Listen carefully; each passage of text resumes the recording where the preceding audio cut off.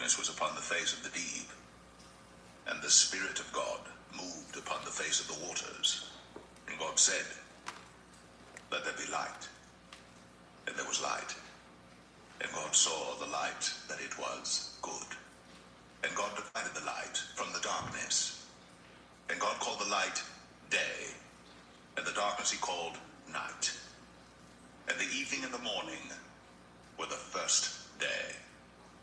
And God said, "Let there be a firmament in the midst of the waters, and let it divide the waters from the waters." And God made the firmament, and divided the waters which were under the firmament from the waters which were above the firmament. And it was so. And God called the firmament heaven. And the evening and the morning were the second day. And God said, "Let the waters under the heaven be gathered together unto one place, and let the dry land appear." And it was so. And God called the dry land earth, and the gathering together of the waters called he seas. And God saw that it was good. And God said, "Let the earth bring forth grass, the herb yielding seed, and the fruit tree yielding fruit after his kind, whose seed is in itself upon the earth." And it was so. And the earth brought forth grass, an herb yielding seed after his kind, and the tree yielding fruit, whose seed was in itself after his kind. And God saw that it was good. And the evening and the morning were the third day. And God said, "Let there be lights in the firmament of the heaven to divide the day from the night. And let them be for signs and for seasons and for days and years. And let them be for lights in the firmament of the heaven to give light upon the earth." And it was so. And God made two great lights, the greater light to rule the day, and the lesser light to rule the night. He made the stars also. And God set them in the firmament of the heaven to give light upon the earth, and to rule over the day and over the night, and to divide the light from the darkness. And God saw that it was good. And the evening and the morning were the fourth day.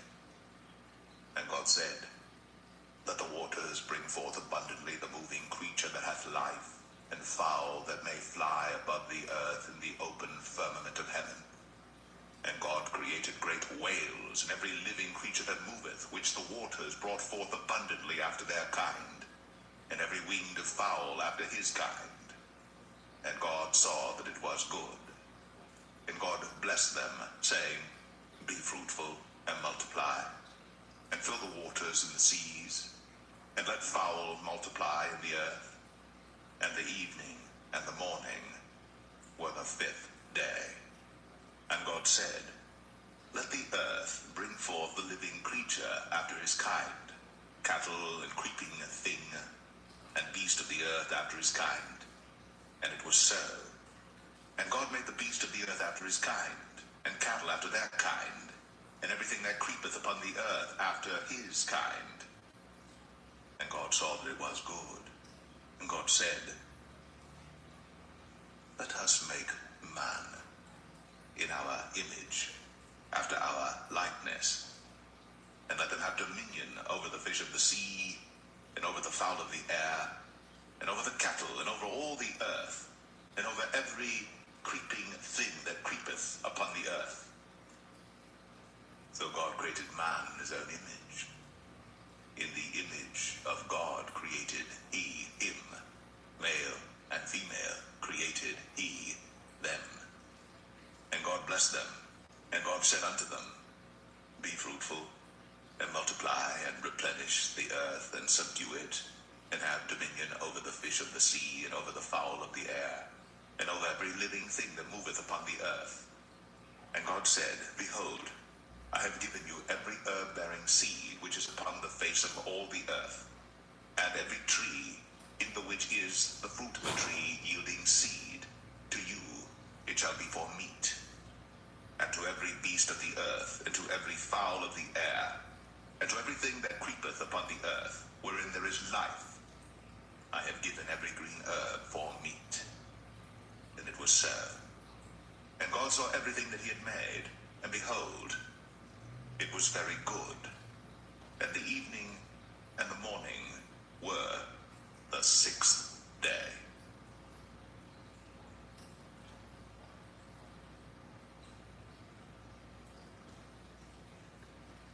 Genesis 2. Thus the heavens and the earth were finished, and all the host of them. And on the seventh day God ended his work which he had made. And he rested on the seventh day from all his work which he had made.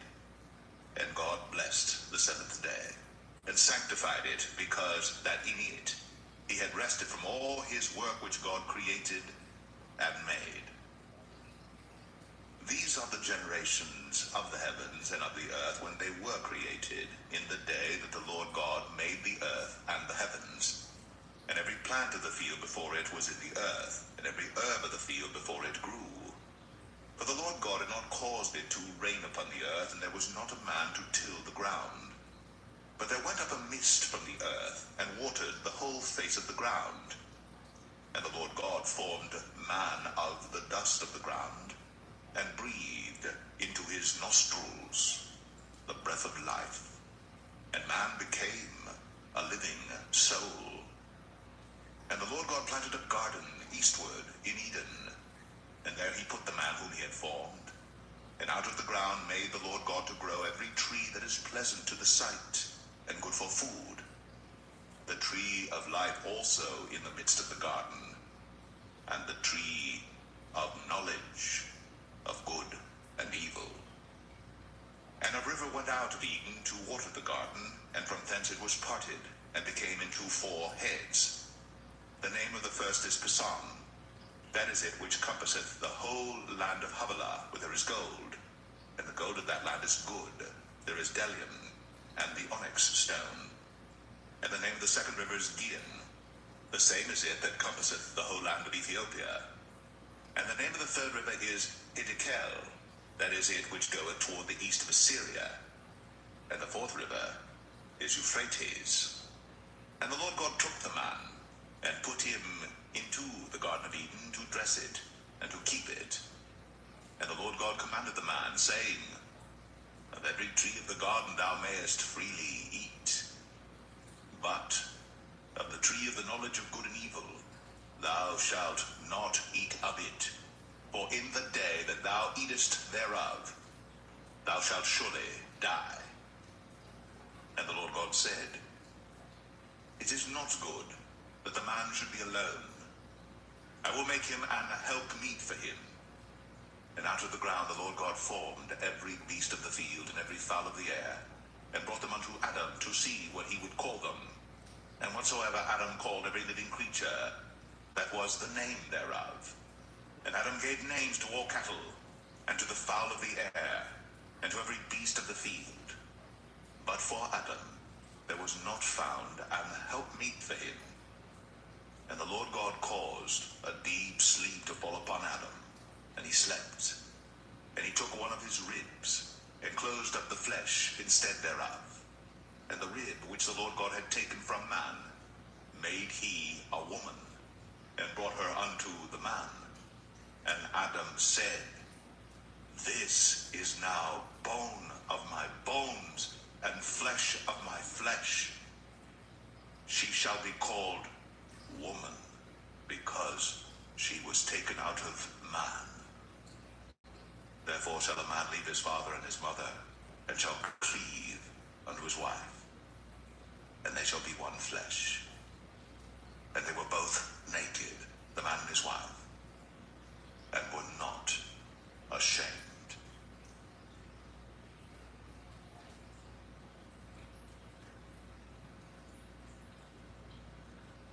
Genesis 3. Now the serpent was more subtle than any beast of the field which the Lord God had made. And he said unto the woman, Yea, hath God said, Ye shall not eat of every tree of the garden? And the woman said unto the serpent, We may eat of the fruit of the trees of the garden, but of the fruit of the tree which is in the midst of the garden, God hath said, Ye shall not eat of it, neither shall ye touch it, lest ye die. And the serpent said unto the woman, Ye shall not surely die, for God doth know that in the day ye eat thereof, then your eyes shall be opened, and ye shall be as gods, knowing good and evil. And when the woman saw that the tree was good for food, and that it was pleasant to the eyes, and a tree to be desired to make one wise, she took of the fruit thereof, and did eat, and gave also unto her husband with her, and he did eat. And the eyes of them both were opened, and they knew that they were naked. And they sewed fig leaves together and made themselves aprons. And they heard the voice of the Lord God walking in the garden in the cool of the day. And Adam and his wife hid themselves in the presence of the Lord God amongst the trees of the garden. And the Lord God called unto Adam and said unto him, Where art thou? And he said, I heard thy voice in the garden. I was afraid because I was naked, and I hid myself. And he said, Who told thee that thou wast naked? Hast thou eaten of the tree whereof I commanded thee that thou shouldest not eat? And the man said, The woman, whom thou gavest to be with me, she gave me of the tree, and I did eat. And the Lord God said unto the woman, What is this that thou hast done? And the woman said, The serpent beguiled me, and I did eat. And the Lord God said unto the serpent, Because thou hast done this, thou art cursed above all cattle, and above every beast of the field. Upon thy belly shalt thou go, and dust shalt thou eat all the days of thy life. And I will put enmity between thee and the woman, and between thy seed and her seed. It shall bruise thy head, and thou shalt bruise his heel. Unto the woman he said, I will greatly multiply thy sorrow and thy conception. In sorrow thou shalt bring forth children, and thy desire shall be to thy husband, and he shall rule over thee. And unto Adam he said, Because thou hast hearkened unto the voice of thy wife, and hast eaten of the tree of which I commanded thee, saying, Thou shalt not eat of it, cursed is the ground for thy sake. In sorrow shalt thou eat of it all the days of thy life. Thorns also and thistles shall it bring forth to thee, and thou shalt eat the herb of the field. In the sweat of thy face shalt thou eat bread, till thou return unto the ground. For out of it wast thou taken, for dust thou art, and unto dust shalt thou return. And Adam called his wife's name Eve, because she was the mother of all living. Unto Adam also and to his wife did the Lord God make coats of skins, and clothed them. And the Lord God said, Behold, the man is become as one of us, to know good and evil. And now, lest he put forth his hand, and take also the tree of life, and eat, and live forever. Therefore the Lord God sent him forth from the Garden of Eden, to till the ground from whence he was taken. So he drove out the man, and he placed at the east of the Garden of Eden cherubims, and a flaming sword which turned every way, to keep the way of the tree of life.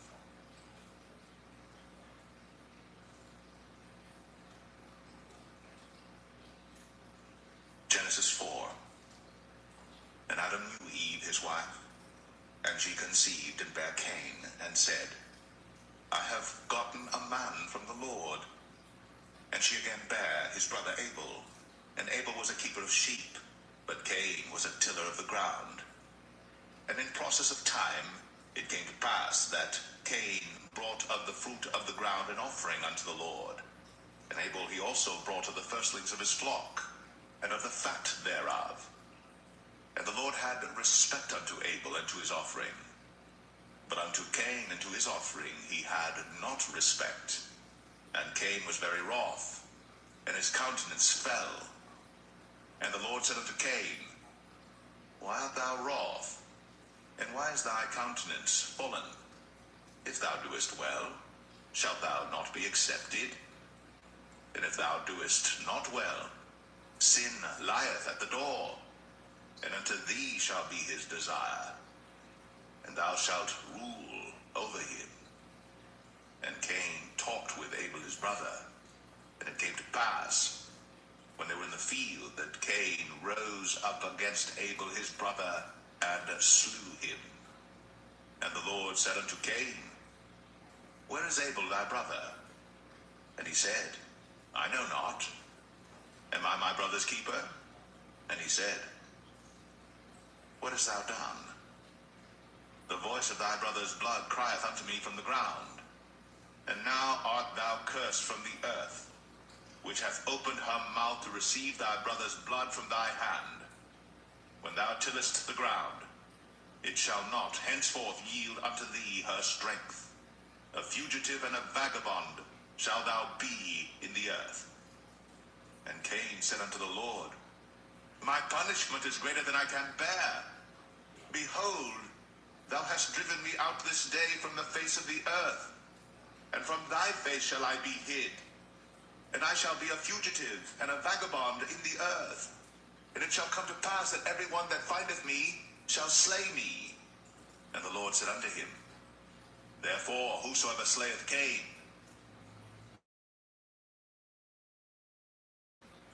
and the Lord set a mark upon Cain, lest any finding him should kill him. And Cain went out from the presence of the Lord, and dwelt in the land of Nod, on the east of Eden. And Cain knew his wife, and she conceived, and bare Enoch. And he builded a city, and called the name of the city after the name of his son, Enoch. And unto Enoch was born Irad, and Irad begat Mahushael, and Mahushael begat Methusael, and Methusael begat Lamech. And Lamech took unto him 2 wives. The name of the one was Adah, and the name of the other Zillah. And Adah bare Jabal. He was the father of such as dwell in tents, and of such as have cattle. And his brother's name was Jubal. He was the father of all such as handle the harp and organ. And Zillah, she also bare Tubal-Cain, an instructor of every artificer in brass and iron. And the sister of Tubal-Cain was Naamah. And Lamech said unto his wives, Adah and Zillah, Hear my voice, ye wives of Lamech, hearken unto my speech. For I have slain a man to my wounding, and a young man to my hurt.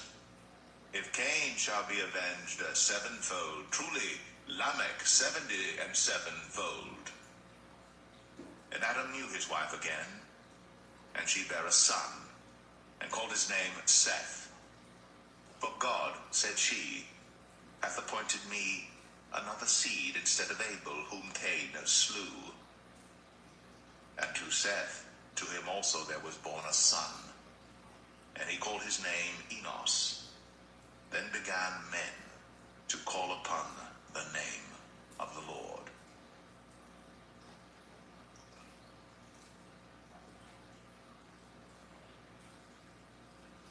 Genesis 5. This is the book of the generations of Adam. In the day that God created man, in the likeness of God made he him. Male and female created he them, and blessed them, and called their name Adam, in the day when they were created. And Adam lived 130 years, and begat a son in his own likeness, after his image, and called his name Seth. And the days of Adam after he had begotten Seth were 800 years, and he begat sons and daughters. And all the days that Adam lived were 930 years, and he died. And Seth lived 105 years, and begat Enos. And Seth lived after he begat Enos 807 years, and begat sons and daughters. And all the days of Seth were 912 years, and he died. And Enos lived 90 years, and begat Canaan. And Enos lived after he begat Canaan 815 years, and begat sons and daughters. And all the days of Enos were 905 years, and he died. And Canaan lived 70 years, and begat Mahalaleel. And Canaan lived after he begat Mahalaleel 840 years, and begat sons and daughters. And all the days of Canaan were 910 years, and he died. And Mahalaleel lived 60 and 5 years, and begat Jared. And Mahalaleel lived, after he begat Jared, 830 years, and begat sons and daughters. And all the days of Mahalaleel were 890 and 5 years, and he died. And Jared lived 160 and 2 years, and he begat Enoch.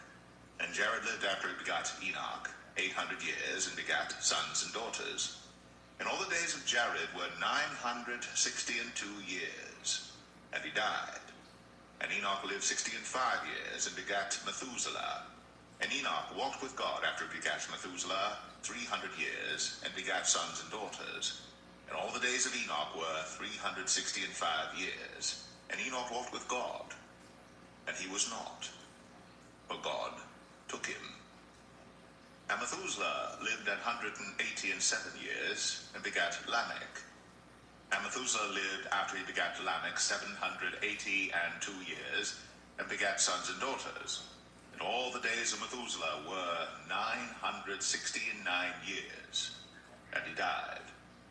And Lamech lived 180 and 2 years, and begat a son. And he called his name Noah, saying, This same shall comfort us concerning our work and toil of our hands, because of the ground which the Lord hath cursed. And Lamech lived after he begat Noah 590 and 5 years, and begat sons and daughters. And all the days of Lamech were 770 and 7 years, and he died. And Noah was 500 years old, and Noah begat Shem, Ham, and Japheth.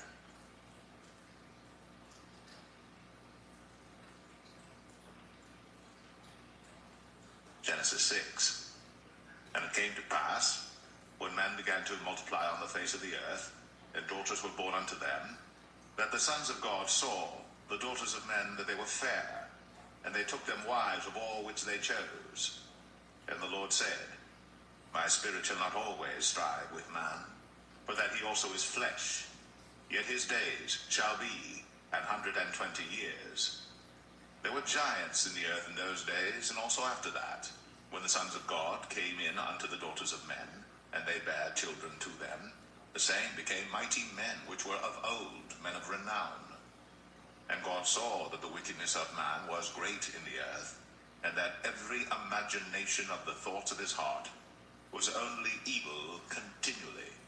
And it repented the Lord that he had made man on the earth, and it grieved him at his heart. And the Lord said, I will destroy man whom I have created from the face of the earth, both man and beast, and the creeping thing, and the fowls of the air, for it repenteth me that I have made them. But Noah found grace in the eyes of the Lord. These are the generations of Noah. Noah was a just man, and perfect in his generations. And Noah walked with God. And Noah begat 3 sons, Shem, Ham, and Japheth. The earth also was corrupt before God, and the earth was filled with violence. And God looked upon the earth, and behold, it was corrupt, for all flesh had corrupted his way upon the earth. And God said unto Noah, The end of all flesh is come before me, for the earth is filled with violence through them, and behold, I will destroy them with the earth. Make thee an ark of gopher wood. Rooms shalt thou make in the ark, and shalt pitch it within and without with pitch. And this is the fashion which thou shalt make it of. The length of the ark shall be 300 cubits, the breadth of it 50 cubits, and the height of it 30 cubits. A window shalt thou make to the ark, and in a cubit shalt thou finish it above. And the door of the ark shalt thou set in the side thereof. With lower, second, and third stories shalt thou make it. And behold, I, even I, do bring a flood of waters upon the earth to destroy all flesh wherein is the breath of life from under heaven. And everything that is in the earth shall die. But with thee will I establish my covenant. And thou shalt come into the ark, thou, and thy sons, and thy wife, and thy sons' wives with thee. And of every living thing of all flesh, 2 of every sort shalt thou bring into the ark, to keep them alive with thee. They shall be male and female. Of fowls after their kind, and of cattle after their kind, of every creeping thing of the earth after his kind, 2 two of every sort shall come unto thee to keep them alive. And take thou unto thee of all food that is eaten, and thou shalt gather it to thee, and it shall be for food for thee and for them. Thus did Noah, according to all that God commanded him, so did he.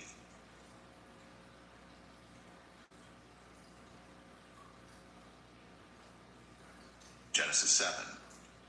And the Lord said unto Noah, Come thou and all thy house into the ark, for thee have I seen righteous before me in this generation.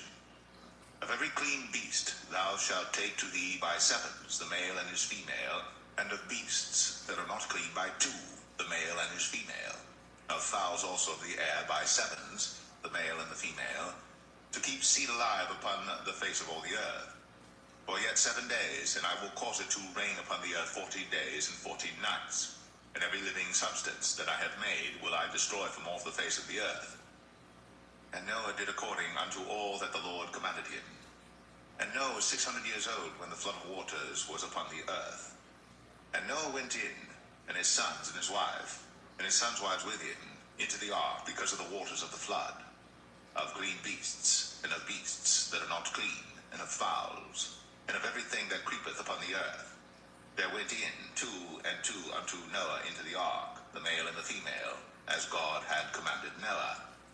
And it came to pass after 7 days, that the waters of the flood were upon the earth. In the 600th year of Noah's life, in the 2nd month, the 17th day of the month, the same day, were all the fountains of the great deep broken up, and the windows of heaven were opened, and the rain was upon the earth 40 days and 40 nights. In the selfsame day entered Noah and Shem and Ham and Japheth, the sons of Noah, and Noah's wife, and the 3 wives of his sons with them, into the ark, they and every beast after his kind, and all the cattle after their kind, and every creeping thing that creepeth upon the earth after his kind, and every fowl after his kind, every bird of every sort. And they went in unto Noah into the ark, 2 and 2 of all flesh, wherein is the breath of life. And they that went in male and female of all flesh, as God had commanded him. And the Lord shut him in. And the flood was 40 days upon the earth, and the waters increased and bare up the ark, and it was lift up above the earth. And the waters prevailed, and were increased greatly upon the earth, and the ark went upon the face of the waters. And the waters prevailed exceedingly upon the earth, and all the high hills that were under the whole heaven were covered. 15 cubits upward did the waters prevail, and the mountains were covered. And all flesh died that moved upon the earth, both of fowl, and of cattle, and of beast, and of every creeping thing that creepeth upon the earth. And every man, all in whose nostrils was the breath of life, of all that was in the dry land, died. And every living substance was destroyed which was upon the face of the ground, both man and cattle, and the creeping things, and the fowl of the heaven, and they were destroyed from the earth. And Noah only remained alive, and they that were with him in the ark. And the waters prevailed upon the earth 150 days.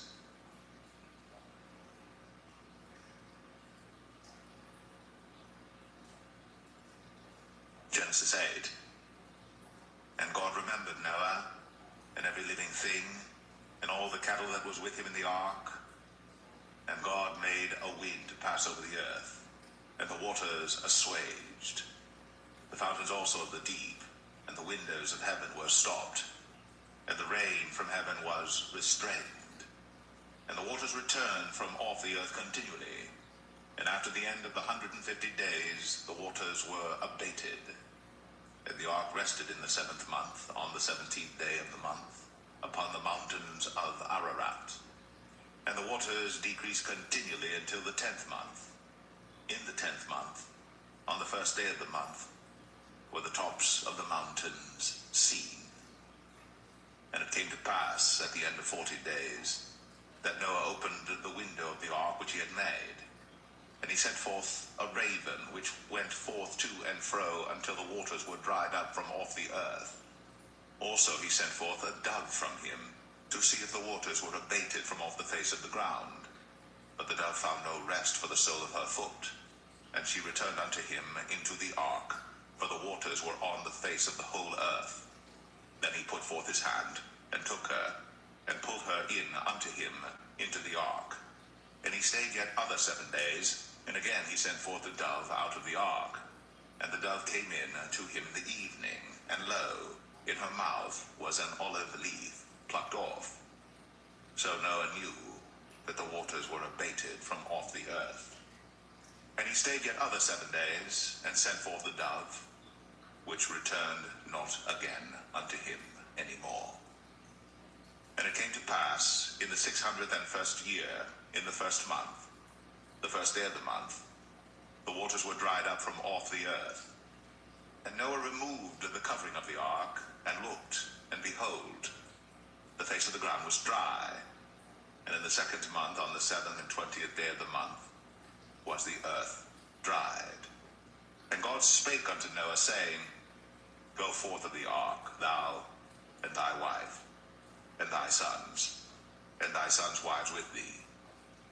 Bring forth with thee every living thing that is with thee of all flesh, both of fowl and of cattle, and of every creeping thing that creepeth upon the earth, that they may breed abundantly in the earth, and be fruitful and multiply upon the earth. And Noah went forth, and his sons and his wife, and his sons' wives with him, every beast, every creeping thing, and every fowl, and whatsoever creepeth upon the earth, after their kinds, went forth out of the ark. And Noah builded an altar unto the Lord, and took of every clean beast, and of every clean fowl, and offered burnt offerings on the altar. And the Lord smelled a sweet savor. And the Lord said in his heart, I will not again curse the ground any more for man's sake. For the imagination of man's heart is evil from his youth. Neither will I again smite any more everything living, as I have done. While the earth remaineth, seed time and harvest, and cold and heat, and summer and winter, and day and night, shall not cease.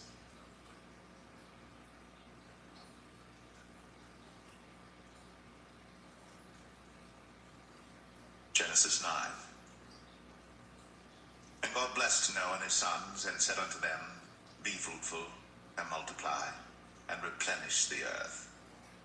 And the fear of you, and the dread of you, shall be upon every beast of the earth, and upon every fowl of the air, upon all that moveth upon the earth, and upon all the fishes of the sea. Into your hand are they delivered. Every moving thing that liveth shall be meat for you, even as the green herb have I given you all things. But flesh, with the life thereof, which is the blood thereof, shall ye not eat. And surely your blood of your lives will I require. At the hand of every beast will I require it, and at the hand of man, at the hand of every man's brother will I require the life of man. Whoso sheddeth man's blood, by man shall his blood be shed. For in the image of God made he man. And you, be ye fruitful and multiply, bring forth abundantly in the earth, and multiply therein. And God spake unto Noah, and to his sons with him, saying, And I, behold, I establish my covenant with you, and with your seed after you, and with every living creature that is with you, of the fowl, of the cattle, and of every beast of the earth with you, from all that go out of the ark to every beast of the earth. And I will establish my covenant with you. Neither shall all flesh be cut off any more by the waters of a flood, neither shall there any more be a flood to destroy the earth. And God said, This is the token of the covenant which I make between me and you, and every living creature that is with you, for perpetual generations. I do set my bow in the cloud, and it shall be for a token of a covenant between me and the earth. And it shall come to pass, when I bring a cloud over the earth, that the bow shall be seen in the cloud. And I will remember my covenant, which is between me and you and every living creature of all flesh. And the waters shall no more become a flood to destroy all flesh. And the bow shall be in the cloud, and I will look upon it, that I may remember the everlasting covenant between God and every living creature of all flesh that is upon the earth. And God said unto Noah, This is the token of the covenant, which I have established between me and all flesh that is upon the earth. And the sons of Noah that went forth of the ark were Shem, and Ham, and Japheth. And Ham is the father of Canaan. These are the three sons of Noah, and of them was the whole earth overspread. And Noah began to be an husbandman, and he planted a vineyard, and he drank of the wine, and was drunken, and he was uncovered within his tent. And Ham, the father of Canaan, saw the nakedness of his father, and told his two brethren without. And Shem and Japheth took a garment and laid it upon both their shoulders, and went backward, and covered the nakedness of their father. And their faces were backward, and they saw not their father's nakedness. And Noah awoke from his wine, and knew what his younger son had done unto him. And he said, Cursed be Canaan, a servant of servants shall he be unto his brethren. And he said, Blessed be the Lord God of Shem, and Canaan shall be his servant. God shall enlarge Japheth, and he shall dwell in the tents of Shem, and Canaan shall be his servant. And Noah lived after the flood 350 years. And all the days of Noah were 950 years. And he died.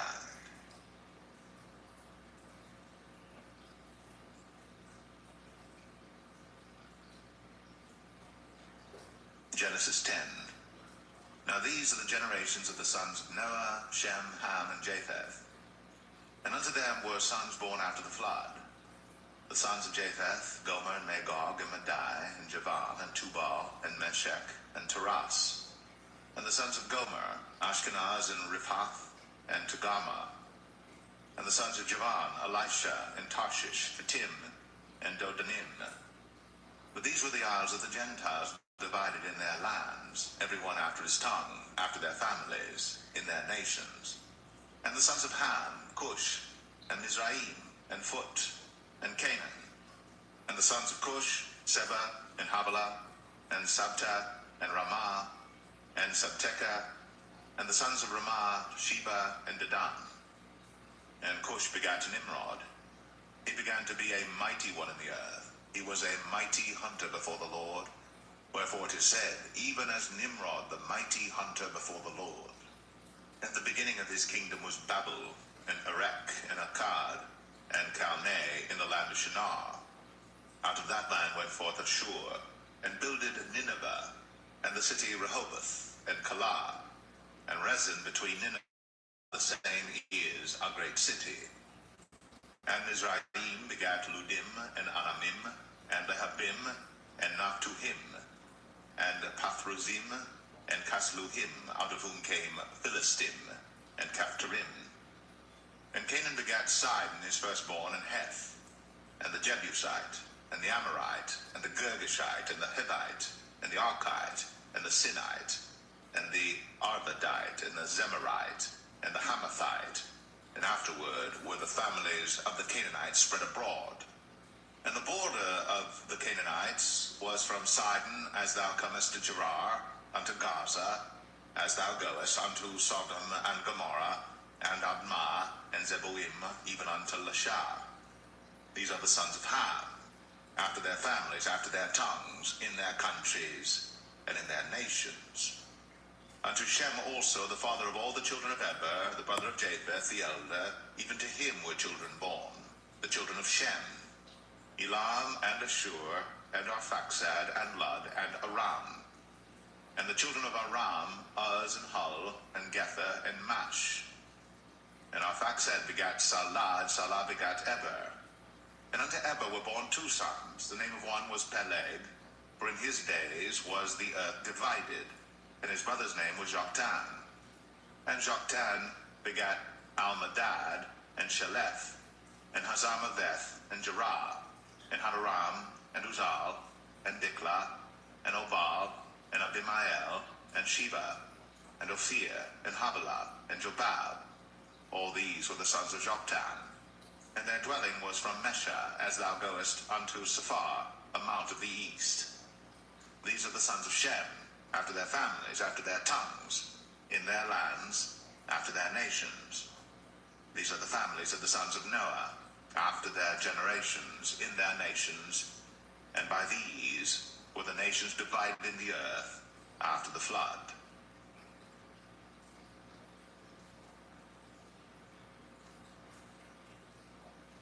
Genesis 11. And the whole earth was of one language, and of one speech. And it came to pass, as they journeyed from the east, that they found a plain in the land of Shinar, and they dwelt there. And they said one to another, Go to, let us make brick, and burn them thoroughly. And they had brick for stone, and slime had they for mortar. And they said, Go to, let us build us a city and a tower, whose top may reach unto heaven. And let us make us a name, lest we be scattered abroad upon the face of the whole earth. And the Lord came down to see the city and the tower, which the children of men builded. And the Lord said, Behold, the people is one, and they have all one language. And this they begin to do. And now nothing will be restrained from them, which they have imagined to do. Go to, let us go down, and there confound their language, that they may not understand one another's speech. So the Lord scattered them abroad from thence upon the face of all the earth, and they left off to build the city. Therefore is the name of it called Babel, because the Lord did there confound the language of all the earth, and from thence did the Lord scatter them abroad upon the face of all the earth. These are the generations of Shem. Shem was 100 years old and begat Arphaxad 2 years after the flood. And Shem lived after he begat Arphaxad 500 years, and begat sons and daughters. And Arphaxad lived 35 years, and begat Salah. And Arphaxad lived after he begat Salah 403 years, and begat sons and daughters. And Salah lived 30 years, and begat Eber. And Salah lived after he begat Eber 403 years, and begat sons and daughters.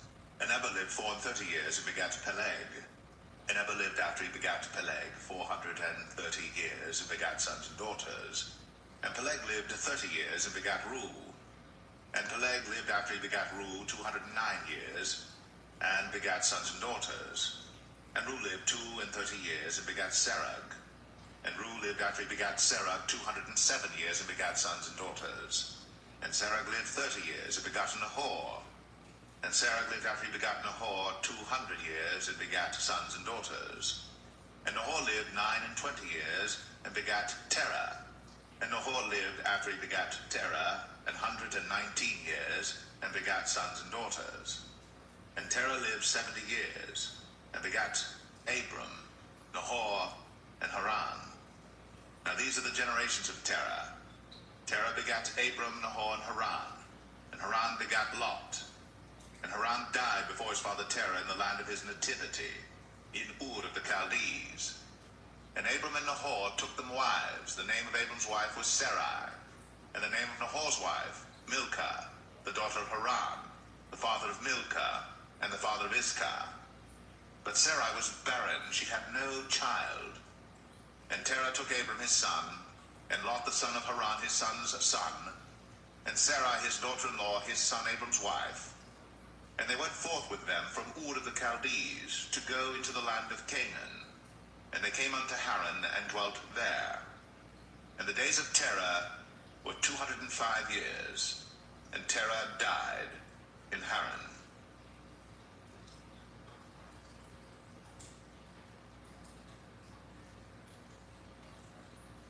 Genesis 12.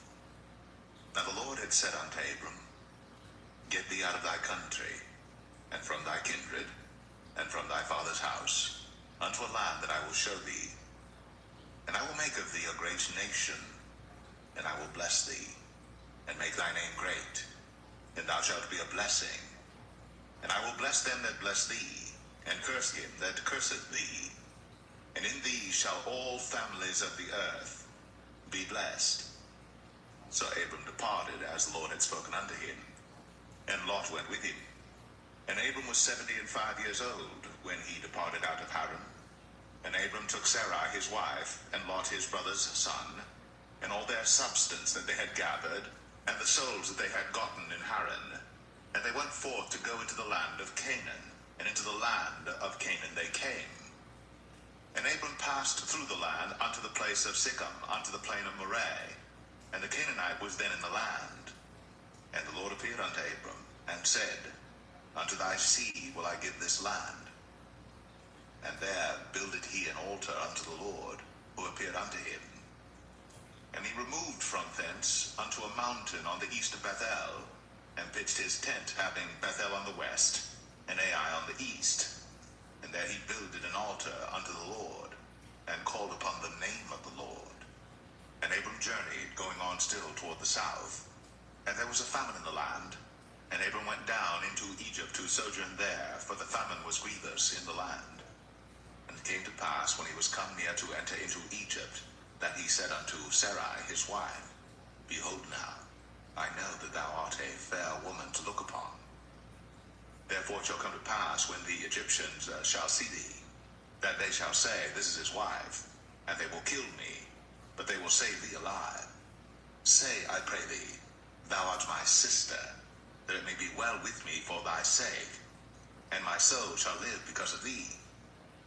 And it came to pass, that when Abram was come into Egypt, the Egyptians beheld the woman that she was very fair. The princes also of Pharaoh saw her, and commended her before Pharaoh. And the woman was taken into Pharaoh's house, and he entreated Abram well for her sake. And he had sheep and oxen and he-asses, and men-servants and maidservants, and she-asses, and camels. And the Lord plagued Pharaoh and his house with great plagues because of Sarai, Abram's wife. And Pharaoh called Abram and said, What is this that thou hast done unto me? Why didst thou not tell me that she was thy wife? Why saidst thou, She is my sister, so I might have taken her to be my wife? Now therefore behold thy wife, take her, and go thy way. And Pharaoh commanded his men concerning him, and they sent him away, and his wife, and all that he had.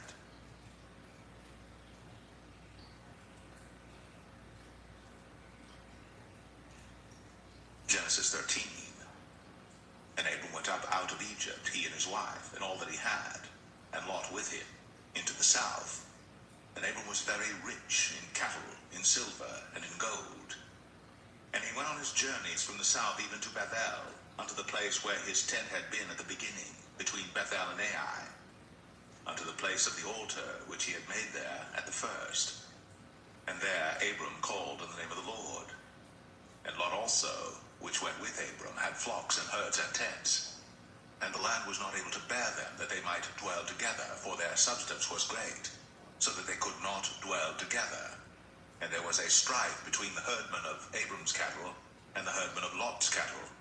And the Canaanite and the Perizzite dwelled then in the land. And Abram said unto Lot, Let there be no strife, I pray thee, between me and thee, and between my herdmen and thy herdmen, for we be brethren. Is not the whole land before thee? Separate thyself, I pray thee, from me. If thou wilt take the left hand, then I will go to the right. Or if thou depart to the right hand, then I will go to the left. And Lot lifted up his eyes, and beheld all the plain of Jordan, that it was well watered everywhere, before the Lord destroyed Sodom and Gomorrah, even as the garden of the Lord, like the land of Egypt, as thou comest unto Zoar. Then Lot chose him all the plain of Jordan, and Lot journeyed east, and they separated themselves the one from the other. Abram dwelled in the land of Canaan, and Lot dwelled in the cities of the plain, and pitched his tent toward Sodom. But the men of Sodom were wicked and sinners before the Lord exceedingly. And the Lord said unto Abram, after that Lot was separated from him, Lift up now thine eyes, and look from the place where thou art, northward and southward, and eastward and westward. For all the land which thou seest, to thee will I give it, and to thy seed forever. And I will make thy seed as the dust of the earth, so that if a man can number the dust of the earth, then shall thy seed also be numbered. Arise, walk through the land in the length of it, and in the breadth of it, for I will give it unto thee. Then Abram removed his tent, and came and dwelt in the plain of Mamre, which is in Hebron. an altar unto the Lord.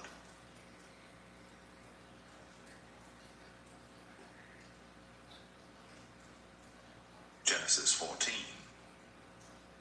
And it came to pass in the days of Amraphel, king of Shinar, Arioch, king of Elasar, Chedorlaomer, king of Elam, and Tidal, king of nations, that these made war with Bera, king of Sodom, and with Birsha, king of Gomorrah, Shinab, king of Admah, and Shemeber, king of Zeboim, and the king of Bela, which is Zoar. All these were joined together in the vale of Siddim, which is the salt sea. 12 years they served Chedorlaomer, and in the 13th year they rebelled. And in the 14th year came Chedorlaomer, and the kings that were with him, and smote the Rephaims in Ashtoreth, Karnaim, and the Zazims in Ham, and the Emims in Shaveh Kerathaim, and the Horites in their Mount Seir unto El Paran, which is by the wilderness. And they returned and came to En Mishpat, which is Kadesh, and smote all the country of the Amalekites, and also the Amorites, that dwelt in Hazazon Tamar. And there went out the king of Sodom, and the king of Gomorrah, and the king of Admah, and the king of Zeboim, and the king of Bela, the same as Zoar. And they joined battle with them in the vale of Siddim, with Chedorlaomer, the king of Elam, and with Tidal, king of nations, and Amraphel, king of Shinar, and Arioch, king of Elasar, 4 kings with 5. And the vale of Siddim was full of slime pits, and the kings of Sodom and Gomorrah fled, and fell there. And they that remained fled to the mountain. And they took all the goods of Sodom and Gomorrah, and all their victuals, and went their way. And they took Lot, Abram's brother's son, who dwelt in Sodom, and his goods, and departed. And there came one that had escaped, and told Abram the Hebrew, for he dwelt in the plain of Mamre the Amorite, brother of Eshcol, and brother of Aner. And these were confederate with Abram. And when Abram heard that his brother was taken captive, he armed his trained servants, born in his own house, 318, and pursued them unto Dan. And he divided himself against them, he and his servants, by night, and smote them, and pursued them unto Hobah, which is on the left hand of Damascus. And he brought back all the goods, and also brought again his brother Lot, and his goods, and the women also, and the people. And the king of Sodom went out to meet him after his return from the slaughter of Chedorlaomer, and of the kings that were with him at the valley of Shaveh, which is the king's dale. And Melchizedek, king of Salem, brought forth bread and wine, and he was the priest of the Most High God. And he blessed him, and said, Blessed be Abram of the Most High God, possessor of heaven and earth, and blessed be the Most High God, which hath delivered thine enemies into thy hand. And he gave him tithes of all. And the king of Sodom said unto Abram, Give me the persons, and take the goods to thyself. And Abram said to the king of Sodom, I have lifted up mine hand unto the Lord, the Most High God, the possessor of heaven and earth, that I will not take from a thread, even to a shoe latchet, and that I will not take anything that is thine, lest thou shouldst say, I have made Abram rich. Save only that which the young men have eaten, and the portion of the men which went with me, Aner, Eshcol, and Mamre, let them take their portion.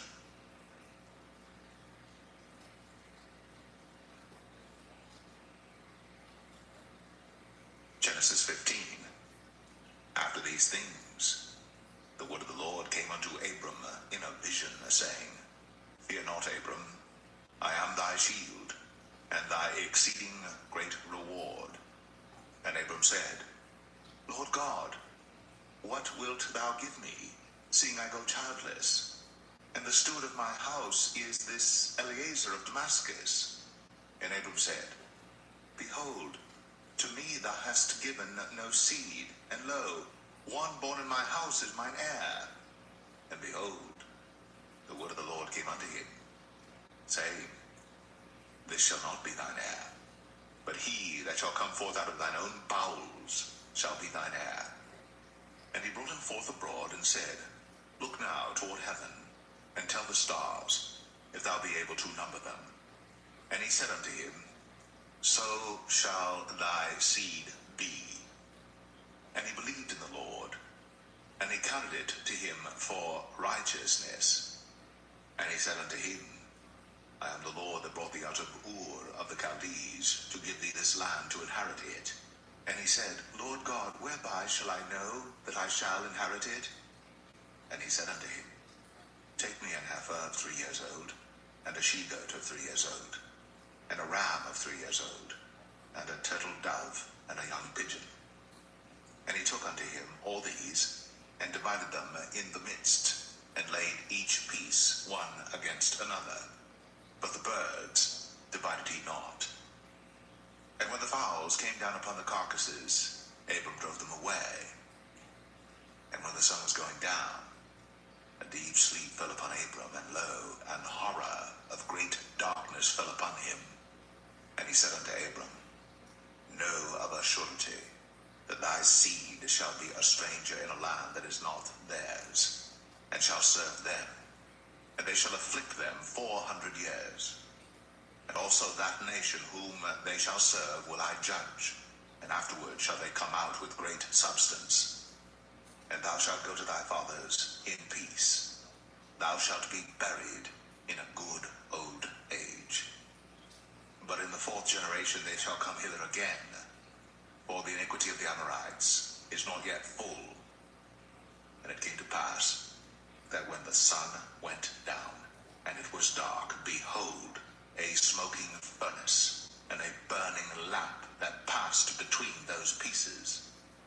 In the same day the Lord made a covenant with Abram, saying, Unto thy seed have I given this land, from the river of Egypt unto the great river, the river Euphrates, the Kenites, and the Kenizzites, and the Cadmonites, and the Hittites, and the Perizzites, and the Rephaims, and the Amorites, and the Canaanites, and the Girgashites, and the Jebusites.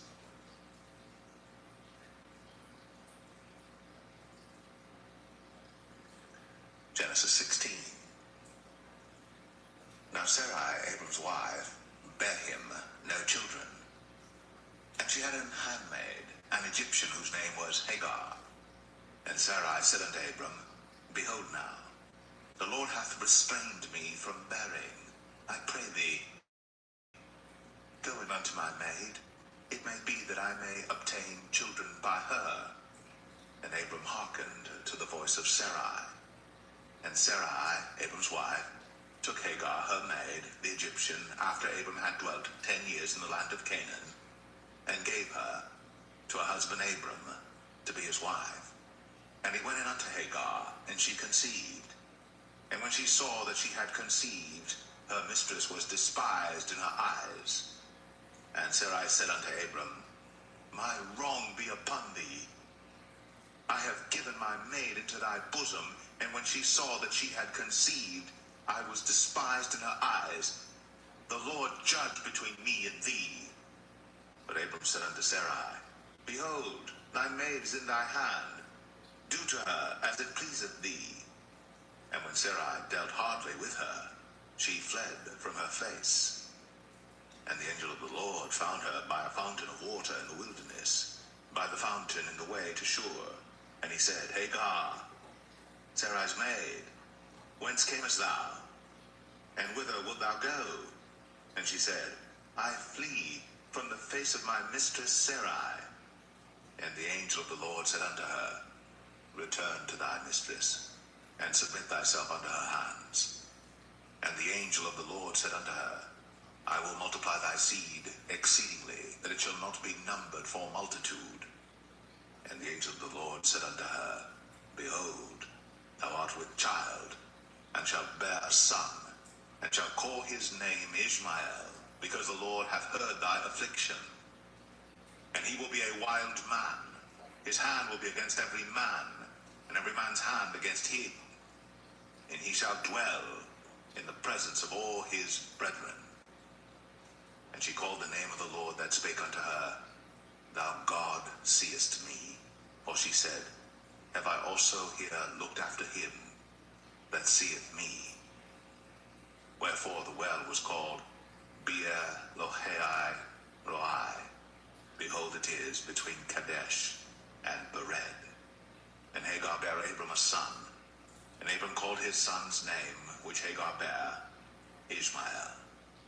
And Abram was 86 years old when Hagar bare Ishmael to Abram.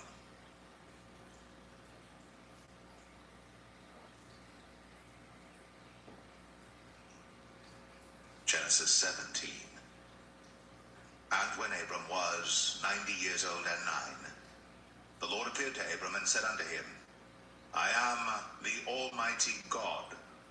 Walk before me, and be thou perfect. And I will make my covenant between me and thee, and will multiply thee exceedingly. And Abram fell on his face. And God talked with him, saying, As for me, behold, my covenant is with thee, and thou shalt be a father of many nations. Neither shall thy name any more be called Abram, but thy name shall be Abraham. For a father of many nations have I made thee. And I will make thee exceeding fruitful, and I will make nations of thee, and kings shall come out of thee. And I will establish my covenant between me and thee and thy seed after thee in their generations for an everlasting covenant, to be a God unto thee, and to thy seed after thee. And I will give unto thee and to thy seed after thee the land wherein thou art a stranger, all the land of Canaan, for an everlasting possession, and I will be their God.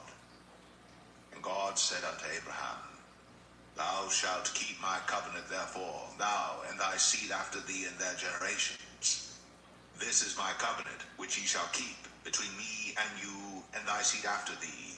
Every man-child among you shall be circumcised. And ye shall circumcise the flesh of your foreskin, and it shall be a token of the covenant betwixt me and you.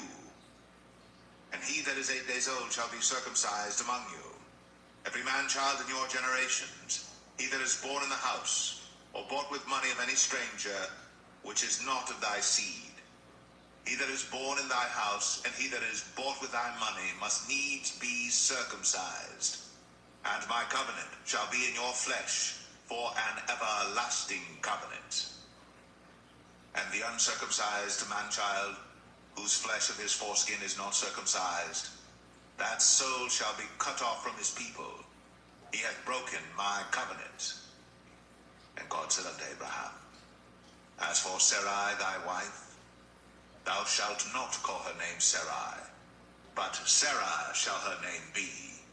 And I will bless her, and give thee a son also of her. Yea, I will bless her, and she shall be a mother of nations. Kings of people shall be of her. Then Abram fell upon his face, and laughed, and said in his heart, Shall a child be born unto him that is 100 years old? And shall Sarah, that is 90 years old, bear? And Abraham said unto God, Oh, that Ishmael might live before thee. And God said, Sarah thy wife shall bear thee a son indeed, and thou shalt call his name Isaac.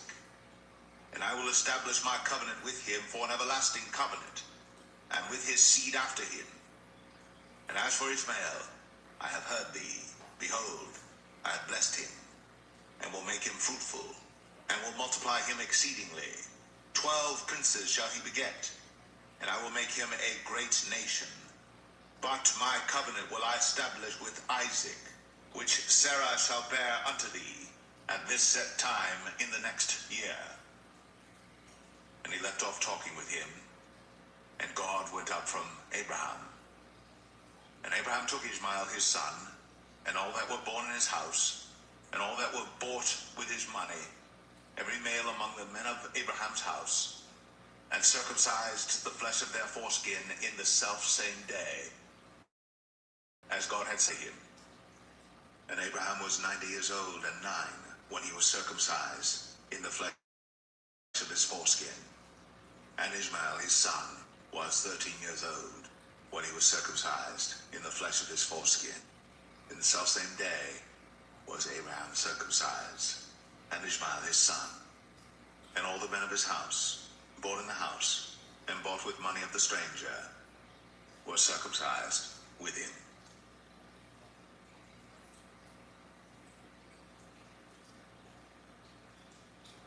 Genesis 18. And the Lord appeared unto him in the plains of Mamre, and he sat in the tent door in the heat of the day. And he lifted up his eyes, and looked, and lo, 3 men stood by him. And when he saw them, he ran to meet them from the tent door, and bowed himself toward the ground, and said, My Lord, if now I have found favor in thy sight, pass not away, I pray thee, from thy servant. Let a little water, I pray you, be fetched, and wash your feet, and rest yourselves under the tree. And I will fetch a morsel of bread, and comfort ye your hearts. After that ye shall pass on. For therefore are ye come to your servant. And they said, So do, as thou hast said. And Abraham hastened into the tent unto Sarah, and said, Make ready quickly 3 measures of fine meal kneaded, and make cakes upon the hearth. And Abraham ran unto the herd, and fetched a calf tender and good, and gave it unto a young man. And he hasted to dress it. And he took butter and milk, and the calf which he had dressed, and set it before them. And he stood by them under the tree, and they did eat. And they said unto him, Where is Sarah thy wife? And he said, Behold, in the tent. And he said, I will certainly return unto thee according to the time of life. And lo, Sarah thy wife shall have a son. And Sarah heard it in the tent door, which was behind him. Now Abraham and Sarah were old, and well stricken in age, and it ceased to be with Sarah after the manner of women. Therefore Sarah laughed within herself, saying, After I have waxed old shall I have pleasure, my Lord being old also? And the Lord said unto Abraham, Wherefore did Sarah laugh, saying, Shall I of a surety bear a child, which am old? Is anything too hard for the Lord? At the time appointed, I will return unto thee according to the time of life, and Sarah shall have a son. Then Sarah denied, saying, I laugh not, for she was afraid. And he said, Nay, but thou didst laugh. And the men rose up from thence, and looked toward Sodom. And Abraham went with them to bring them on the way. And the Lord said, Shall I hide from Abraham that thing which I do? Seeing that Abraham shall surely become a great and mighty nation, and all the nations of the earth shall be blessed in him. But I know him, that he will command his children and his household after him, and they shall keep the way of the Lord to do justice and judgment, that the Lord may bring upon Abraham that which he hath spoken of him. And the Lord said, Because the cry of Sodom and Gomorrah is great, and because their sin is very grievous, I will go down now, and see whether they have done altogether according to the cry of it, which is come unto me, and if not, I will know. And the men turned their faces from thence, and went toward Sodom. But Abraham stood yet before the Lord. And Abraham drew near and said, Wilt thou also destroy the righteous with the wicked? Peradventure there be 50 righteous within the city. Wilt thou also destroy, and not spare the place, for the 50 righteous that are therein? That be far from thee to do after this manner, to slay the righteous with the wicked, and that the righteous should be as the wicked. That be far from thee. Shall not the judge of all the earth do right? And the Lord said, If I find in Sodom 50 righteous within the city, then I will spare all the place for their sakes.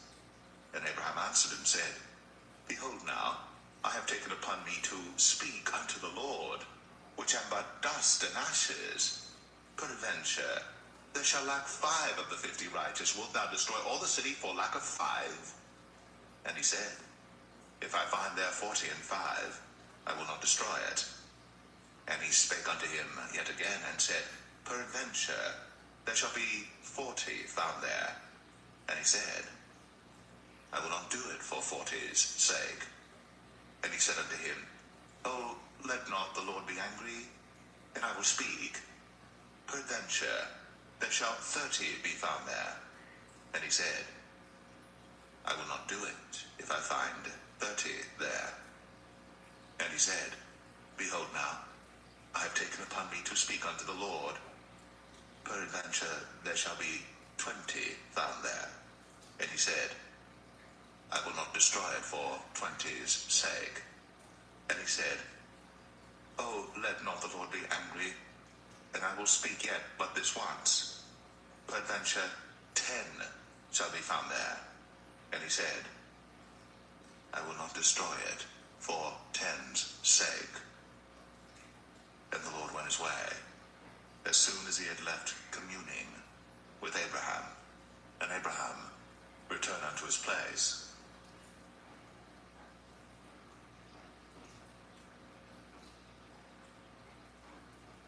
Genesis 19. And there came 2 angels to Sodom at even, and Lot sat in the gate of Sodom. And Lot, seeing them, rose up to meet them, and he bowed himself with his face toward the ground. And he said, Behold now, my lords, turn in, I pray you, into your servant's house, and tarry all night, and wash your feet, and ye shall rise up early and go on your ways. And they said, Nay, but we will abide in the street all night. And he pressed upon them greatly, and they turned in unto him, and entered into his house, and he made them a feast, and did bake unleavened bread, and they did eat. But before they lay down, the men of the city, even the men of Sodom, compassed the house round, both old and young, all the people from every quarter. And they called unto Lot, and said unto him, Where are the men which came into thee this night? Bring them out unto us, that we may know them. And Lot went out at the door unto them, and shut the door after him, and said, I pray you, brethren, do not so wickedly.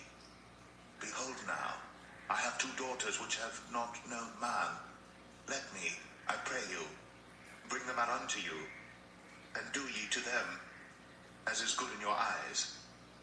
Only unto these men do nothing, for therefore came they under the shadow of my roof.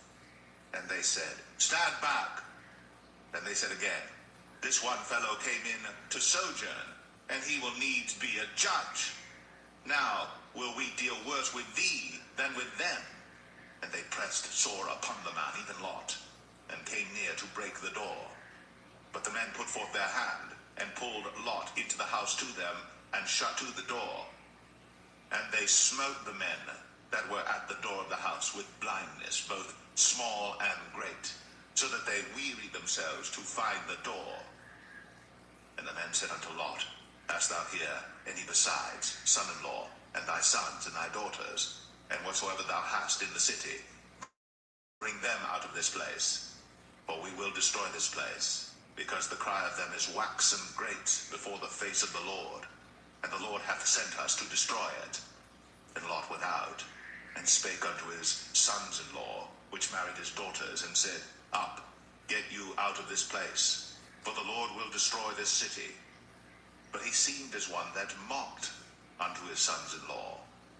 And when the morning arose, then the angels hastened Lot, saying, Arise, take thy wife and thy 2 daughters, which are here, lest thou be consumed in the iniquity of the city.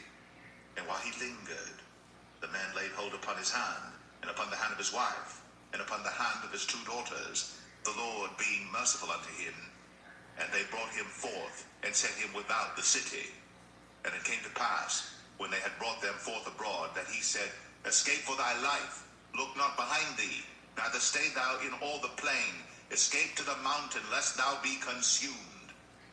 And Lot said unto them, O not so, my Lord, behold now, thy servant hath found grace in thy sight, and thou hast magnified thy mercy which thou hast shown unto me in saving my life. And I cannot escape to the mountain, lest some evil take me and I die. Behold now, this city is near to flee unto, and it is a little one. Oh, let me escape thither. Is it not a little one, and my soul shall live?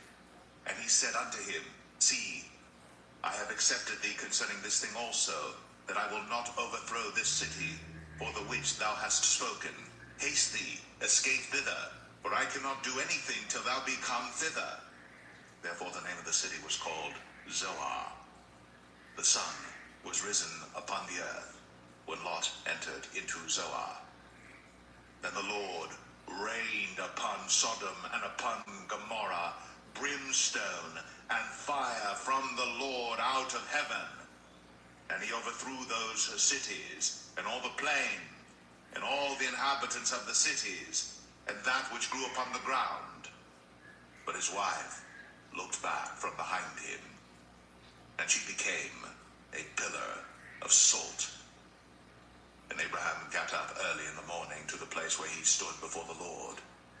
And he looked toward Sodom and Gomorrah, and toward all the land of the plain, and beheld, and lo, the smoke of the country went up as the smoke of a furnace. And it came to pass, when God destroyed the cities of the plain, that God remembered Abraham, and sent Lot out of the midst of the overthrow, when he overthrew the cities in the which Lot dwelt. And Lot went up out of Zoar, and dwelt in the mountain, and his 2 daughters with him, for he feared to dwell in Zoar. And he dwelt in a cave, he and his 2 daughters. And the firstborn said unto the younger, Our father is old, and there is not a man in the earth to come in unto us after the manner of all the earth. Come, let us make our father drink wine, and we will lie with him, that we may preserve seed of our father. And they made their father drink wine that night. And the firstborn went in, and lay with her father. And he perceived not when she lay down, nor when she arose. And it came to pass on the morrow, that the firstborn said unto the younger, Behold, I lay yesternight with my father. Let us make him drink wine this night also, and go thou in, and lie with him, that we may preserve seed of our father. And they made their father drink wine that night also. And the younger arose, and lay with him. And he perceived not when she lay down, nor when she arose. Thus were both the daughters of Lot with child by their father. And the firstborn bare a son, and called his name Moab. The same is the father of the Moabites unto this day. And the younger, she also bare a son, and called his name Ben-Ami. The same is the father of the children of Ammon unto this day.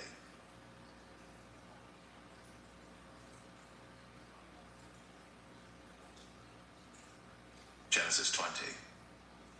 And Abraham journeyed from thence toward the south country, and dwelled between Kadesh and Shur, and sojourned in Gerar. And Abraham said of Sarah his wife, She is my sister.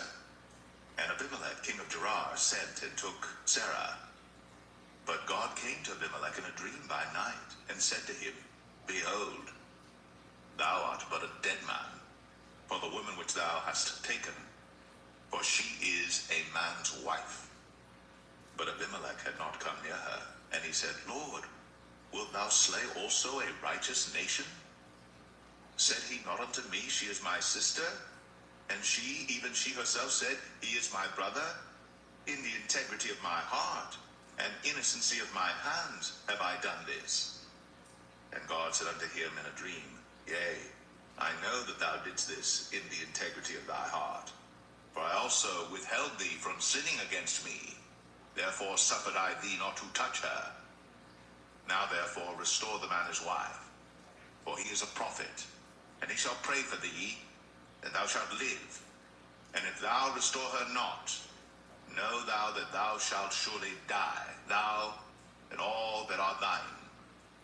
Therefore Abimelech rose early in the morning, and called all his servants, and told all these things in their ears.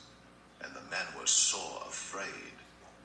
Then Abimelech called Abraham, and said unto him, What hast thou done unto us? And what have I offended thee, that thou hast brought on me and on my kingdom a great sin? Thou hast done deeds unto me that ought not to be done. And Abimelech said unto Abraham, What sawest thou, that thou hast done this thing? And Abraham said, Because I thought, surely the fear of God is not in this place, and they will slay me for my wife's sake. And yet indeed she is my sister. She is the daughter of my father, but not the daughter of my mother. And she became my wife. And it came to pass, when God caused me to wander from my father's house, that I said unto her, This is thy kindness which thou shalt show unto me. At every place whither we shall come, say of me, He is my brother. And Abimelech took sheep and oxen, and men servants, and women servants, and gave them unto Abraham, and restored him Sarah his wife. And Abimelech said, Behold, my land is before thee. Dwell where it pleaseth thee. And unto Sarah he said, Behold, I have given thy brother 1,000 pieces of silver. Behold, he is to thee a covering of the eyes, unto all that are with thee, and with all other. Thus she was reproved. So Abraham prayed unto God, and God healed Abimelech and his wife and his maidservants, and they bare children. For the Lord had fast closed up all the wombs of the house of Abimelech, because of Sarah, Abraham's wife.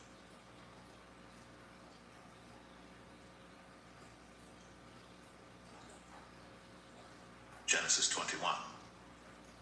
And the Lord visited Sarah as he had said, and the Lord did unto Sarah as he had spoken.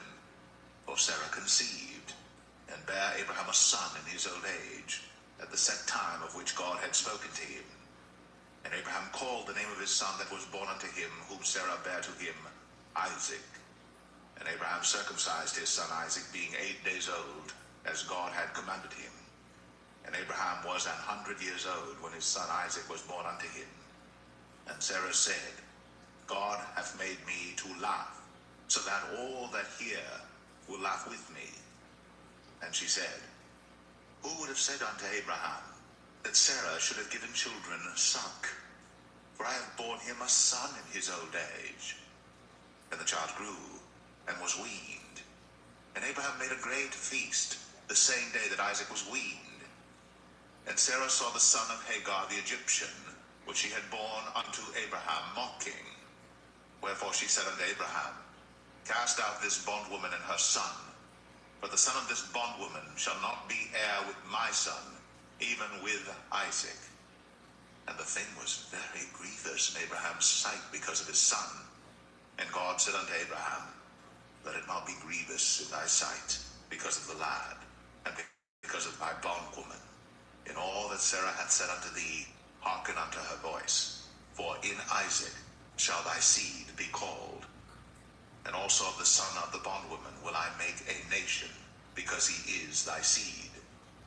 And Abraham rose up early in the morning, and took bread and a bottle of water, and gave it unto Hagar, putting it on her shoulder, and the child, and sent her away. And she departed and wandered in the wilderness of Beersheba. And the water was spent in the bottle, and she cast the child under one of the shrubs. And she went and sat her down over against him a good way off, as it were a bowshot. For she said, Let me not see the death of the child. And she sat over against him, and lifted up her voice, and wept. And God heard the voice of the lad. And the angel of God called to Hagar out of heaven, and said unto her, What aileth thee, Hagar? Fear not, for God hath heard the voice of the lad where he is. Arise, lift up the lad, and hold him in thine hand, for I will make him a great nation. And God opened her eyes, and she saw a well of water, and she went and filled the bottle with water, and gave the lad drink. And God was with the lad, and he grew, and dwelt in the wilderness, and became an archer. And he dwelt in the wilderness of Paran, and his mother took him a wife out of the land of Egypt. And it came to pass at that time that Abimelech and Phicol, the chief captain of his host, spake unto Abraham, saying, God is with thee in all that thou doest. Now therefore swear unto me here by God that thou wilt not deal falsely with me, nor with my son, nor with my son's son, but according to the kindness that I have done unto thee, thou shalt do unto me, and to the land wherein thou hast sojourned. And Abraham said, I will swear. And Abraham reproved Abimelech because of a well of water, which Abimelech's servants had violently taken away. And Abimelech said, I wot not who hath done this thing, neither didst thou tell me, neither yet heard I of it, but today. And Abraham took sheep and oxen, and gave them unto Abimelech, and both of them made a covenant. And Abraham set 7 ewe lambs of the flock by themselves. And Abimelech said unto Abraham, What mean these 7 ewe lambs which thou hast set by themselves? And he said, For these 7 ewe lambs shalt thou take of my hand, that they may be a witness unto me that I have digged this well. Wherefore he called that place Beersheba, because there they sware both of them.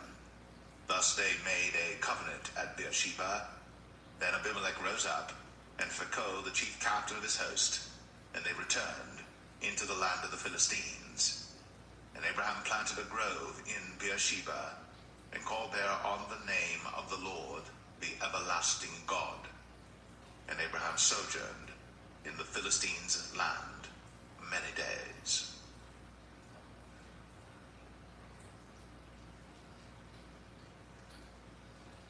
Genesis 22. And it came to pass, after these things, that God did tempt Abraham, and said unto him, Abraham. And he said, Behold, here I am. And he said, Take now thy son, thine only son Isaac, whom thou lovest, and get thee into the land of Moriah, and offer him there for a burnt offering upon one of the mountains which I will tell thee of. And Abraham rose up early in the morning, and saddled his ass, and took 2 of his young men with him, and Isaac his son, and clave the wood for the burnt offering, and rose up, and went unto the place of which God had told him. Then on the 3rd day, Abraham lifted up his eyes, and saw the place afar off. And Abraham said unto his young men, Abide ye here with the ass, and I and the lad will go yonder, and worship, and come again to you. And Abraham took the wood of the burnt offering, and laid it upon Isaac his son. And he took the fire in his hand, and a knife, and they went both of them together. And Isaac spake unto Abraham his father, and said, My father? And he said, Here am I, my son. And he said, Behold, the fire and the wood, but where is the lamb for a burnt offering? And Abraham said, My son, God will provide himself a lamb for a burnt offering. So they went both of them together. And they came to the place which God had told him of. And Abraham built an altar there, and laid the wood in order, and bound Isaac his son, and laid him on the altar upon the wood. And Abraham stretched forth his hand, and took the knife to slay his son. And the angel of the Lord called unto him out of heaven, and said, Abraham, Abraham. And he said, Here am I. And he said, Lay not thine hand upon the lad, neither do thou anything unto him. For now I know that thou fearest God, seeing thou hast not withheld thy son, thine only son, from me. And Abraham lifted up his eyes, and looked, and behold, behind him a ram, caught in a thicket by his horns. And Abraham went, and took the ram, and offered him up for a burnt offering in the stead of his son. And Abraham called the name of that place Jehovah Jireh, as it is said to this day, In the mount of the Lord it shall be seen.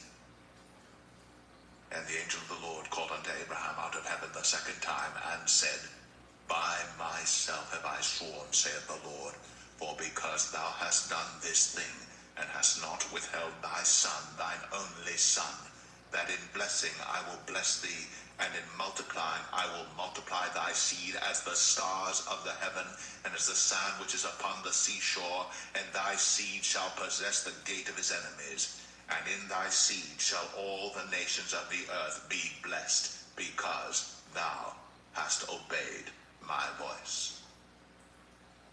So Abraham returned unto his young men, and they rose up, and went together to Beersheba. And Abraham dwelt at Beersheba. And it came to pass after these things, that it was told Abraham, saying, Behold, Milcah, she hath also borne children unto thy brother Nahor, Huz his firstborn, and Buz his brother, and Kemuel the father of Aram, and Chesed, and Hazo, and Pildash, and Jidlaph, and Bethuel. And Bethuel begat Rebekah. These 8 Milcah did bear to Nahor, Abraham's brother, and his concubine, whose name was Rumah. She bare also Tebah, and Gaham, and Thahash, and Maacah.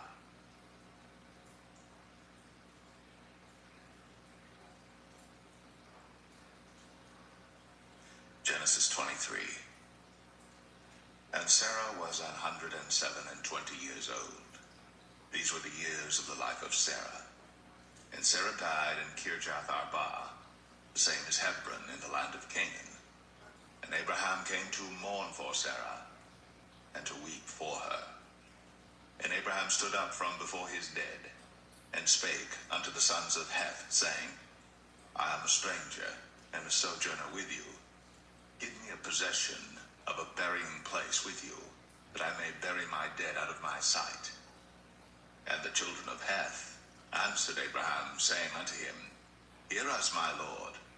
Thou art a mighty prince among us. In the choice of our sepulchres bury thy dead. None of us shall withhold from thee his sepulchre, but that thou mayest bury thy dead. And Abraham stood up, and bowed himself to the people of the land, even to the children of Heth. And he communed with them, saying, If it be your mind, that I should bury my dead out of my sight, hear me, and entreat for me to Ephron the son of Zoar, the cave of Machpelah, which he hath, which is in the end of his field. For as much money as it is worth, he shall give it me for a possession of a burying place amongst you. And Ephron dwelt among the children of Heth. And Ephron the Hittite answered Abraham in the audience of the children of Heth, even of all that went in at the gate of his city, saying, Nay, my lord, hear me. The field give I thee, and the cave that is therein I give it thee. In the presence of the sons of my people give I it thee. Bury thy dead. And Abraham bowed down himself before the people of the land. And he spake unto Ephron in the audience of the people of the land, saying, But if thou wilt give it, I pray thee, hear me. I will give thee money for the field. Take it of me, and I will bury my dead there. And Ephron answered Abraham, saying unto him, My lord, hearken unto me. The land is worth 400 shekels of silver. What is that betwixt me and thee? Bury therefore thy dead. And Abraham hearkened unto Ephron, and Abraham weighed to Ephron the silver, which he had named in the audience of the sons of Heth, 400 shekels of silver, current money, with the merchant. And the field of Ephron, which was in Machpelah, which was before Mamre, the field and the cave which was therein, and all the trees that were in the field, that were in all the borders round about, were made sure unto Abraham for a possession in the presence of the children of Heth, before all that went in at the gate of his city. And after this, Abraham buried Sarah his wife in the cave of the field of Machpelah before Mamre. The same is Hebron in the land of Canaan. And the field and the cave that is therein were made sure unto Abraham for a possession of a burying place by the sons of Heth.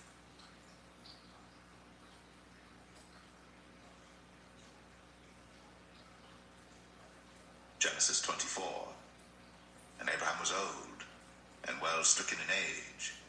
And the Lord had blessed Abraham in all things.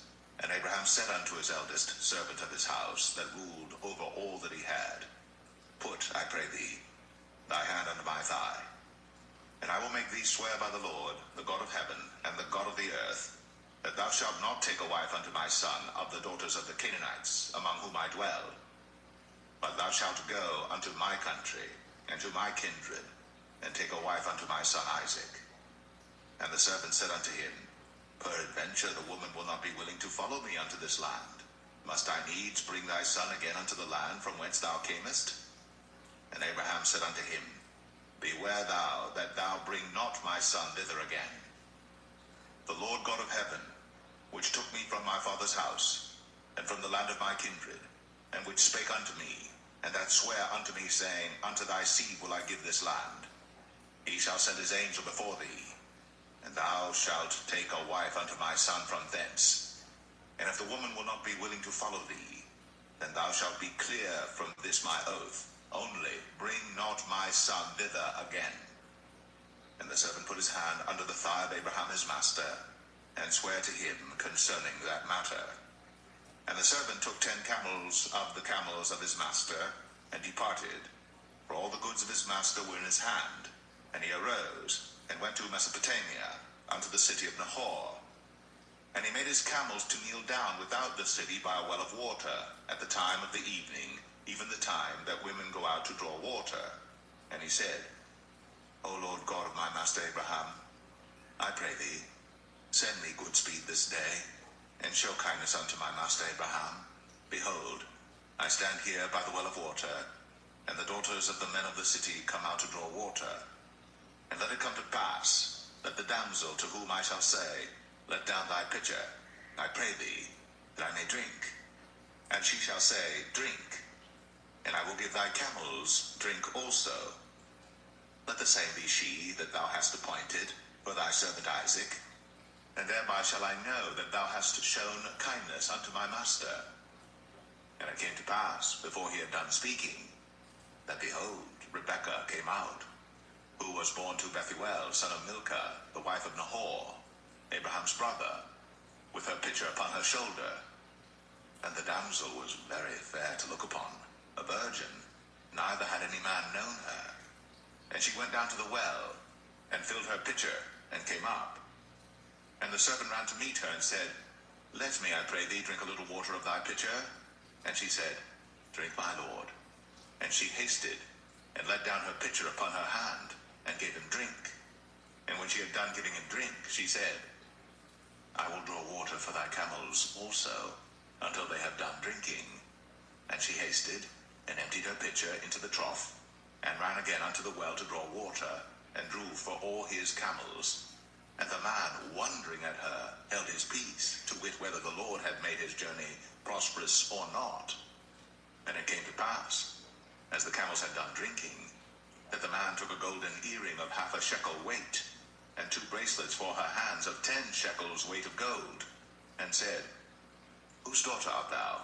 Tell me, I pray thee, is there room in thy father's house for us to lodge in? And she said unto him, I am the daughter of Bethuel, the son of Milcah, which she bare unto Nahor. She said moreover unto him, We have both straw and provender enough, and room to lodge in. And the man bowed down his head, and worshipped the Lord.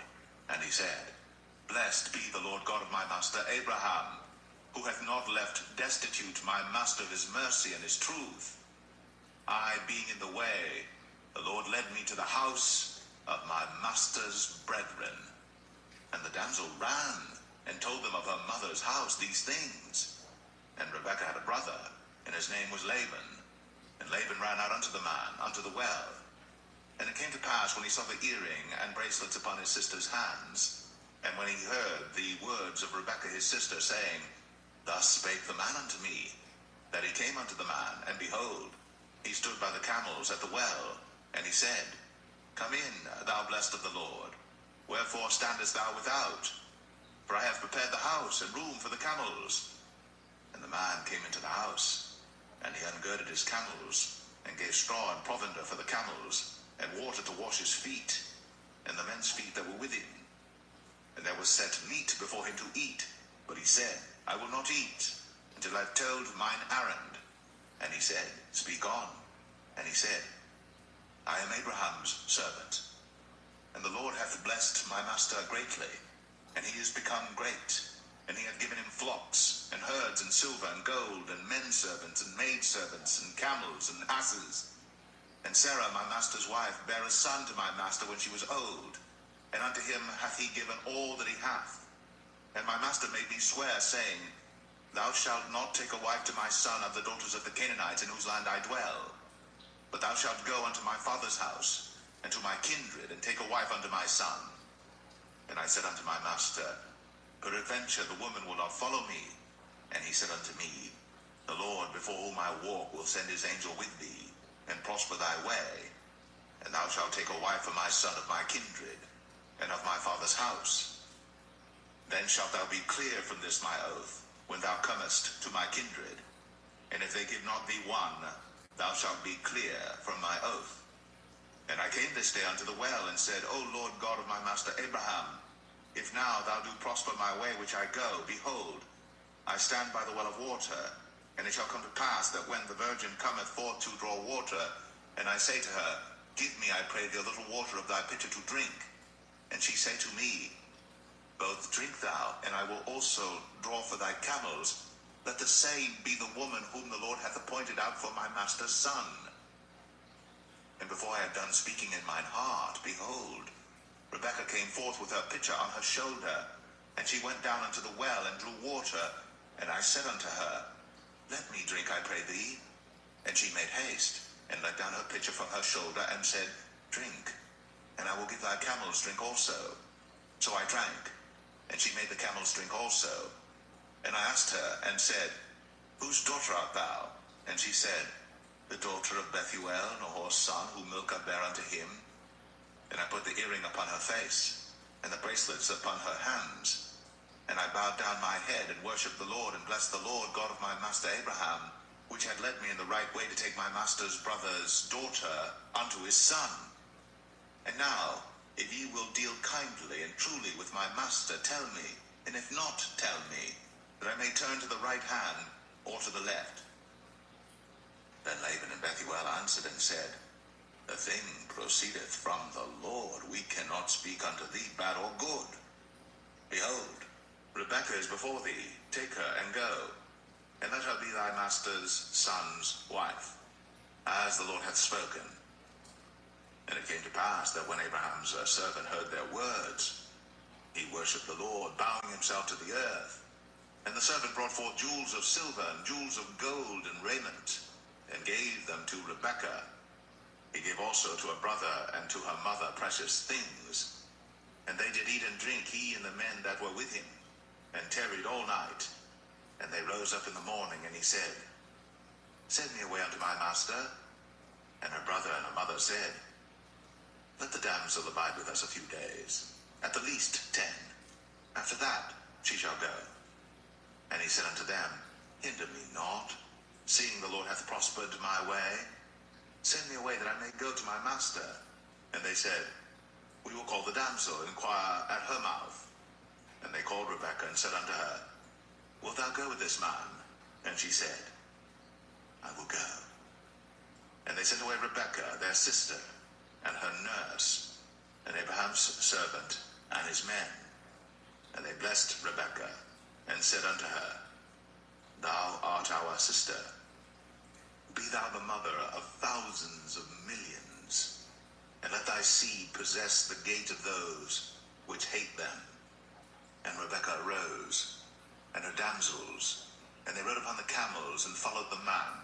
And the servant took Rebekah, and went his way. And Isaac came from the way of the well, Lahai Roi, for he dwelt in the south country. And Isaac went out to meditate in the field at the eventide.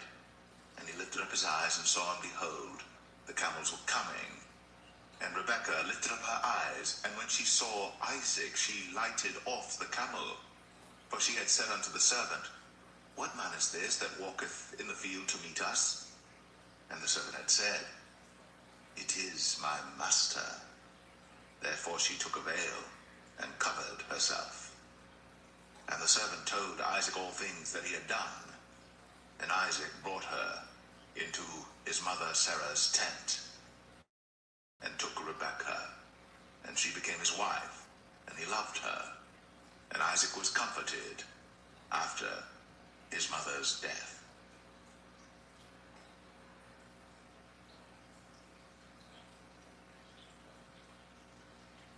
Genesis 25.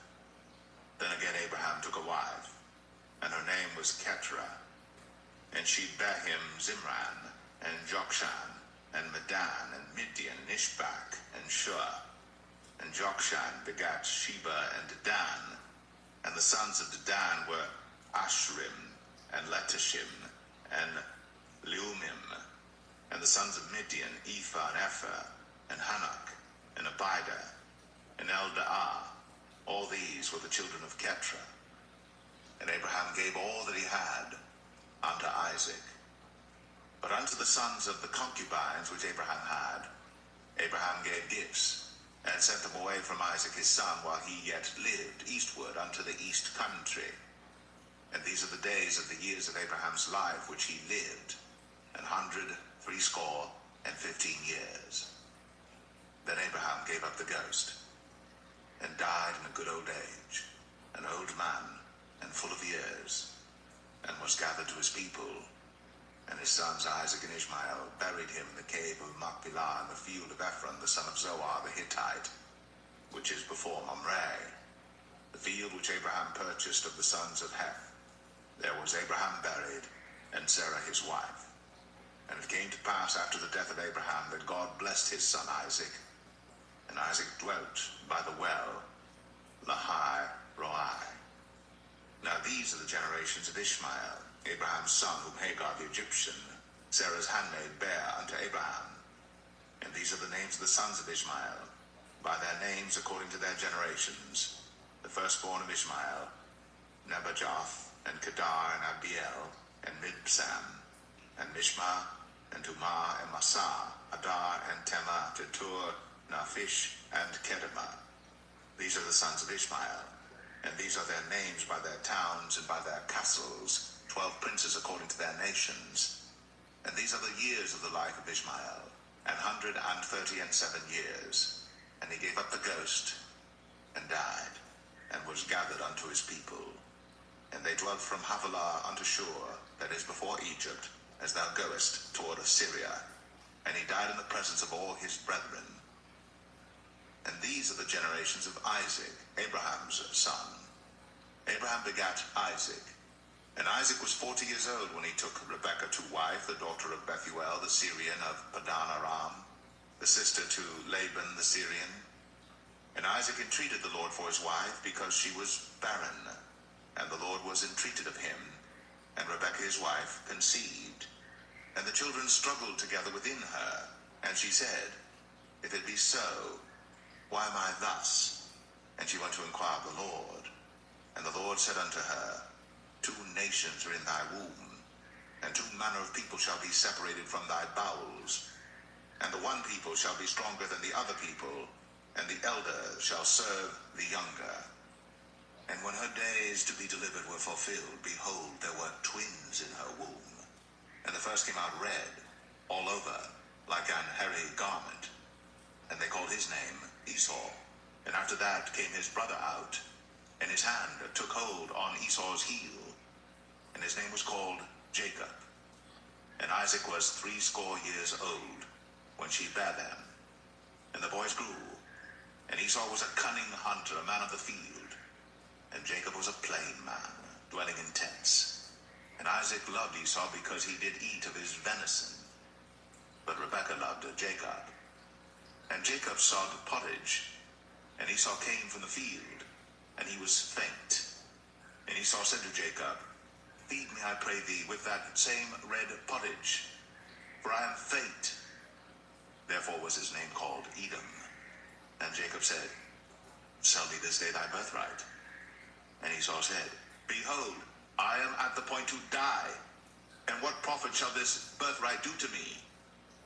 And Jacob said, Swear to me this day. And he sware unto him, and he sold his birthright unto Jacob. Then Jacob gave Esau bread and pottage of lentils, and he did eat and drink, and rose up, and went his way. Thus Esau despised his birthright.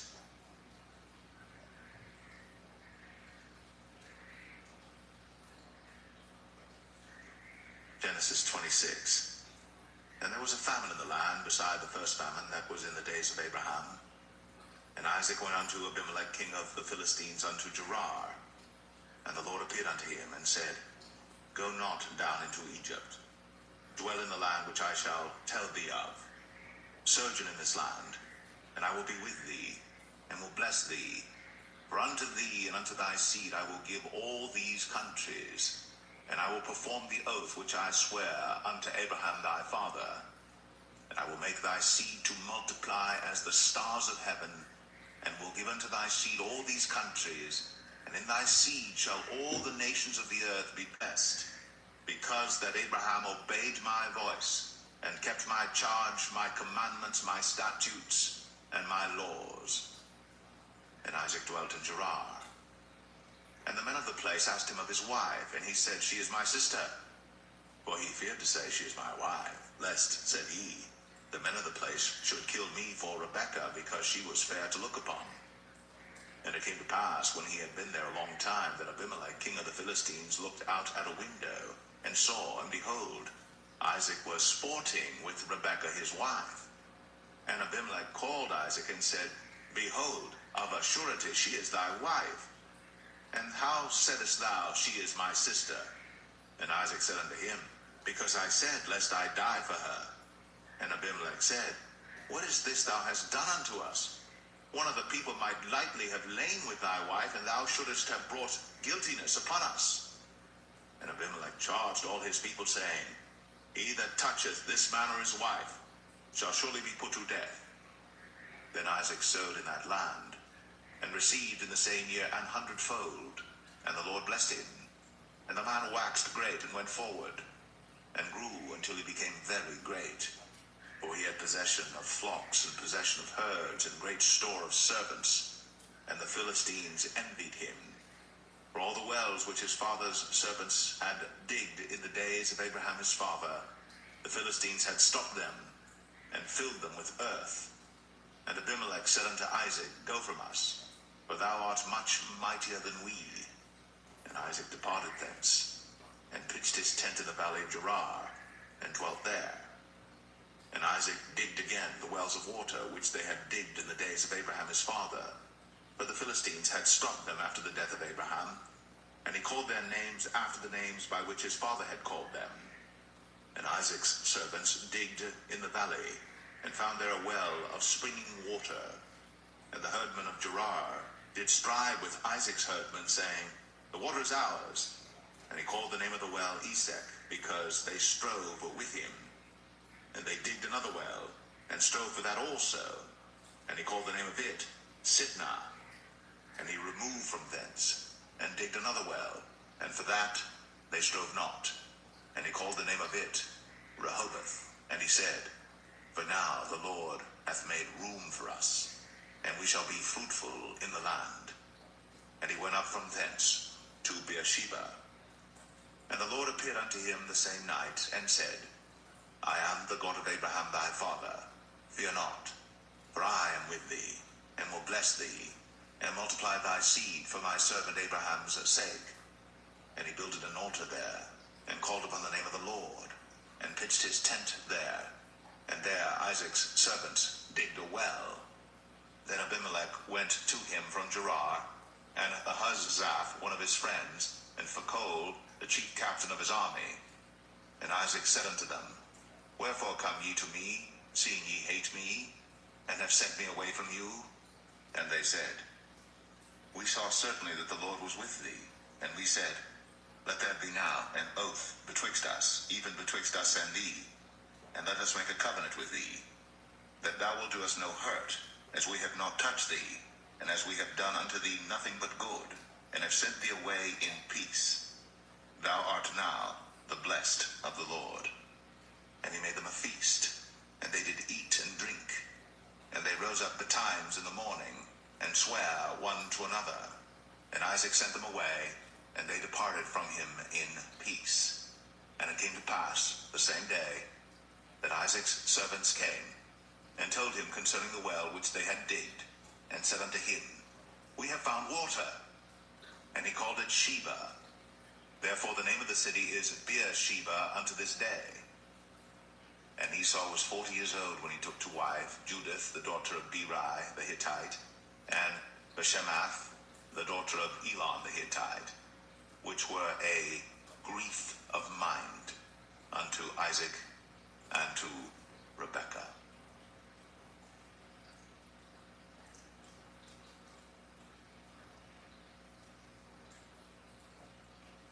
Genesis 27. And it came to pass that when Isaac was old, and his eyes were dim, so that he could not see, he called Esau his eldest son, and said unto him, My son. And he said unto him, Behold, here am I. And he said, Behold now, I am old, I know not the day of my death. Now therefore, take, I pray thee, thy weapons, thy quiver, and thy bow, and go out to the field, and take me some venison, and make me savory meat, such as I love, and bring it to me, that I may eat, that my soul may bless thee before I die. And Rebekah heard when Isaac spake to Esau his son. And Esau went to the field to hunt for venison, and to bring it. And Rebekah spake unto Jacob her son, saying, Behold, I heard thy father speak unto Esau thy brother, saying, Bring me venison, and make me savory meat, that I may eat, and bless thee before the Lord, before my death. Now therefore, my son, obey my voice according to that which I command thee. Go now to the flock, and fetch me from thence 2 good kids of the goats, and I will make them savory meat for thy father, such as he loveth. And thou shalt bring it to thy father, that he may eat, and that he may bless thee before his death. And Jacob said to Rebekah his mother, Behold, Esau my brother is a hairy man, and I am a smooth man. My father peradventure will feel me, and I shall seem to him as a deceiver, and I shall bring a curse upon me, and not a blessing. And his mother said unto him, Upon me be thy curse, my son. Only obey my voice, and go fetch me them.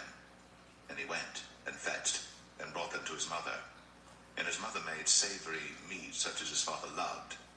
And Rebekah took goodly raiment of her eldest son Esau, which were with her in the house, and put them upon Jacob her younger son. And she put the skins of the kids of the goats upon his hands, and upon the smooth of his neck. And she gave the savory meat and the bread, which she had prepared, into the hand of her son Jacob. And he came unto his father, and said, My father. And he said, Here am I. Who art thou, my son? And Jacob said unto his father, I am Esau thy firstborn.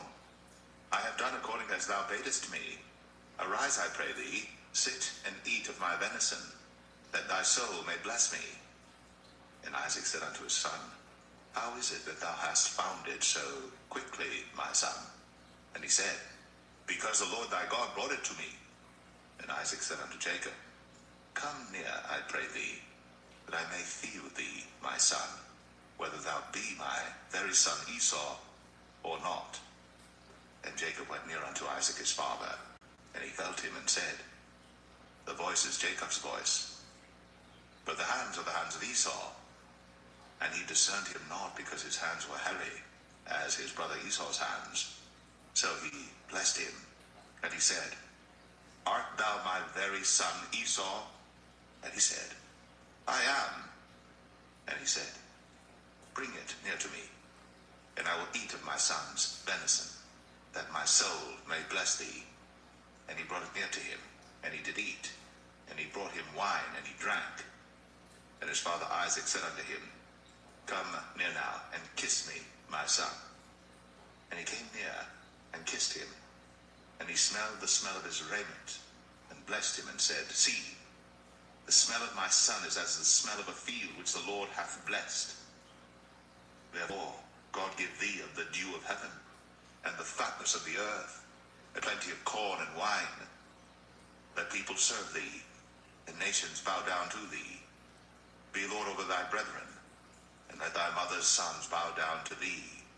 Cursed be every one that curseth thee, and blessed be he that blesseth thee. And it came to pass, as soon as Isaac had made an end of blessing Jacob, and Jacob was yet scarce gone out from the presence of Isaac his father, that Esau his brother came in from his hunting, and he also had made savory meat, and brought it unto his father, and said unto his father, Let my father arise, and eat of his his son's venison, that thy soul may bless me. And Isaac his father said unto him, Who art thou? And he said, I am thy son, thy firstborn, Esau. And Isaac trembled very exceedingly, and said, Who? Where is he that hath taken venison and brought it me? And I have eaten of all before thou camest, and have blessed him. Yea, and he shall be blessed. And when Esau heard the words of his father, he cried with a great and exceeding bitter cry, and said unto his father, Bless me, even me also, O my father.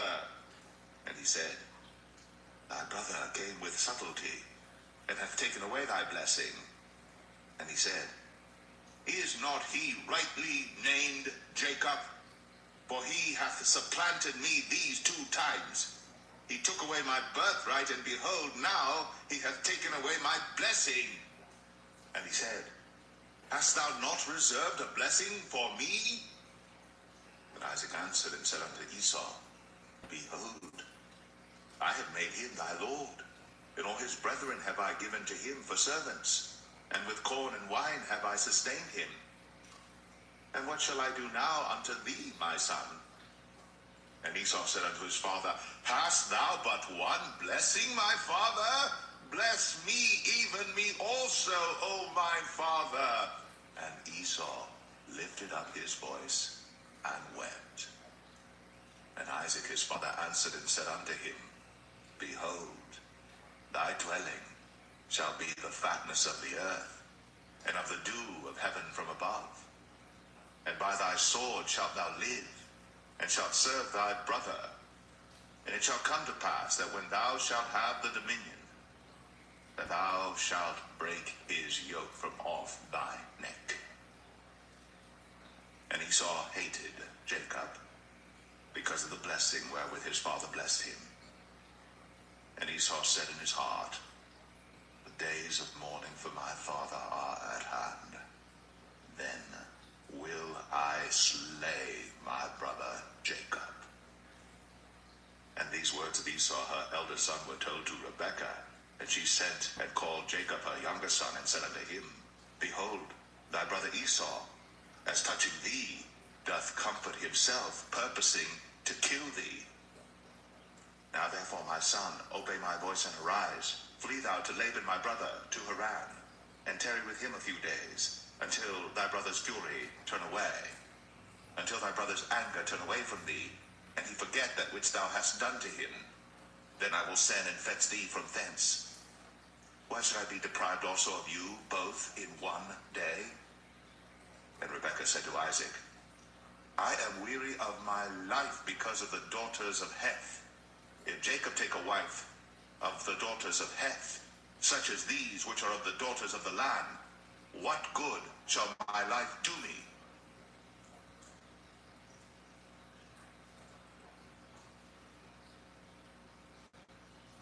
Genesis 28. Then Isaac called Jacob, and blessed him, and charged him, and said unto him, Thou shalt not take a wife of the daughters of Canaan. Arise, go to Padan Aram, to the house of Bethuel thy mother's father, and take thee a wife from thence of the daughters of Laban, thy mother's brother.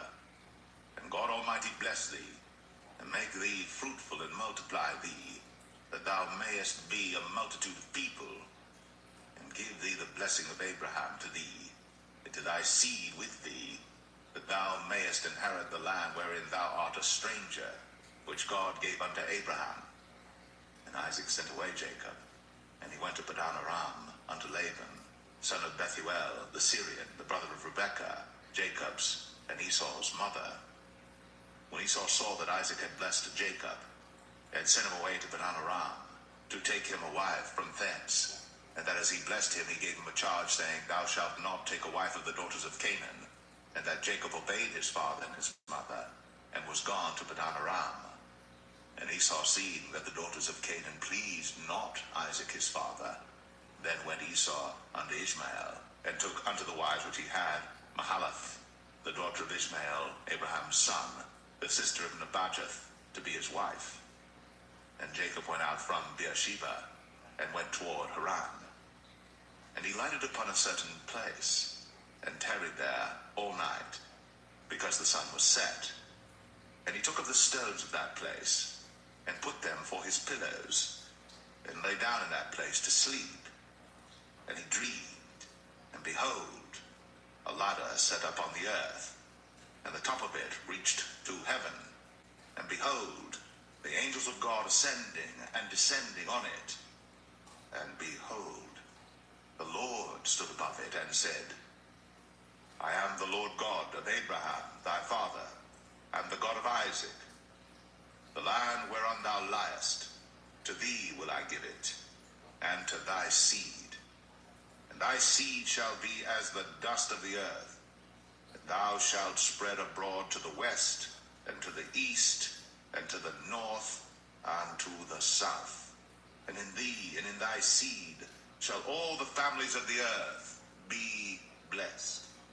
And behold, I am with thee, and will keep thee in all places whither thou goest, and will bring thee again to this land.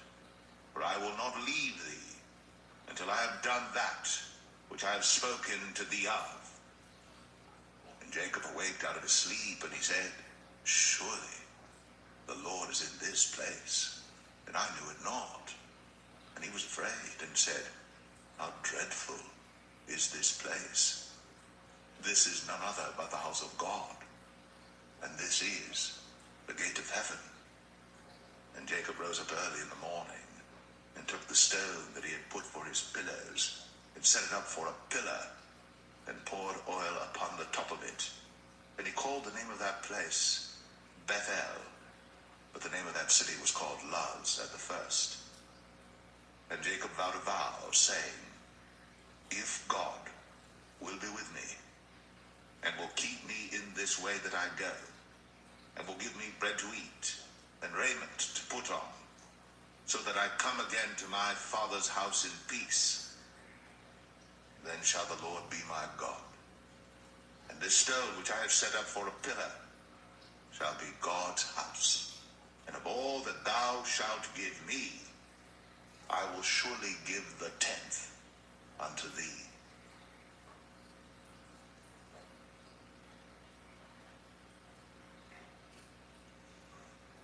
Genesis 29.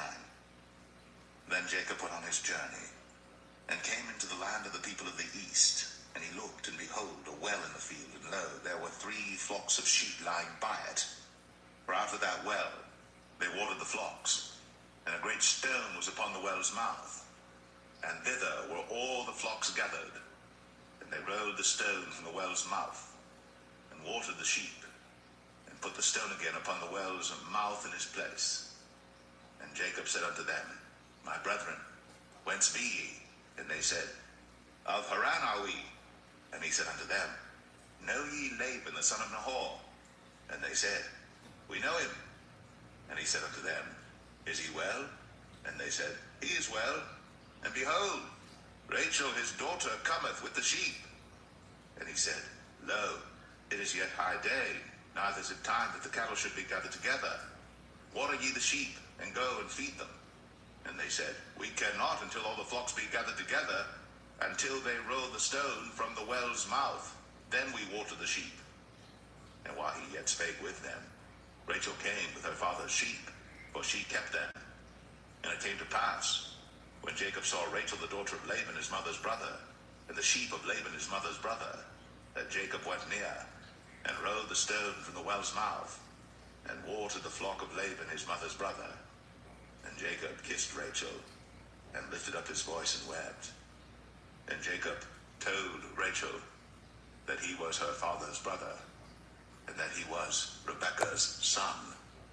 And she ran and told her father. And it came to pass, when Laban heard the tidings of Jacob his sister's son, that he ran to meet him, and embraced him, and kissed him, and brought him to his house. And he told Laban all these things. And Laban said to him, Surely thou art my bone and my flesh. And he abode with him the space of a month. And Laban said unto Jacob, Because thou art my brother, shouldest thou therefore serve me for naught? Tell me, what shall thy wages be? And Laban had 2 daughters. The name of the elder was Leah, and the name of the younger was Rachel. Leah was tender-eyed, but Rachel was beautiful and well-favored. And Jacob loved Rachel and said, I will serve thee 7 years for Rachel thy younger daughter. And Laban said, it is better that I give her to thee than that I should give her to another man. Abide with me. And Jacob served 7 years for Rachel. And they seemed unto him but a few days, for the love he had to her. And Jacob said unto Laban, give me my wife, for my days are fulfilled, that I may go in unto her. And Laban gathered together all the men of the place, and made a feast. And it came to pass in the evening, that he took Leah his daughter, and brought her to him, and he went in unto her. And Laban gave unto his daughter Leah Zilpah his maid for an handmaid. And it came to pass that in the morning, behold, it was Leah. And he said to Laban, what is this thou hast done unto me? Did not I serve with thee for Rachel? Wherefore then hast thou beguiled me? And Laban said, it must not be so done in our country to give the younger before the firstborn. Fulfill her week, and we will give thee this also for the service which thou shalt serve with me yet 7 other years. And Jacob did so, and fulfilled her week, and he gave him Rachel his daughter to wife also. And Laban gave to Rachel his daughter Bilhah his handmaid to be her maid.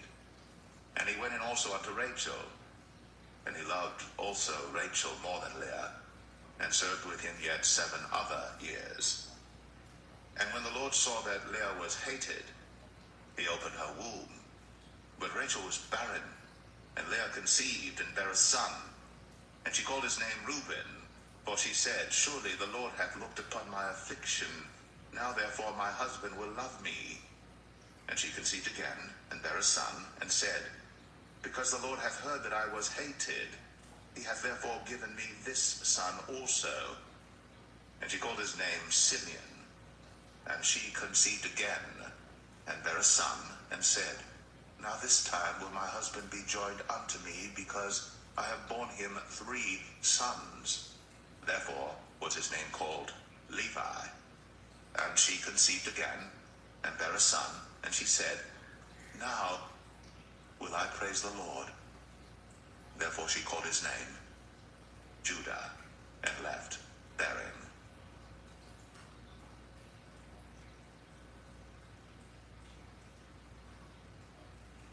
Genesis 30. And when Rachel saw that she bare Jacob no children, Rachel envied her sister, and said unto Jacob, give me children, or else I die. And Jacob's anger was kindled against Rachel, and he said, am I in God's stead, who hath withheld from thee the fruit of the womb? And she said, behold my maid Bilhah, go in unto her, and she shall bear upon my knees, that I may also have children by her. And she gave him Bilhah her handmaid to wife, and Jacob went in unto her. And Bilhah conceived, and bare Jacob a son. And Rachel said, God hath judged me, and hath also heard my voice, and hath given me a son. Therefore called she his name Dan. And Bilhah, Rachel's maid, conceived again, and bare Jacob a second son. And Rachel said, with great wrestlings have I wrestled with my sister, and I have prevailed. And she called his name Naphtali. When Leah saw that she had left bearing, she took Zilpah her maid, and gave her Jacob to wife. And Zilpah, Leah's maid, bare Jacob a son. And Leah said, a troop cometh. And she called his name Gad. And Zilpah, Leah's maid, bare Jacob a second son. And Leah said, happy am I, for the daughters will call me blessed. And she called his name Asher. And Reuben went in the days of wheat harvest, and found mandrakes in the field, and brought them unto his mother Leah. Then Rachel said to Leah, give me, I pray thee, of thy son's mandrakes. And she said unto her, is it a small matter that thou hast taken my husband? And wouldst thou take away my son's mandrakes also? And Rachel said, therefore he shall lie with thee tonight, for thy son's mandrakes. And Jacob came out of the field in the evening, and Leah went out to meet him, and said, Thou must come in unto me, for surely I hired thee with my son's mandrakes. And he lay with her that night. And God hearkened unto Leah, and she conceived, and bare Jacob the 5th son. And Leah said, God hath given me my hire, because I have given my maiden to my husband. And she called his name Issachar. And Leah conceived again, and bare Jacob the 6th son. And Leah said, God hath endued me with a good dowry. Now will my husband dwell with me, because I have borne him 6 sons. And she called his name Zebulun. And afterwards she bare a daughter, and called her name Dinah. And God remembered Rachel, and God hearkened to her, and opened her womb. And she conceived, and bare a son, and said, God hath taken away my reproach. And she called his name Joseph, and said, The Lord shall add to me another son. And it came to pass, when Rachel had borne Joseph, that Jacob said unto Laban, Send me away, that I may go unto mine own place, and to my country. Give me my wives and my children, for whom I have served thee, and let me go, for thou knowest my service which I have done thee. And Laban said unto him, I pray thee, if I have found favor in thine eyes, tarry, for I have learned by experience that the Lord hath blessed me for thy sake. And he said, Appoint me thy wages, and I will give it. And he said unto him, Thou knowest how I have served thee, and how thy cattle was with me. For it was little which thou hadst before I came, and it is now increased unto a multitude. And the Lord hath blessed thee since my coming. And now, when shall I provide for mine own house also? And he said, What shall I give thee? And Jacob said, Thou shalt not give me anything. If thou wilt do this thing for me, I will again feed and keep thy flock. I will pass through all thy flock today, removing from thence all the speckled and spotted cattle, and all the brown cattle among the sheep, and the spotted and speckled among the goats, and of such shall be my hire. So shall my righteousness answer for me in time to come, when it shall come for my hire before thy face, every one that is not speckled and spotted among the goats, and brown among the sheep, that shall be counted stolen with me. And Laban said, Behold, I would it might be according to thy word. And he removed that day the he-goats that were ring-straked and spotted, and all the she-goats that were speckled and spotted, and every one that had some white in it, and all the brown among the sheep, and gave them into the hand of his sons. And he set 3 days' journey betwixt himself and Jacob, and Jacob fed the rest of Laban's flocks. And Jacob took him rods of green poplar, and of the hazel and chestnut tree, and pilled white strakes in them, and made the white appear which was in the rods. And he set the rods which he had pilled before the flocks in the gutters, in the watering troughs, when the flocks came to drink, that they should conceive when they came to drink. And the flocks conceived before the rods, and brought forth cattle, ring-straked, speckled, and spotted. And Jacob did separate the lambs, and set the faces of the flocks toward the ring-straked, and all the brown in the flock of Laban. And he put his own flocks by themselves, and put them not unto Laban's cattle. And it came to pass, whensoever the stronger cattle did conceive, that Jacob laid the rods before the eyes of the cattle in the gutters, that they might conceive among the rods. But when the cattle were feeble, he put them not in. So the feebler were Laban's, and the stronger Jacob's. And the man increased exceedingly, and had much cattle, and maidservants, and menservants, and camels, and asses.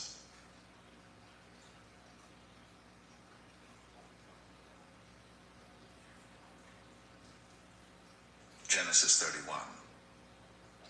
And he heard the words of Laban's sons, saying, Jacob hath taken away all that was our father's, and of that which was our father's hath he gotten all this glory. And Jacob beheld the countenance of Laban, and behold, it was not toward him as before. And the Lord said unto Jacob, Return unto the land of thy fathers and to thy kindred, and I will be with thee. And Jacob sent and called Rachel and Leah to the field unto his flock, and said unto them, I see your father's countenance, that it is not toward me as before, but the God of my father hath been with me. And ye know that with all my power I have served your father. And your father hath deceived me, and changed my wages 10 times. But God suffered him not to hurt me. If he said thus, the speckled shall be thy wages, then all the cattle bear speckled. And if he said thus, the ringstraked shall be thy hire, then bear all the cattle ringstraked. Thus God hath taken away the cattle of your father, and given them to me. And it came to pass at the time that the cattle conceived, that I lifted up mine eyes, and saw in a dream, and behold, the rams which leaped upon the cattle were ringstraked, speckled, and grizzled. And the angel of God spake unto me in a dream, saying, Jacob. And I said, Here am I. And he said, Lift up now thine eyes, and see all the rams which leap upon the cattle are ringstraked, speckled, and grizzled. For I have seen all that Laban doeth unto thee. I am the God of Bethel, where thou anointest the pillar, and where thou vowest a vow unto me.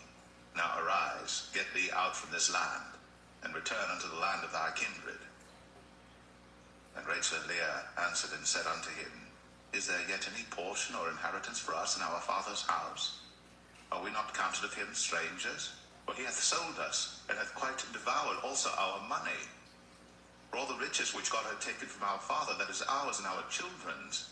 Now then, whatsoever God hath said unto thee, do. Then Jacob rose up, and set his sons and his wives upon camels. And he carried away all his cattle, and all his goods which he had gotten, the cattle of his getting which he had gotten in Padan Aram, for to go to Isaac his father in the land of Canaan. And Laban went to shear his sheep, and Rachel had stolen the images that were her father's. And Jacob stole away unawares to Laban the Syrian, in that he told him not that he fled. So he fled with all that he had, and he rose up and passed over the river, and set his face toward the Mount Gilead. And it was told Laban on the 3rd day that Jacob was fled. And he took his brethren with him, and pursued after him 7 days' journey. And they overtook him in the Mount Gilead. And God came to Laban the Syrian in a dream by night, and said unto him, Take heed that thou speak not to Jacob either good or bad. Then Laban overtook Jacob. Now Jacob had pitched his tent in the mount, and Laban with his brethren pitched in the Mount of Gilead. And Laban said to Jacob, What hast thou done, that thou hast stolen away unawares to me, and carried away my daughters as captives taken with the sword? Wherefore didst thou flee away secretly, and steal away from me, and didst not tell me, that I might have sent thee away with mirth, and with songs, with tabret, and with harp, and hast not suffered me to kiss my sons and my daughters? Thou hast now done foolishly in so doing. It is in the power of my hand to do you hurt. But the God of your father spake unto me yesternight, saying, Take thou heed that thou speak not to Jacob either good or bad. And now, though thou wouldst needs be gone, because thou sore longest after thy father's house, yet wherefore hast thou stolen my gods? And Jacob answered and said to Laban, Because I was afraid. For I said, Peradventure thou wouldst take by force thy daughters from me. With whomsoever thou findest thy gods, let him not live. Before our brethren discern thou what is thine with me, and take it to thee. For Jacob knew not that Rachel had stolen them. And Laban went into Jacob's tent, and into Leah's tent, and into the 2 maidservants' tents, but he found them not. Then went he out of Leah's tent, and entered into Rachel's tent. Now Rachel had taken the images, and put them in the camel's furniture, and sat upon them. And Laban searched all the tent, but found them not. And she said to her father, Let it not displease my lord that I cannot rise up before thee, for the custom of women is upon me. And he searched, but found not the images. And Jacob was wroth, and chode with Laban. And Jacob answered and said to Laban, What is my trespass? What is my sin, that thou hast so hotly pursued after me? Whereas thou hast searched all my stuff, what hast thou found of all thy household stuff? Set it here before my brethren and thy brethren, that they may judge betwixt us both. This 20 years have I been with thee. Thy ewes and thy she-goats have not cast their young, and the rams of thy flock have I not eaten. That which was torn of beasts I brought not unto thee. I bear the loss of it. Of my hand didst thou require it, whether stolen by day or stolen by night. Thus I was. In the day the drought consumed me, and the frost by night, and my sleep departed from mine eyes. Thus have I been 20 years in thy house. I served thee 14 years for thy 2 daughters, and 6 years for thy cattle. And thou hast changed my wages 10 times. Except the God of my father, the God of Abraham, and the fear of Isaac had been with me. Surely thou hadst sent me away now empty. God hath seen my affliction, and the labor of my hands, and rebuked thee yesternight. And Laban answered and said unto Jacob, These daughters are my daughters, and these children are my children, and these cattle are my cattle, and all that thou seest is mine. And what can I do this day unto these my daughters, or unto their children which they have borne? Now therefore come thou, let us make a covenant, I and thou, and let it be for a witness between me and thee. And Jacob took a stone and set it up for a pillar. And Jacob said unto his brethren, Gather stones. And they took stones and made an heap, and they did eat thereupon thee. And Laban called it Jegar-sahadutha, but Jacob called it Galeed. And Laban said, This heap is a witness between me and thee this day. Therefore was the name of it called Galeed. And Mizpah, for he said, The Lord watch between me and thee, when we are absent one from another. If thou shalt afflict my daughters, or if thou shalt take other wives beside my daughters, no man is with us. See, God is witness betwixt me and thee. And Laban said to Jacob, Behold this heap, and behold this pillar, which I have cast betwixt me and thee. This heap be witness, and this pillar be witness, that I will not pass over this heap to thee, and that thou shalt not pass over this heap and this pillar unto me for harm. The God of Abraham and the God of Nahor, the God of their father, judge betwixt us. And Jacob sware by the fear of his father Isaac. Then Jacob offered sacrifice upon the mount, and called his brethren to eat bread. And they did eat bread, and tarried all night in the mount. And early in the morning Laban rose up, and kissed his sons and his daughters, and blessed them. And Laban departed, and returned unto his place.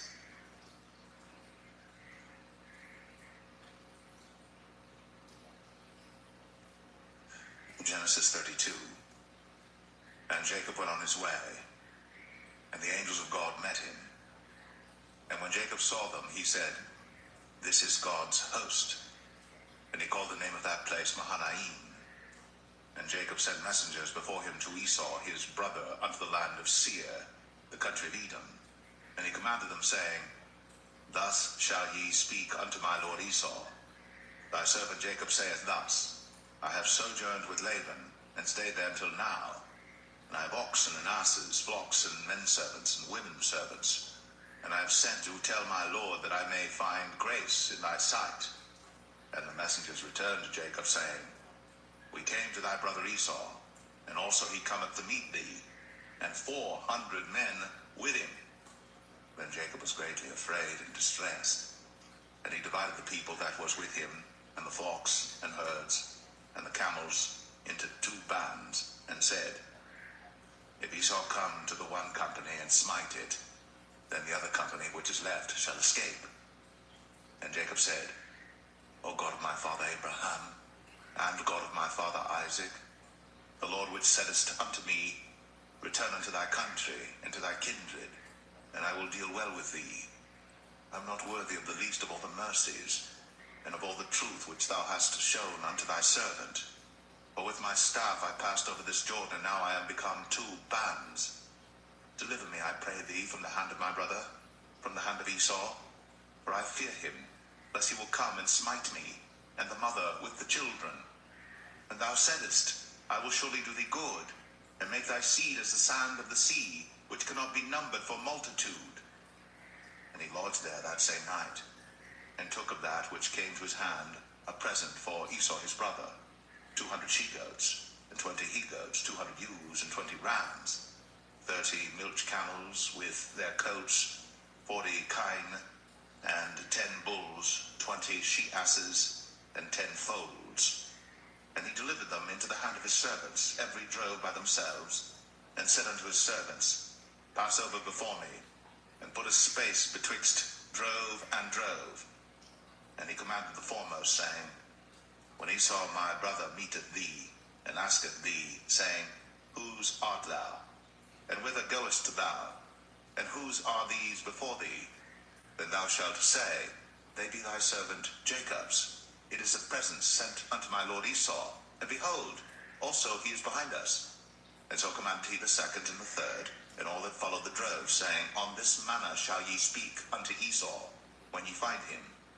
And say ye moreover, Behold, thy servant Jacob is behind us. For he said, I will appease him with the present that goeth before me, and afterward I will see his face. Peradventure he will accept of me. So went the present over before him, and himself lodged that night in the company.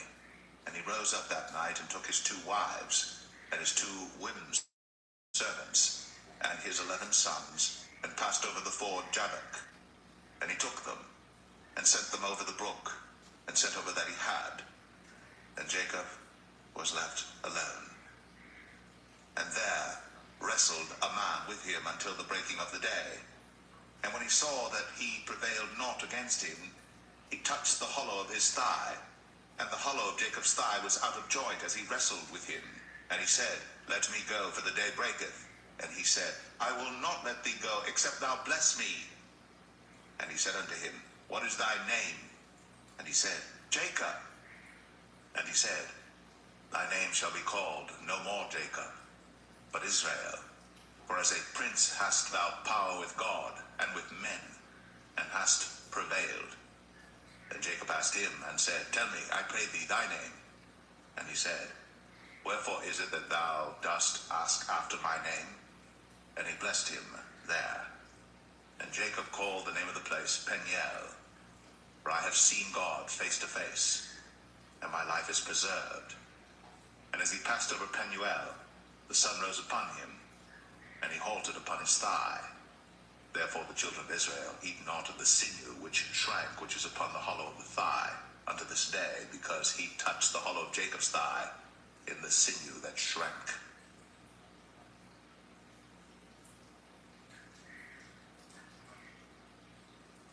Genesis 33. And Jacob lifted up his eyes, and looked, and behold, Esau came, and with him 400 men. And he divided the children unto Leah, and unto Rachel, and unto the 2 handmaids. And he put the handmaids and their children foremost, and Leah and her children after, and Rachel and Joseph hindermost. And he passed over before them, and bowed himself to the ground 7 times, until he came near to his brother. And Esau ran to meet him, and embraced him, and fell on his neck, and kissed him, and they wept. And he lifted up his eyes, and saw the women and the children, and said, Who are those with thee? And he said, The children which God hath graciously given thy servant. Then the handmaidens came near, they and their children, and they bowed themselves. And Leah also with her children came near, and bowed themselves.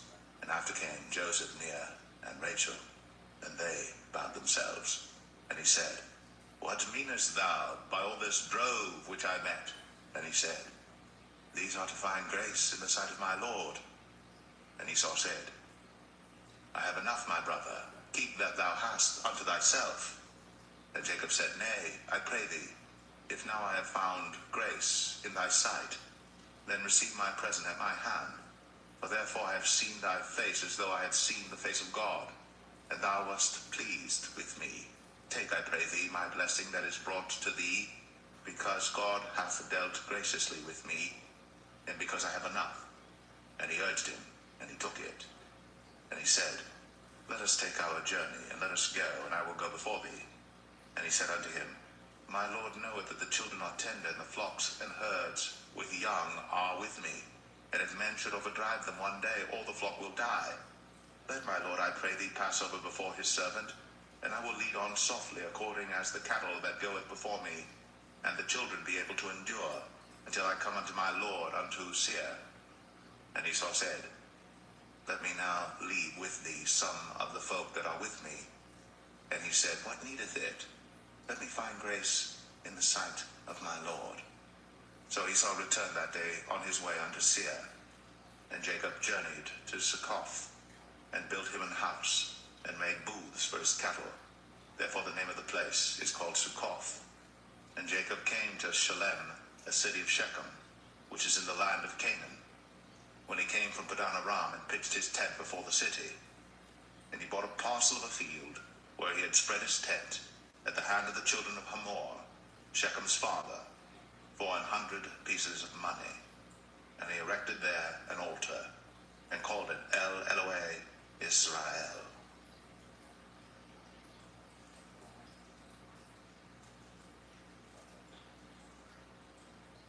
Genesis 34. And Dinah, the daughter of Leah, which she bare unto Jacob, went out to see the daughters of the land. And when Shechem, the son of Hamor the Hittite, prince of the country, saw her, he took her, and lay with her, and defiled her. And his soul clave unto Dinah, the daughter of Jacob, and he loved the damsel, and spake kindly unto the damsel. And Shechem spake unto his father Hamor, saying, Get me this damsel to wife. And Jacob heard that he had defiled Dinah his daughter.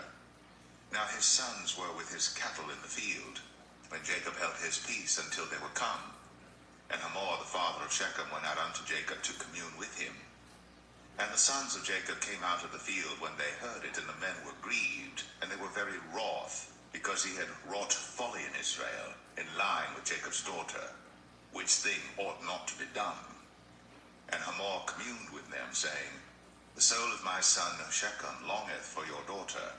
I pray you, give her him to wife, and make ye marriages with us, and give your daughters unto us, and take our daughters unto you. And ye shall dwell with us, and the land shall be before you. Dwell and trade ye therein, and get you possessions therein. And Shechem said unto her father and unto her brethren, Let me find grace in your eyes, and what ye shall say unto me I will give.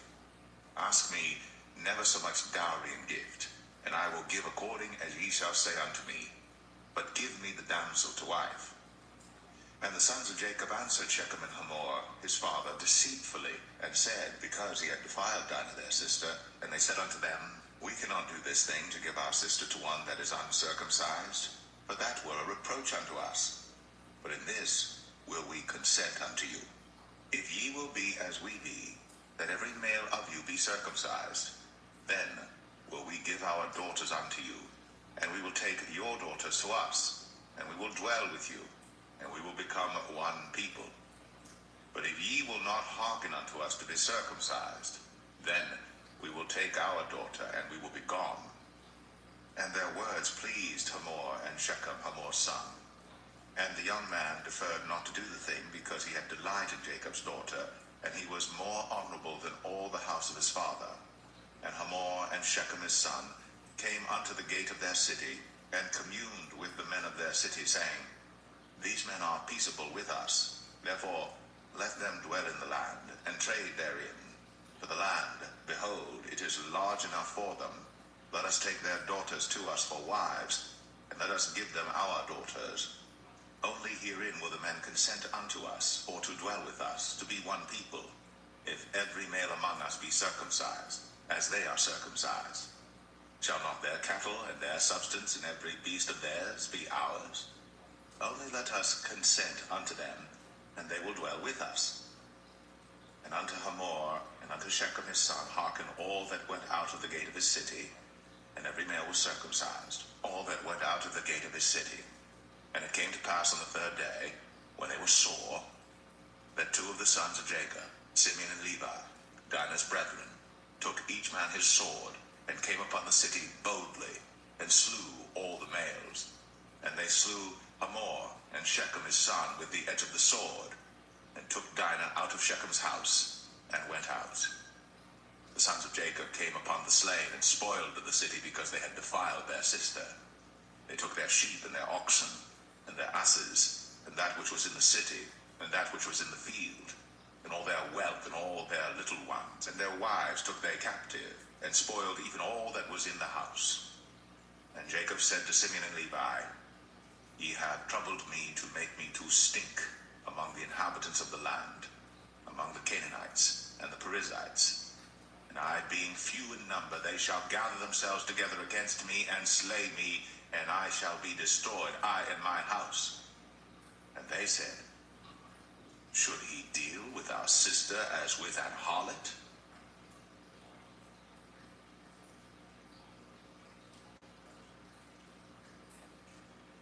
Genesis 35.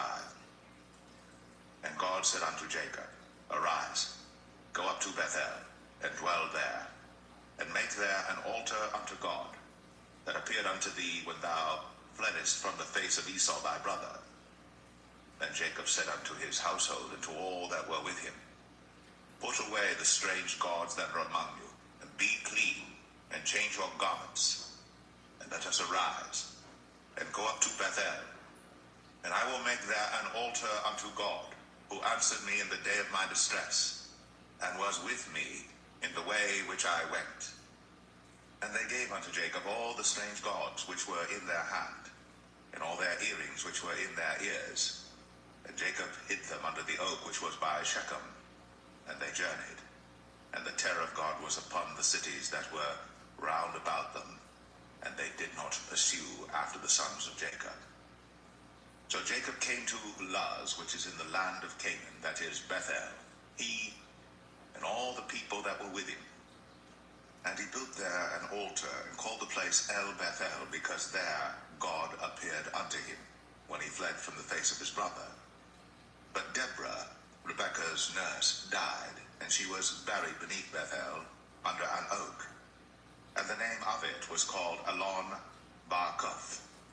And God appeared unto Jacob again when he came out of Padan Aram, and blessed him. And God said unto him, Thy name is Jacob. Thy name shall not be called any more Jacob, but Israel shall be thy name. And he called his name Israel. And God said unto him, I am God Almighty. Be fruitful and multiply. A nation and a company of nations shall be of thee, and kings shall come out of thy loins. And the land which I gave Abraham and Isaac, to thee I will give it, and to thy seed after thee will I give the land. And God went up from him in the place where he talked with him. And Jacob set up a pillar in the place where he talked with him, even a pillar of stone. And he poured a drink offering thereon, and he poured oil thereon. And Jacob called the name of the place where God spake with him, Bethel. And they journeyed from Bethel. And there was but a little way to come to Ephrath.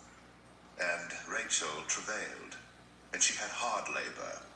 And it came to pass, when she was in hard labor, that the midwife said unto her, Fear not, thou shalt have this son also. And it came to pass, as her soul was in departing, or she died, that she called his name Ben-Oni, but his father called him Benjamin. And Rachel died, and was buried in the way to Ephrath, which is Bethlehem. And Jacob set a pillar upon her grave, that is, the pillar of Rachel's grave, unto this day. And Israel journeyed, and spread his tent beyond the tower of Adar. And it came to pass, when Israel dwelt in that land, that Reuben went and lay with Bilhah his father's concubine, and Israel heard it. Now the sons of Jacob were 12. The sons of Leah, Reuben, Jacob's firstborn, and Simeon, and Levi, and Judah, and Issachar, and Zebulun. The sons of Rachel, Joseph and Benjamin. And the sons of Bilhah, Rachel's handmaid, Dan and Naphtali. And the sons of Zilpah, Leah's handmaid, Gad and Asher. These are the sons of Jacob, which were born to him in Padan Aram. And Jacob came unto Isaac his father unto Mamre, unto the city of Arba, which is Hebron, where Abraham and Isaac sojourned. And the days of Isaac were 180 years. And Isaac gave up the ghost, and died, and was gathered unto his people, being old and full of days. And his sons Esau and Jacob buried him.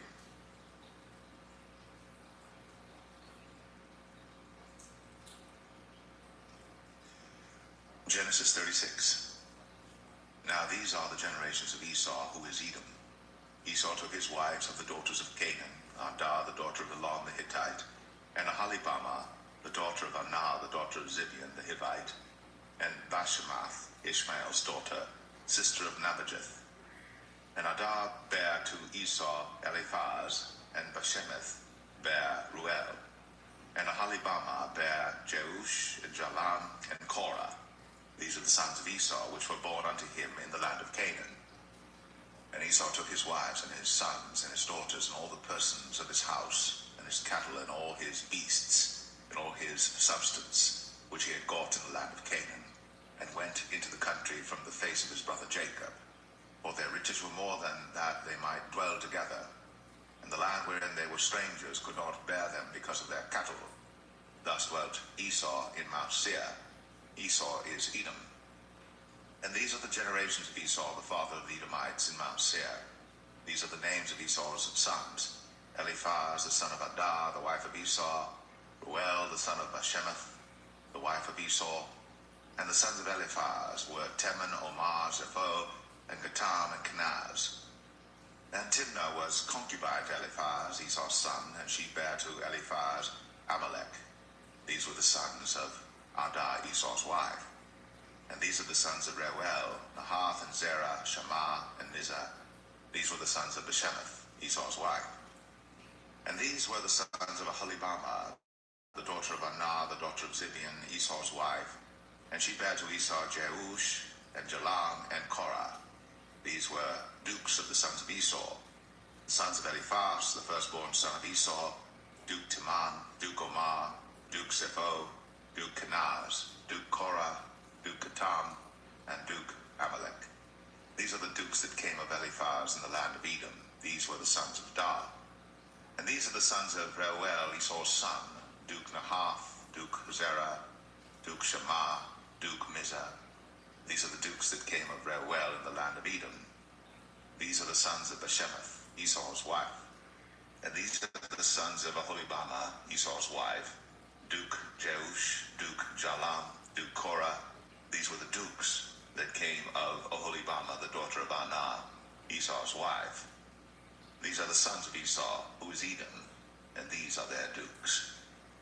These are the sons of Seir the Horite, who inhabited the land: Lotan, and Shobal, and Zibeon, and Anah, and Dishon, and Ezer, and Dishan. These are the dukes of the Horites, the children of Seir in the land of Edom. And the children of Lotan were Horai and Hemam, and Lotan's sister was Timnah. And the children of Shobal were these: Alvan, and Manahath, and Ebal, Shepho, and Onam. And these are the children of Zibeon, both Ajah and Anah. This was that Anah that found the mules in the wilderness, as he fed the asses of Zibeon his father. And the children of Anah were these: Dishon, and Aholibamah, the daughter of Anah. And these are the children of Dishon: Hemdan, and Eshban, and Ithran, and Cheran. The children of Ezer are these: Bilhan, and Zaban, and Akan. The children of Dishan are these: Uz, and Aram. These are the dukes that came of the Horites: Duke Lotan, Duke Shobal, Duke Zibeon, Duke Anah, Duke Dishon, Duke Ezer, Duke Dishan. These are the dukes that came of Horai among their dukes in the land of Seir. And these are the kings that reigned in the land of Edom, before there reigned any king over the children of Israel. And Bela the son of Beor reigned in Edom, and the name of his city was Dinhabah. And Bela died, and Jobab the son of Zerah of Bozrah reigned in his stead. And Jobab died, and Husham of the land of Temanai reigned in his stead. And Husham died, and Hadad the son of Bedad, who smote Midian in the field of Moab, reigned in his stead, when the name of his city was Abith. And Hadad died, and Samlah of Masrekah reigned in his stead. And Samlah died, and Saul of Rehoboth by the river reigned in his stead. And Saul died, and Baal-Hanan the son of Achbor reigned in his stead. And Baal-Hanan the son of Achbor died, and Hadar reigned in his stead. And the name of his city was Pau, and his wife's name was Mehetabel, and the daughter of Matred, the daughter of Mezahab. And these are the names of the dukes that came of Esau, according to their families after their places by their names. Duke Timnah, Duke Alva, Duke Japheth, Duke Aholibama, Duke Elah, Duke Pinon, Duke Kenaz, Duke Taman, Duke Mibsar, Duke Magdiel, Duke Aram. These be the dukes of Edom, according to their habitations in the land of their possession. He is Esau, the father of the Edomites.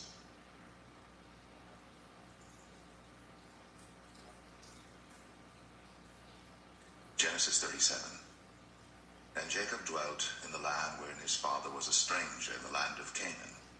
These are the generations of Jacob. Joseph, being 17 years old, was feeding the flock with his brethren, and the lad was with the sons of Bilhah, and with the sons of Zilpah, his father's wives. And Joseph brought unto his father their evil report. Now Israel loved Joseph more than all his children, because he was the son of his old age. And he made him a coat of many colors. And when his brethren saw that their father loved him more than all his brethren, they hated him, and could not speak peaceably unto him. And Joseph dreamed a dream, and he told it his brethren, and they hated him yet the more. And he said unto them, Hear, I pray you, this dream which I have dreamed. For behold, we were binding sheaves in the field, and lo, my sheaf arose, and also stood upright, and behold, your sheaves stood round about, and made obeisance to my sheaf. And his brethren said to him, Shalt thou indeed reign over us? Or shalt thou indeed have dominion over us? And they hated him yet the more for his dreams, and for his words. And he dreamed yet another dream, and told it his brethren, and said, Behold, I have dreamed a dream more, and behold, the sun and the moon and the 11 stars made obeisance to me. And he told it to his father and to his brethren, and his father rebuked him and said unto him, What is this dream that thou hast dreamed? Shall I and thy mother and thy brethren indeed come to bow down ourselves to thee to the earth? And his brethren envied him, but his father observed the saying. And his brethren went to feed their father's flock in Shechem. And Israel said unto Joseph, Do not thy brethren feed the flock in Shechem? Come, and I will send thee unto them. And he said to him, Here am I. And he said to him, Go, I pray thee, see whether it be well with thy brethren, and well with the flocks, and bring me word again. So he sent him out of the vale of Hebron, and he came to Shechem. And a certain man found him, and behold, he was wandering in the field. And the man asked him, saying, What seekest thou? And he said, I seek my brethren. Tell me, I pray thee, where they feed their flocks. And the man said, They are departed hence, for I heard them say, Let us go to Dothan. And Joseph went after his brethren, and found them in Dothan. And when they saw him afar off, even before he came near unto them, they conspired against him to slay him. And they said one to another, Behold, this dreamer cometh. Come now therefore, and let us slay him, and cast him into some pit.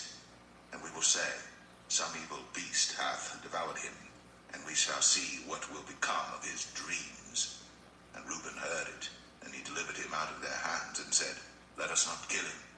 And Reuben said unto them, Shed no blood, but cast him into this pit that is in the wilderness, and lay no hand upon him, that he might rid him out of their hands, to deliver him to his father again. And it came to pass, when Joseph was come unto his brethren, that they stripped Joseph out of his coat of many colors that was on him. And they took him, and cast him into a pit, and the pit was empty, there was no water in it. And they sat down to eat bread, and they lifted up their eyes and looked, and behold, a company of Ishmaelites came from Gilead with their camels bearing spicery and balm and myrrh, going to carry it down to Egypt. And Judah said unto his brethren, What profit is it if we slay our brother, and conceal his blood? Come, and let us sell him to the Ishmaelites, and let not our hand be upon him, for he is our brother and our flesh. And his brethren were content. Then there passed by Midianites, merchantmen, and they drew and lifted up Joseph out of the pit, and sold Joseph to the Ishmaelites for 20 pieces of silver, and they brought Joseph into Egypt. And Reuben returned unto the pit, and behold, Joseph was not in the pit. And he rent his clothes. And he returned unto his brethren, and said, The child is not, and I, whither shall I go? And they took Joseph's coat, and killed a kid of the goats, and dipped the coat in the blood. And they sent the coat of many colors, and they brought it to their father, and said, This have we found. Know now whether it be thy son's coat or no. And he knew it, and said, It is my son's coat. An evil beast hath devoured him. Joseph is without doubt rent in pieces. And Jacob rent his clothes, and put sackcloth upon his loins, and mourned for his son many days. And all his sons and all his daughters rose up to comfort him. But he refused to be comforted, and he said, For I will go down into the grave unto my son mourning. Thus his father wept for him. And the Midianites sold him into Egypt unto Potiphar, an officer of Pharaoh's, and captain of the guard.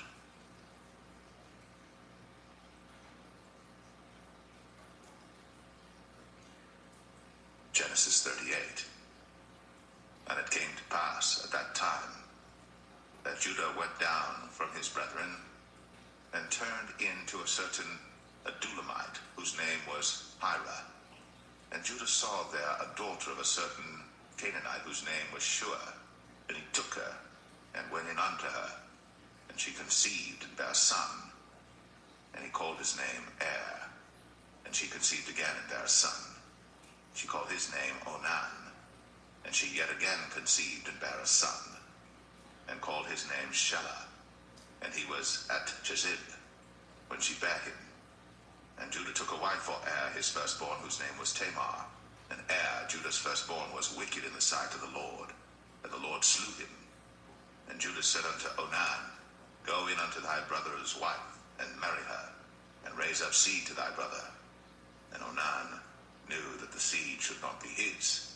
And it came to pass, when he went in unto his brother's wife, that he spilled it on the ground, lest that he should give seed to his brother. And the thing which he did displeased the Lord, wherefore he slew him also. Then said Judah to Tamar his daughter-in-law, Remain a widow at thy father's house, till Shelah my son be grown. For he said, Lest peradventure he die also, as his brethren did. And Tamar went and dwelt in her father's house. And in process of time, the daughter of Shua, Judah's wife, died.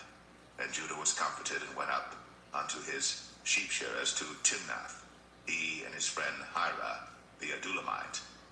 And it was told Tamar, saying, Behold, thy father-in-law goeth up to Timnath to shear his sheep.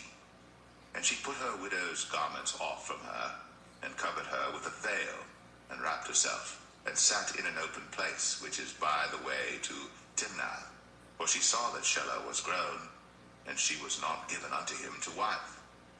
When Judah saw her, he thought her to be an harlot, because she had covered her face. And he turned unto her by the way, and said, Go to, I pray thee, let me come in unto thee. For he knew not that she was his daughter-in-law. And she said, What wilt thou give me, that thou mayest come in unto me? And he said, I will send thee a kid from the flock. And she said, Wilt thou give me a pledge, till thou send it? And he said, What pledge shall I give thee? And she said, Thy signet, and thy bracelets, and thy staff that is in thine hand. And he gave it her, and came in unto her. And she conceived by him. And she arose and went away, and laid by her veil from her, and put on the garments of her widowhood. And Judah sent the kid by the hand of his friend the Adulamite, to receive his pledge from the woman's hand, but he found her not. Then he asked the men of that place, saying, Where is the harlot that was openly by the wayside? And they said, There was no harlot in this place. And he returned to Judah and said, I cannot find her. And also the men of the place said that there was no harlot in this place. And Judah said, Let her take it to her, lest we be shamed. Behold, I sent this kid, and thou hast not found her. And it came to pass about 3 months after, that it was told Judah, saying, Tamar, thy daughter-in-law, hath played the harlot, and also, behold, she is with child by whoredom. And Judah said, Bring her forth, and let her be burnt. When she was brought forth, she sent to her father-in-law, saying, By the man whose these are, am I with child? And she said, Discern, I pray thee, whose are these? The signet, and bracelets, and staff. And Judah acknowledged them, and said, She hath been more righteous than I, because that I gave her not to Shelah my son. And he knew her again no more. And it came to pass in the time of her travail, that, behold, twins were in her womb. And it came to pass, when she travailed, that the one put out his hand, and the midwife took and bound upon his hand a scarlet thread, saying, This came out first. And it came to pass, as he drew back his hand, that, behold, his brother came out. And she said, How hast thou broken forth? This breach be upon thee. Therefore his name was called Pharez. And afterward came out his brother, that had the scarlet thread upon his hand, and his name was called Zerah.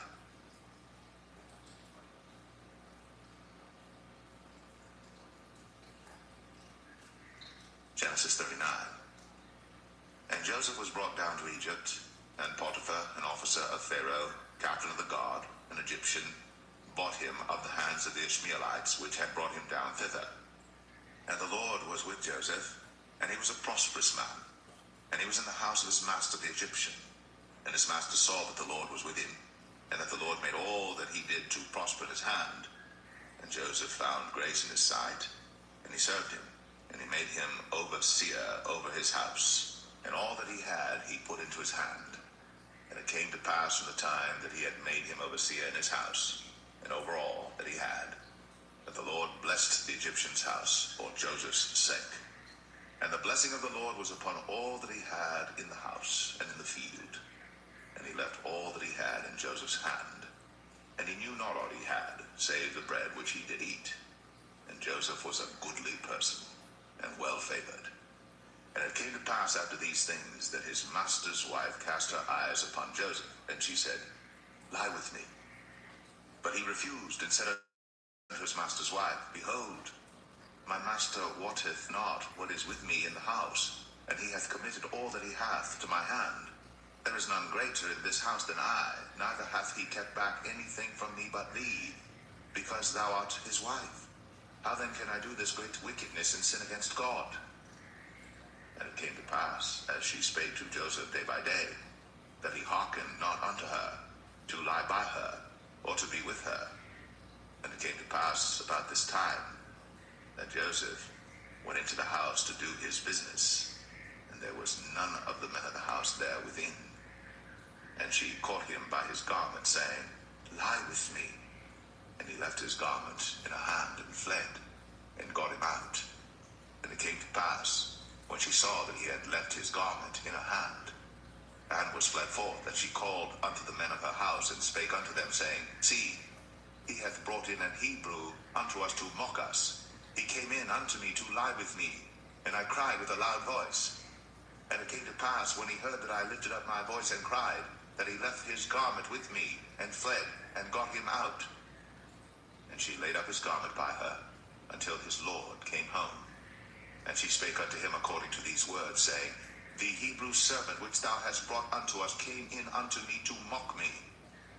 And it came to pass, as I lifted up my voice and cried, that he left his garment with me, and fled out.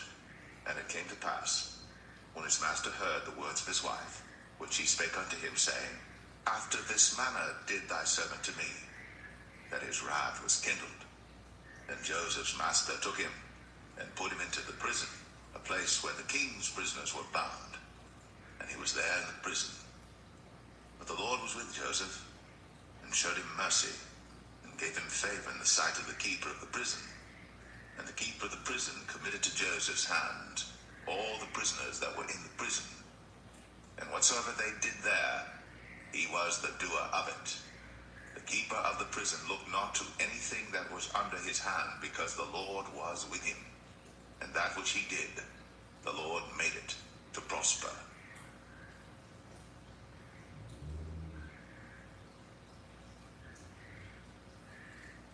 Genesis 40.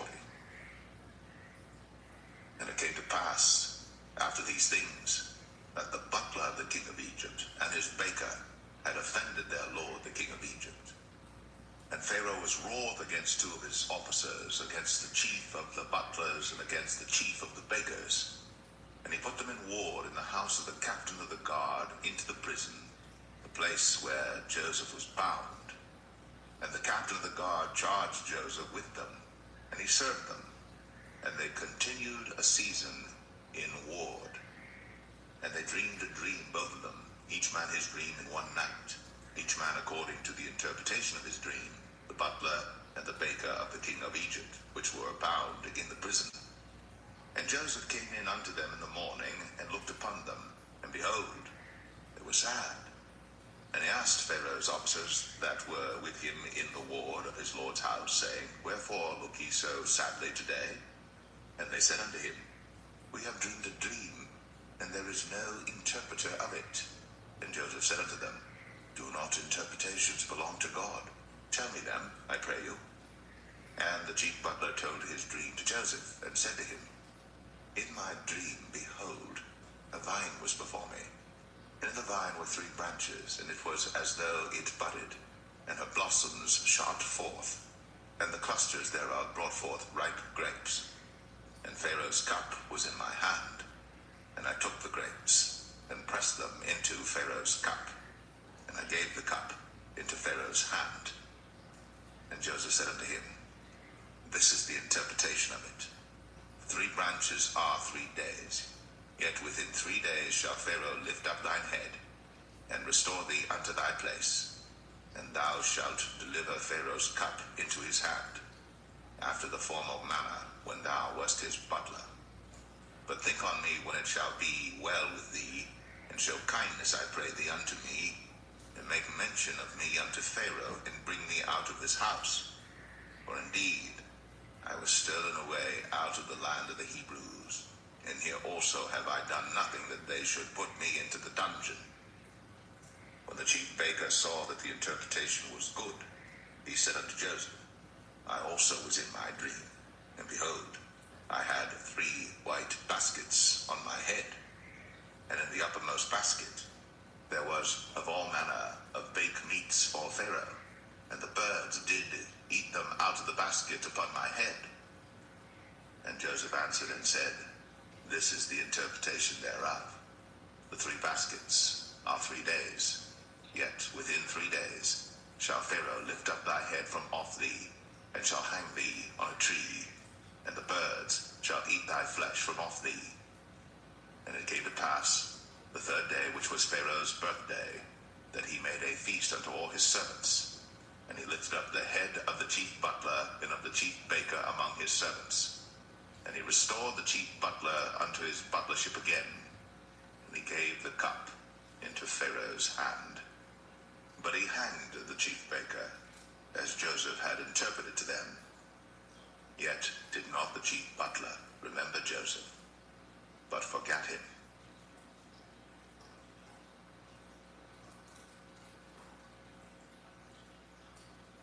Genesis 41. And it came to pass at the end of 2 full years, that Pharaoh dreamed, and behold, he stood by the river. And behold, there came up out of the river 7 well-favored kine, and fat-fleshed, and they fed in a meadow. And behold, 7 other kine came up after them out of the river, ill-favored and lean-fleshed, and stood by the other kine upon the brink of the river. And the ill-favored and lean-fleshed kine did eat up the 7 well-favored and fat kine. So Pharaoh awoke. And he slept and dreamed the 2nd time, and behold, 7 ears of corn came up upon one stalk, rank and good. And behold, 7 thin ears, and blasted with the east wind, sprung up after them. And the 7 thin ears devoured the 7 rank and full ears. And Pharaoh awoke, and behold, it was a dream. And it came to pass in the morning that his spirit was troubled, and he sent and called for all the magicians of Egypt, and all the wise men thereof. And Pharaoh told them his dream, but there was none that could interpret them unto Pharaoh. Then spake the chief butler unto Pharaoh, saying, I do remember my faults this day. Pharaoh was wroth with his servants, and put me in ward of the captain of the guard's house, both me and the chief baker. And we dreamed a dream in one night, I and he. We dreamed each man according to the interpretation of his dream. And there was there with us a young man, an Hebrew, servant to the captain of the guard. And we told him, and he interpreted to us our dreams. To each man according to his dream he did interpret. And it came to pass, as he interpreted to us, so it was. Me he restored unto mine office, and him he hanged. Then Pharaoh sent and called Joseph, and they brought him hastily out of the dungeon. And he shaved himself, and changed his raiment, and came in unto Pharaoh. And Pharaoh said unto Joseph, I have dreamed a dream, and there is none that can interpret it. And I have heard say of thee, that thou canst understand a dream to interpret it. And Joseph answered Pharaoh, saying, It is not in me. God shall give Pharaoh an answer of peace. And Pharaoh said unto Joseph, In my dream, behold, I stood upon the bank of the river, and behold, there came up out of the river 7 kine, fat-fleshed and well-favored, and they fed in a meadow.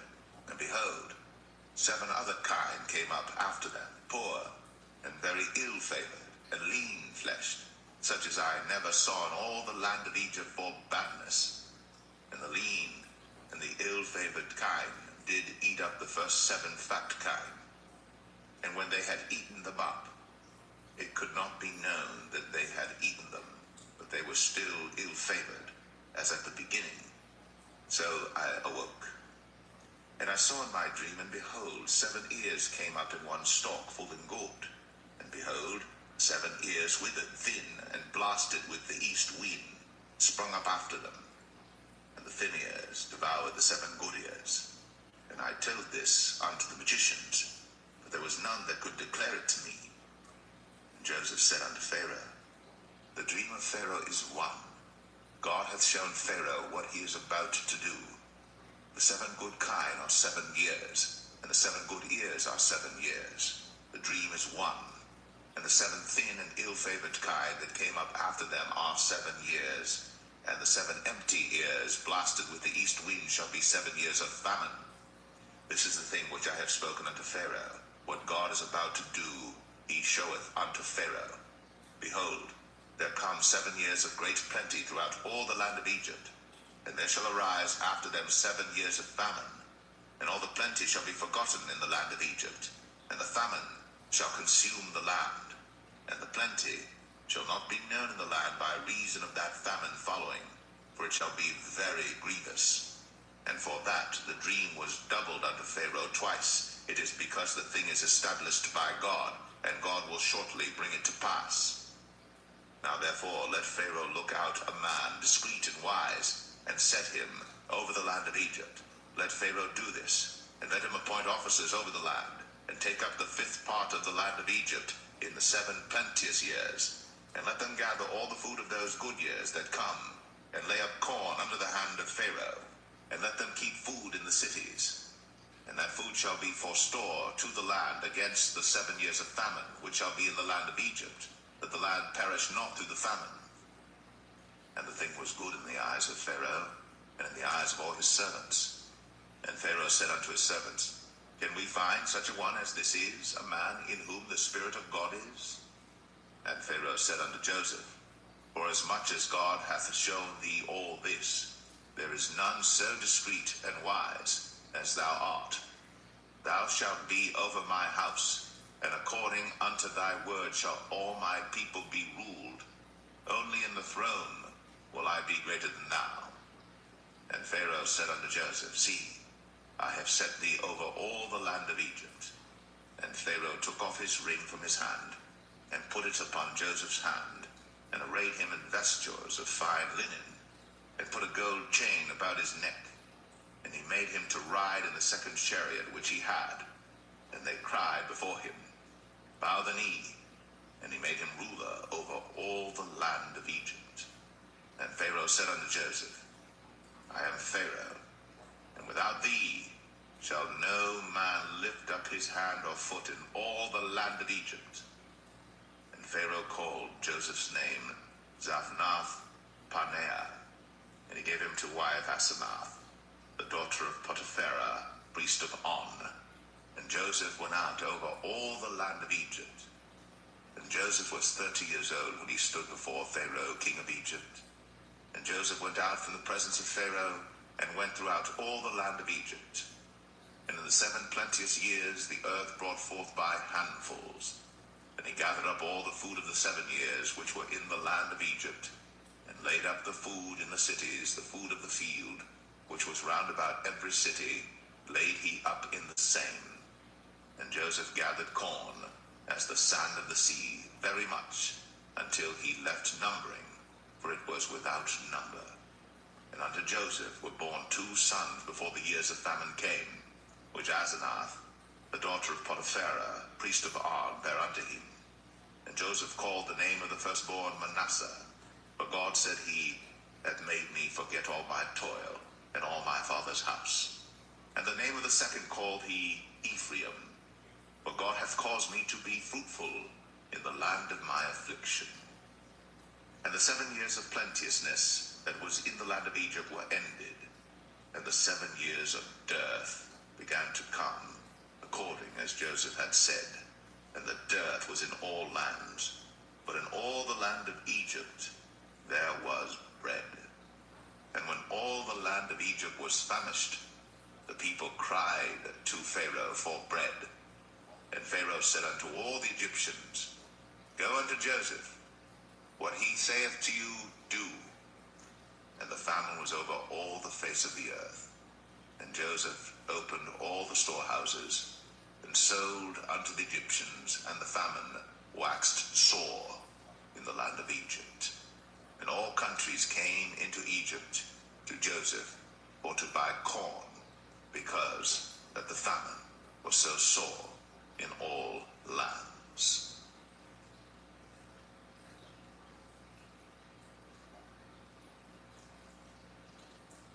Genesis 42. Now when Jacob saw that there was corn in Egypt, Jacob said unto his sons, Why do you look one upon another? And he said, Behold, I have heard that there is corn in Egypt. Get you down thither, and buy for us from thence, that we may live and not die. And Joseph's 10 brethren went down to buy corn in Egypt. But Benjamin, Joseph's brother, Jacob sent not with his brethren, for he said, Lest peradventure mischief befall him. And the sons of Israel came to buy corn among those that came, for the famine was in the land of Canaan. And Joseph was the governor over the land, and he it was that sold to all the people of the land. And Joseph's brethren came, and bowed down themselves before him with their faces to the earth. And Joseph saw his brethren, and he knew them, but made himself strange unto them, and spake roughly unto them. And he said unto them, Whence come ye? And they said, From the land of Canaan to buy food. And Joseph knew his brethren, but they knew not him. And Joseph remembered the dreams which he dreamed of them, and said unto them, Ye are spies, to see the nakedness of the land, ye are come.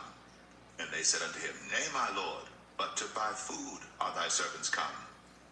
We are all one man's sons, we are true men, thy servants are no spies.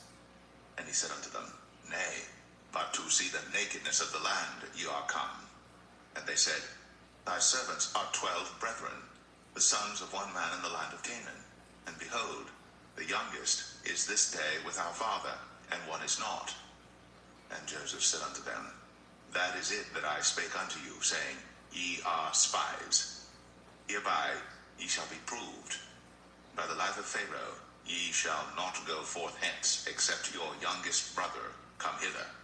Send one of you, and let him fetch your brother, and ye shall be kept in prison, that your words may be proved, whether there be any truth in you, or else by the life of Pharaoh, surely ye are spies. And he put them all together into ward 3 days. And Joseph said unto them the 3rd day, This do and live, for I fear God. If ye be true men, let one of your brethren be bound in the house of your prison.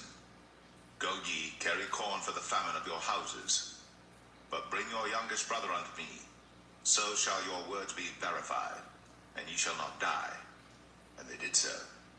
And they said one to another, We are verily guilty concerning our brother, in that we saw the anguish of his soul when he besought us, and we would not hear. Therefore is this distress come upon us. And Reuben answered them, saying, Spake I not unto you, saying, Do not sin against the child? And ye would not hear. Therefore, behold, also his blood is required. And they knew not that Joseph understood them, for he spake unto them by an interpreter. And he turned himself about from them, and wept, and returned to them again, and communed with them, and took from them Simeon, and bound him before their eyes. Then Joseph commanded to fill their sacks with corn, and to restore every man's money into his sack, and to give them provision for the way. And thus did he unto them. And they laded their asses with the corn, and departed thence. And as one of them opened his sack, to give his ass provender in the inn, he espied his money, for behold, it was in his sack's mouth. And he said unto his brethren, My money is restored, and lo, it is even in my sack. And their heart failed them, and they were afraid, saying one to another, What is this that God hath done unto us? And they came unto Jacob their father unto the land of Canaan, and told him all that befell unto them, saying, The man who is the Lord of the land spake roughly to us, and took us for spies of the country. And we said unto him, We are true men, we are no spies. We be 12 brethren, sons of our father, one is not, and the youngest is this day with our father in the land of Canaan. And the man, the Lord of the country, said unto us, Hereby shall I know that ye are true men. Leave one of your brethren here with me, and take food for the famine of your households, and be gone. And bring your youngest brother unto me.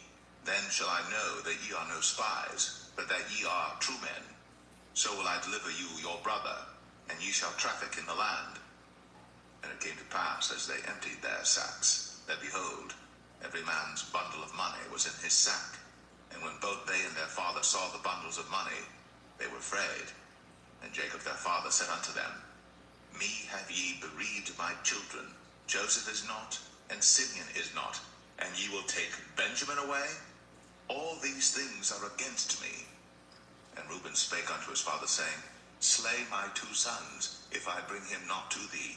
Deliver him into my hand, and I will bring him to thee again. And he said, My son shall not go down with you, for his brother is dead, and he is left alone. If mischief befall him by the way, in the which ye go, then shall ye bring down my gray hairs with sorrow to the grave.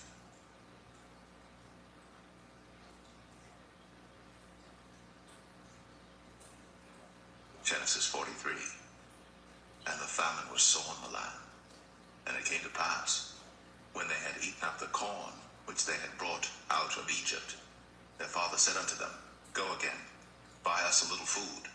And Judah spake unto him, saying, The man did solemnly protest unto us, saying, Ye shall not see my face, except your brother be with you. If thou wilt send our brother with us, we will go down and buy thee food. But if thou wilt not send him, we will not go down. For the man said unto us, Ye shall not see my face, except your brother be with you. And Israel said, Wherefore dealt ye so ill with me, as to tell the man whether ye had yet a brother? And they said, The man asked us straitly of our state, and of our kindred, saying, Is your father yet alive? Have ye another brother? And we told him according to the tenor of these words. Could we certainly know that he would say, Bring your brother down? And Judah said unto Israel his father, Send the lad with me, and we will arise and go, that we may live and not die, both we and thou, and also our little ones. I will be surety for him. Of my hand shalt thou require him.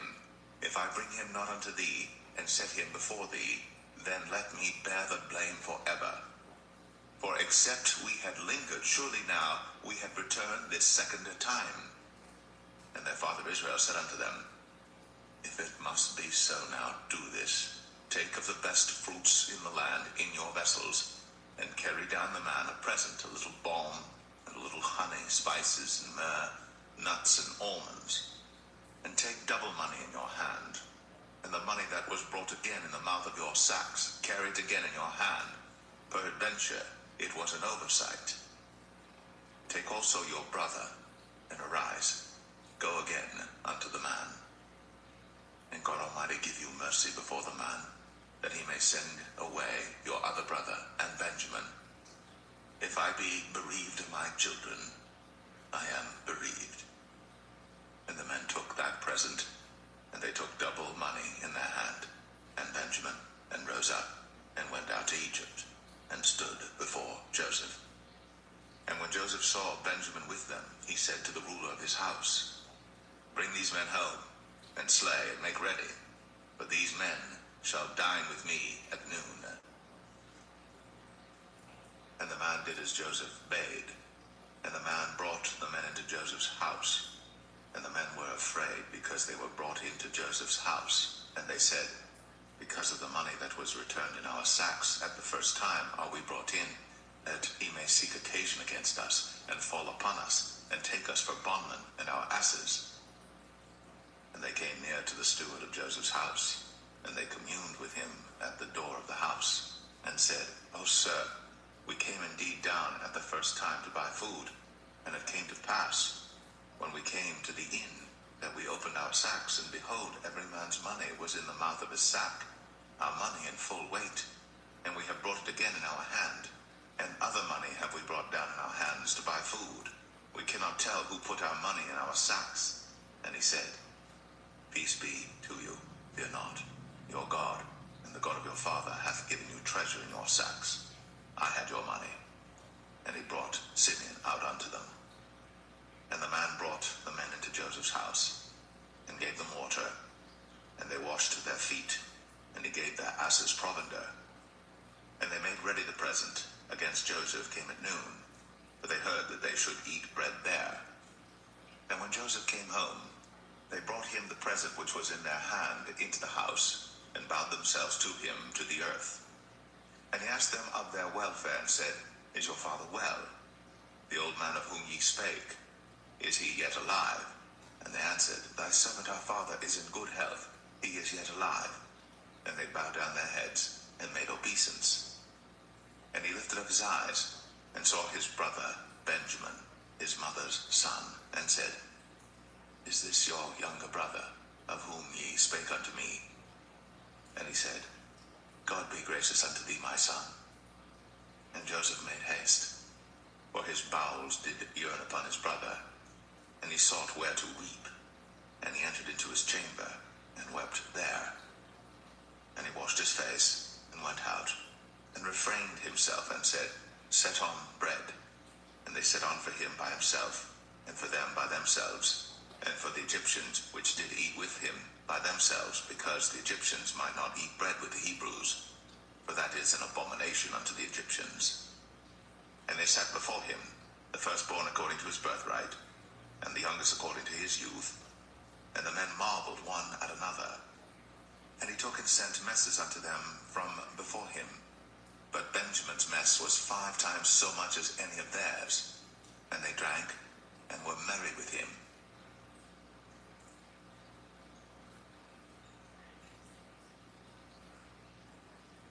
Genesis 44. And he commanded the steward of his house, saying, Fill the men's sacks with food, as much as they can carry, and put every man's money in his sack's mouth, and put my cup, the silver cup, in the sack's mouth of the youngest, and his corn money. And he did according to the word that Joseph had spoken. As soon as the morning was light, the men were sent away, they and their asses. And when they were gone out of the city, and not yet far off, Joseph said unto his steward, Up, follow after the men, and when thou dost overtake them, say unto them, Wherefore have ye rewarded evil for good? Is not this it in which my Lord drinketh, and whereby indeed he divineth? Ye have done evil in so doing. And he overtook them, and he spake unto them these same words. And they said unto him, Wherefore saith my Lord these words? God forbid that thy servants should do according to this thing. Behold, the money which we found in our sacks' mouths, we brought again unto thee out of the land of Canaan. How then should we steal out of thy Lord's house silver or gold? With whomsoever of thy servants it be found, both let him die, and we also will be my Lord's bondmen. And he said, Now also let it be according unto your words. He with whom it is found shall be my servant, and ye shall be blameless. Then they speedily took down every man his sack to the ground, and opened every man his sack. And he searched, and began at the eldest, and left at the youngest. And the cup was found in Benjamin's sack. Then they rent their clothes, and laded every man his ass, and returned to the city. And Judah and his brethren came to Joseph's house, for he was yet there. And they fell before him on the ground. And Joseph said unto them, What deed is this that ye have done? Wot ye not that such a man as I can certainly divine? And Judah said, What shall we say unto my Lord? What shall we speak? Or how shall we clear ourselves? God hath found out the iniquity of thy servants. Behold, we are my Lord's servants, both we and he also with whom the cup is found. And he said, God forbid that I should do so. But the man in whose hand the cup is found, he shall be my servant. And as for you, get you up in peace unto your father. Then Judah came near unto him and said, O my Lord, let thy servant, I pray thee, speak a word in my Lord's ears, and let not thine anger burn against thy servant, for thou art even as Pharaoh. My Lord asked his servants, saying, Have ye a father or a brother? And we said unto my Lord, We have a father, an old man, and a child of his old age, a little one. And his brother is dead, and he alone is left of his mother, and his father loveth him. And thou saidst unto thy servants, Bring him down unto me, that I may set mine eyes upon him. And we said unto my Lord, The lad could not leave his father, for if he should leave his father would die. And thou saidst unto thy servants, Except your youngest brother come down with you, ye shall see my face no more. And it came to pass, when we came up unto thy servant my father, we told him the words of my Lord. And our father said, Go again, and buy us a little food. And we said, We cannot go down. If our youngest brother be with us, then we will go down. For we may not see the man's face, except our youngest brother be with us. And thy servant my father said unto us, Ye know that my wife bare me 2 sons, and the one went out from me, and I said, Surely he is torn in pieces, and I saw him not since. And if ye take this also from me, and mischief before him, ye shall bring down my gray hairs with sorrow to the grave. Now therefore, when I come to thy servant my father, and the lad be not with us, seeing that his life is bound up in the lad's life, it shall come to pass, when he seeth the lad is not with us, that he will die. And thy servants shall bring down the gray hairs of thy servant our father with sorrow to the grave.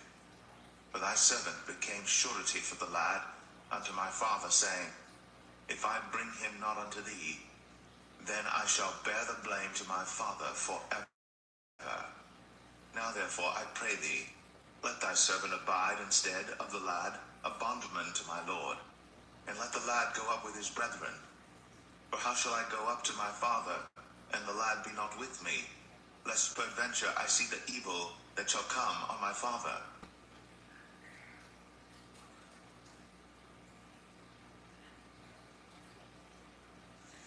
Genesis 45. Then Joseph could not refrain himself before all them that stood by him. And he cried, Cause every man to go out from me. And there stood no man with him, while Joseph made himself known unto his brethren. And he wept aloud, and the Egyptians in the house of Pharaoh heard. And Joseph said unto his brethren, I am Joseph. Doth my father yet live? And his brethren could not answer him, for they were troubled at his presence. And Joseph said unto his brethren, Come near to me, I pray you. And they came near, and he said, I am Joseph your brother, whom ye sold into Egypt. Now therefore be not grieved, nor angry with yourselves, that ye sold me hither. For God did send me before you to preserve life. Hath the famine been in the land? And yet there are 5 years, in the which there shall neither be earing nor harvest. And God sent me before you to preserve you a posterity in the earth, and to save your lives by a great deliverance. So now it was not you that sent me hither, but God. And he hath made me a father to Pharaoh, and lord of all his house, and a ruler throughout all the land of Egypt.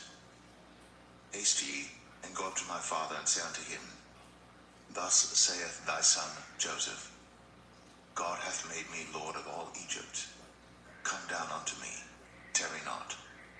And thou shalt dwell in the land of Goshen, and thou shalt be near unto me, thou and thy children, and thy children's children, and thy flocks and thy herds, and all that thou hast, and there will I nourish thee.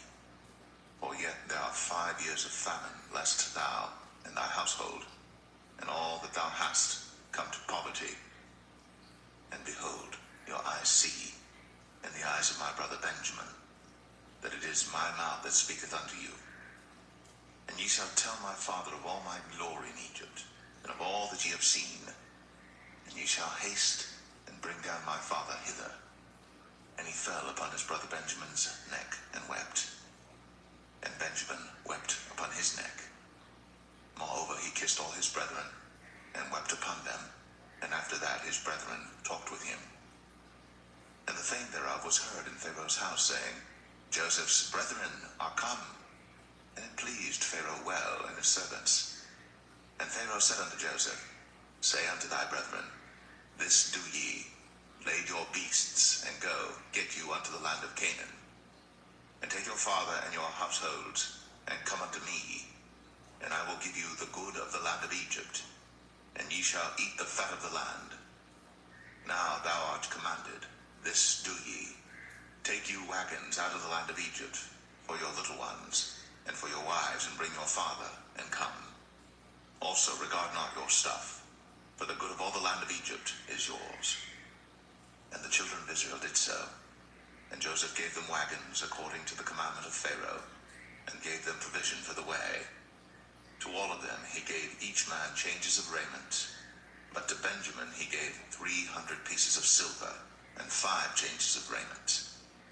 And to his father he sent after this manner 10 asses laden with the good things of Egypt, and 10 she-asses laden with corn and bread and meat for his father by the way. So he sent his brethren away, and they departed. And he said unto them, See that ye fall not out by the way.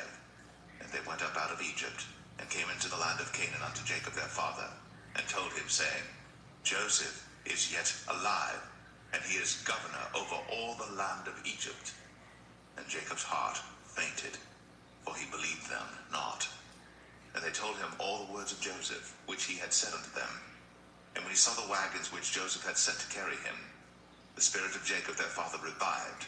And Israel said, It is enough. Joseph my son is yet alive. I will go and see him before I die.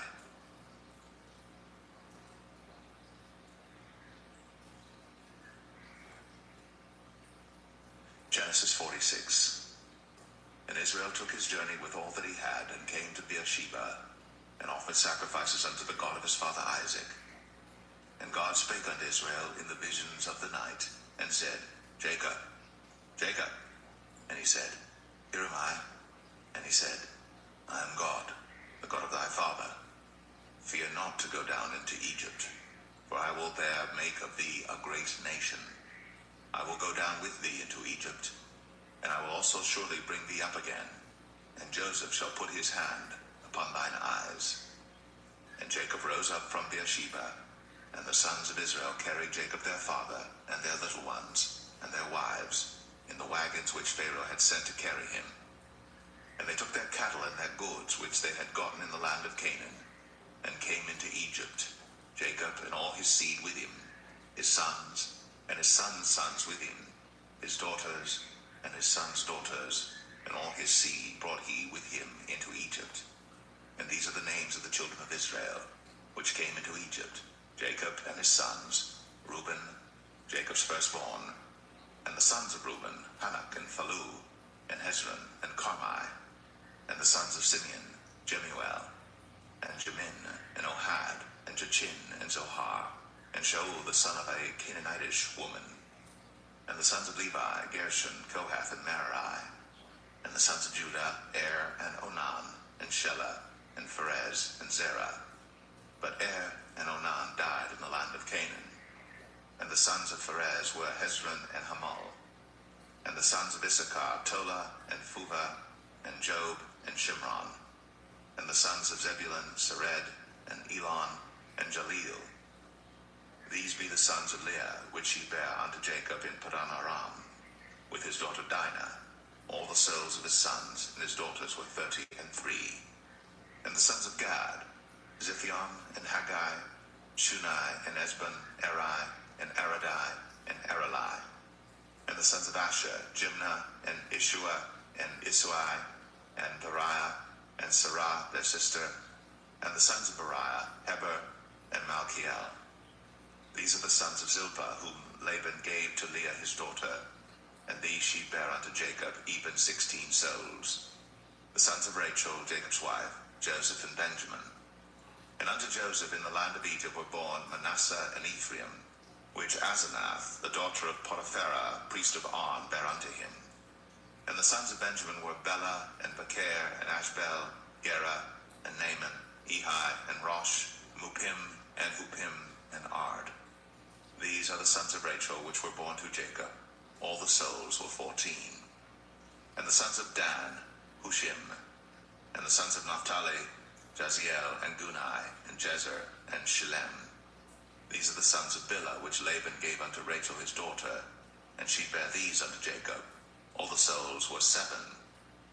All the souls that came with Jacob into Egypt, which came out of his loins, besides Jacob's sons' wives, all the souls were 66. And the sons of Joseph, which were born him in Egypt, were 2 souls. All the souls of the house of Jacob, which came into Egypt, were 70. And he sent Judah before him unto Joseph to direct his face unto Goshen. And they came into the land of Goshen. And Joseph made ready his chariot, and went up to meet Israel his father to Goshen, and presented himself unto him. And he fell on his neck, and wept on his neck a good while.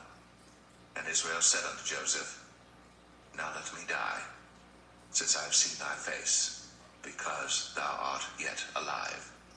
And Joseph said unto his brethren, and unto his father's house, I will go up and show Pharaoh, and say unto him, My brethren, and my father's house, which were in the land of Canaan, are come unto me.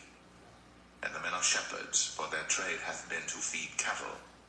And they have brought their flocks, and their herds, and all that they have. And it shall come to pass, when Pharaoh shall call you, and shall say, What is your occupation? That ye shall say, Thy servant's trade hath been about cattle from our youth, even until now, both we and also our fathers, that ye may dwell in the land of Goshen. For every shepherd is an abomination unto the Egyptians.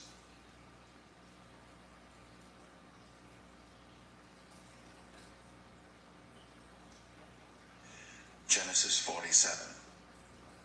Then Joseph came and told Pharaoh, and said, My father and my brethren, and their flocks, and their herds, and all that they have, are come out of the land of Canaan, and behold, they are in the land of Goshen. And he took some of his brethren, even 5 men, and presented them unto Pharaoh. And Pharaoh said unto his brethren, What is your occupation? And they said unto Pharaoh, Thy servants are shepherds, both we and also our fathers. They said moreover unto Pharaoh, For to sojourn in the land are we come, for thy servants have no pasture or their flocks, for the famine is sore in the land of Canaan. Now therefore we pray thee, let thy servants dwell in the land of Goshen. And Pharaoh spake unto Joseph, saying, Thy father and thy brethren are come unto thee. The land of Egypt is before thee. In the best of the land make thy father and brethren to dwell. In the land of Goshen let them dwell. And if thou knowest any men of activity among them, then make them rulers over my cattle. And Joseph brought in Jacob his father, and set him before Pharaoh. And Jacob blessed Pharaoh. And Pharaoh said unto Jacob, How old art thou? And Jacob said unto Pharaoh, The days of the years of my pilgrimage are 130 years. Few and evil have the days of the years of my life been, and have not attained unto the days of the years of the life of my fathers in the days of their pilgrimage. And Jacob blessed Pharaoh, and went out from before Pharaoh. And Joseph placed his father and his brethren, and gave them a possession in the land of Egypt, in the best of the land, in the land of Ramses, as Pharaoh had commanded. And Joseph nourished his father and his brethren, and all his father's household, with bread according to their families. And there was no bread in all the land, for the famine was very sore, so that the land of Egypt and all the land of Canaan fainted by reason of the famine.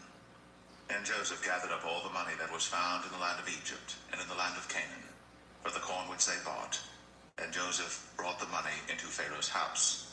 And when money failed in the land of Egypt and in the land of Canaan, all the Egyptians came unto Joseph and said, Give us bread, for why should we die in thy presence? For the money faileth.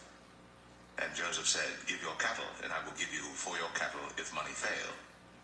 And they brought their cattle unto Joseph.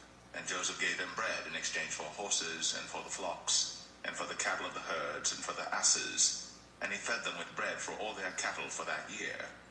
When that year was ended, they came unto him the second year, and said unto him, We will not hide it from my lord, how that our money is spent. My lord also hath our herds of cattle. There is not aught left in the sight of my lord, but our bodies and our lands. Wherefore shall we die before thine eyes, both we and our land?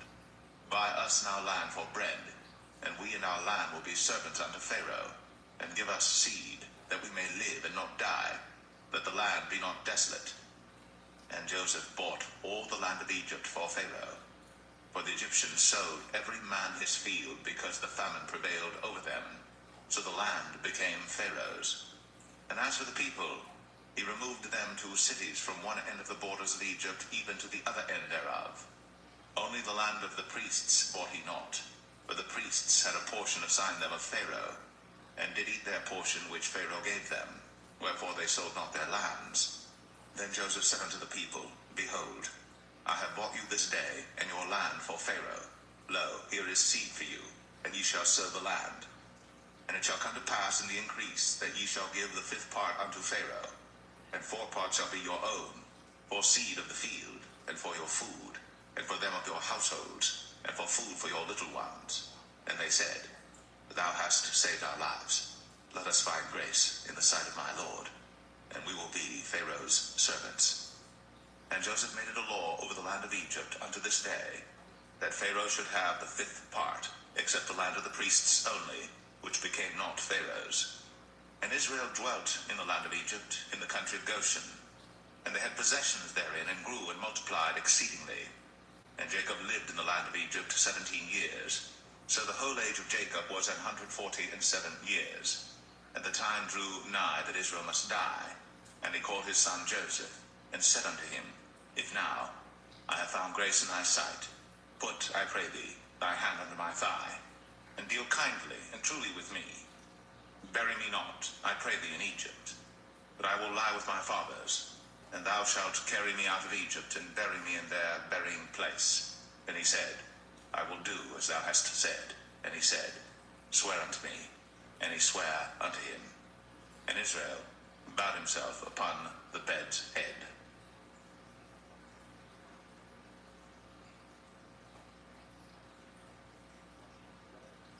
Genesis 48.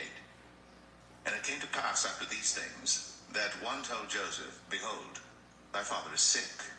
And he took with him his 2 sons, Manasseh and Ephraim.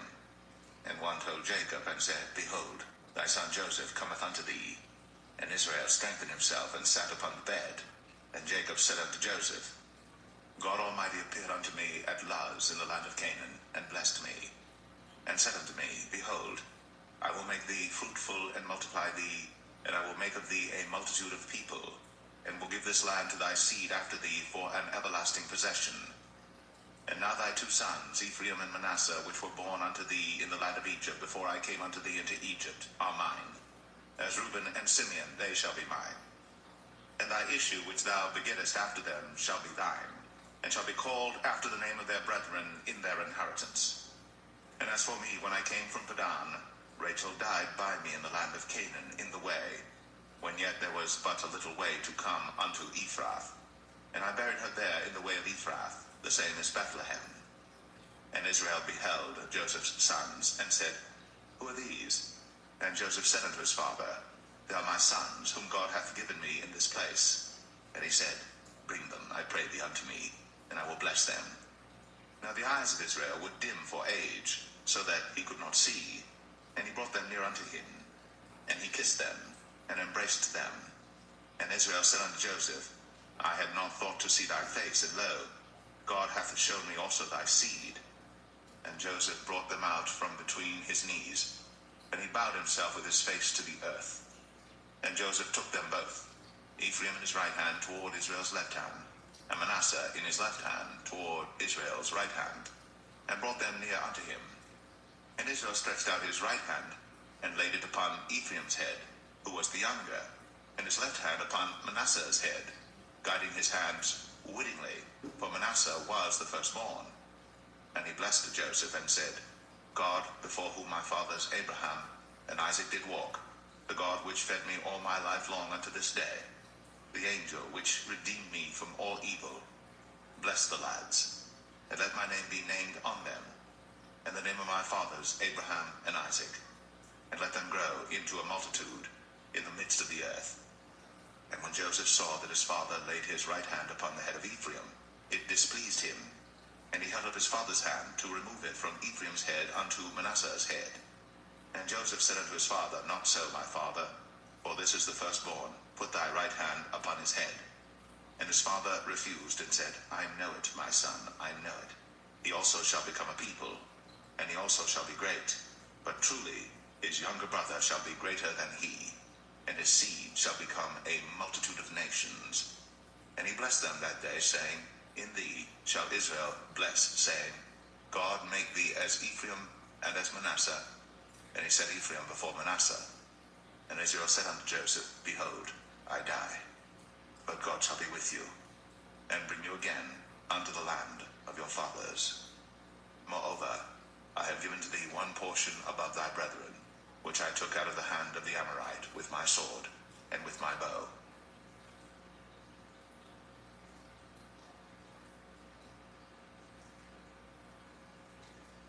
Genesis 49. And Jacob called unto his sons, and said, Gather yourselves together, that I may tell you that which shall befall you in the last days. Gather yourselves together, and hear, ye sons of Jacob, and hearken unto Israel your father. Reuben, thou art my firstborn, my might, and the beginning of my strength, the excellency of dignity, and the excellency of power. Unstable as water, thou shalt not excel, because thou wentest up to thy father's bed, then defilest thou it. He went up to my couch. Simeon and Levi are brethren. Instruments of cruelty are in their habitations. O my soul, come not thou into their secret, unto their assembly. Mine honor, be not thou united. For in their anger they slew a man, and in their self-will they digged down a wall. Cursed be their anger, for it was fierce, and their wrath, for it was cruel. I will divide them in Jacob, and scatter them in Israel. Judah, thou art he whom thy brethren shall praise. Thy hand shall be in the neck of thine enemies. Thy father's children shall bow down before thee. Judah is a lion's whelp. From the prey, my son, thou art gone up. He stooped down. He couched as a lion, and as an old lion, who shall rouse him up? The scepter shall not depart from Judah, nor a lawgiver from between his feet, until Shiloh come, and unto him shall the gathering of the people be. Binding his foal unto the vine, and his ass's coat unto the choice vine. He washed his garments in wine, and his clothes in the blood of grapes. His eyes shall be red with wine, and his teeth white with milk. Zebulun shall dwell at the haven of the sea, and he shall be for an haven of ships, and his borders shall be unto Zidon. Issachar is a strong ass couching down between two burdens. And he saw that rest was good, and the land that it was pleasant, and bowed his shoulder to bear, and became a servant unto tribute. Dan shall judge his people, as one of the tribes of Israel. Dan shall be a serpent by the way, an adder in the path, that biteth the horse heels, so that his rider shall fall backward. I have waited for thy salvation, O Lord. Gad, a troop shall overcome him, but he shall overcome at the last. Out of Asher his bread shall be fat, and he shall yield royal dainties. Naphtali is a hind let loose, he giveth goodly words. Joseph is a fruitful bough, even a fruitful bough by a well, whose branches run over the wall. The archers have sorely grieved him, and shot at him, and hated him. But his bow abode in strength, and the arms of his hands were made strong by the hands of the mighty God of Jacob. From thence is the shepherd, the stone of Israel. Even by the God of thy father, who shall help thee, and by the Almighty, who shall bless thee with blessings of heaven above, blessings of the deep that lieth under, blessings of the breasts and of the womb. The blessings of thy father have prevailed above the blessings of my progenitors, unto the utmost bound of the everlasting hills. They shall be on the head of Joseph, and on the crown of the head of him that was separate from his brethren. Benjamin shall raven as a wolf. In the morning he shall devour the prey, and at night he shall divide the spoil. All these are the 12 tribes of Israel. And this is it that their father spake unto them, and blessed them, every one according to his blessing, he blessed them. And he charged them, and said unto them, I am to be gathered unto my people. Bury me with my fathers in the cave that is in the field of Ephron the Hittite, in the cave that is in the field of Machpelah, which is before Mamre, in the land of Canaan, which Abraham bought with the field of Ephron the Hittite, for a possession of a burying place. There they buried Abraham and Sarah his wife. There they buried Isaac and Rebekah his wife. And there I buried Leah. The purchase of the field and of the cave that is therein was from the children of Heth. And when Jacob had made an end of commanding his sons, he gathered up his feet into the bed, and yielded up the ghost, and was gathered unto his people.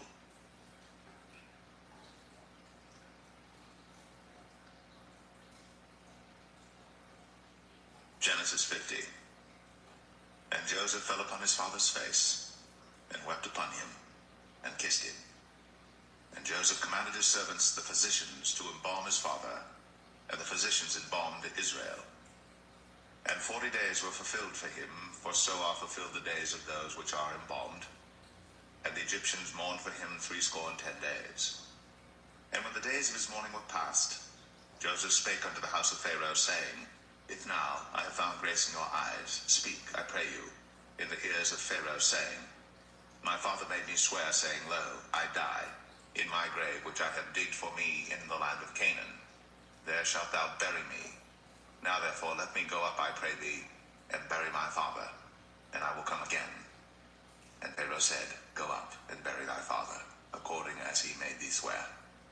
And Joseph went up to bury his father, and with him went up all the servants of Pharaoh, the elders of his house, and all the elders of the land of Egypt, and all the house of Joseph, and his brethren, and his father's house. Only their little ones, and their flocks, and their herds, they left in the land of Goshen. And there went up with him both chariots and horsemen, and it was a very great company. And they came to the threshing floor of Atad, which is beyond Jordan. And there they mourned with a great and very sore lamentation.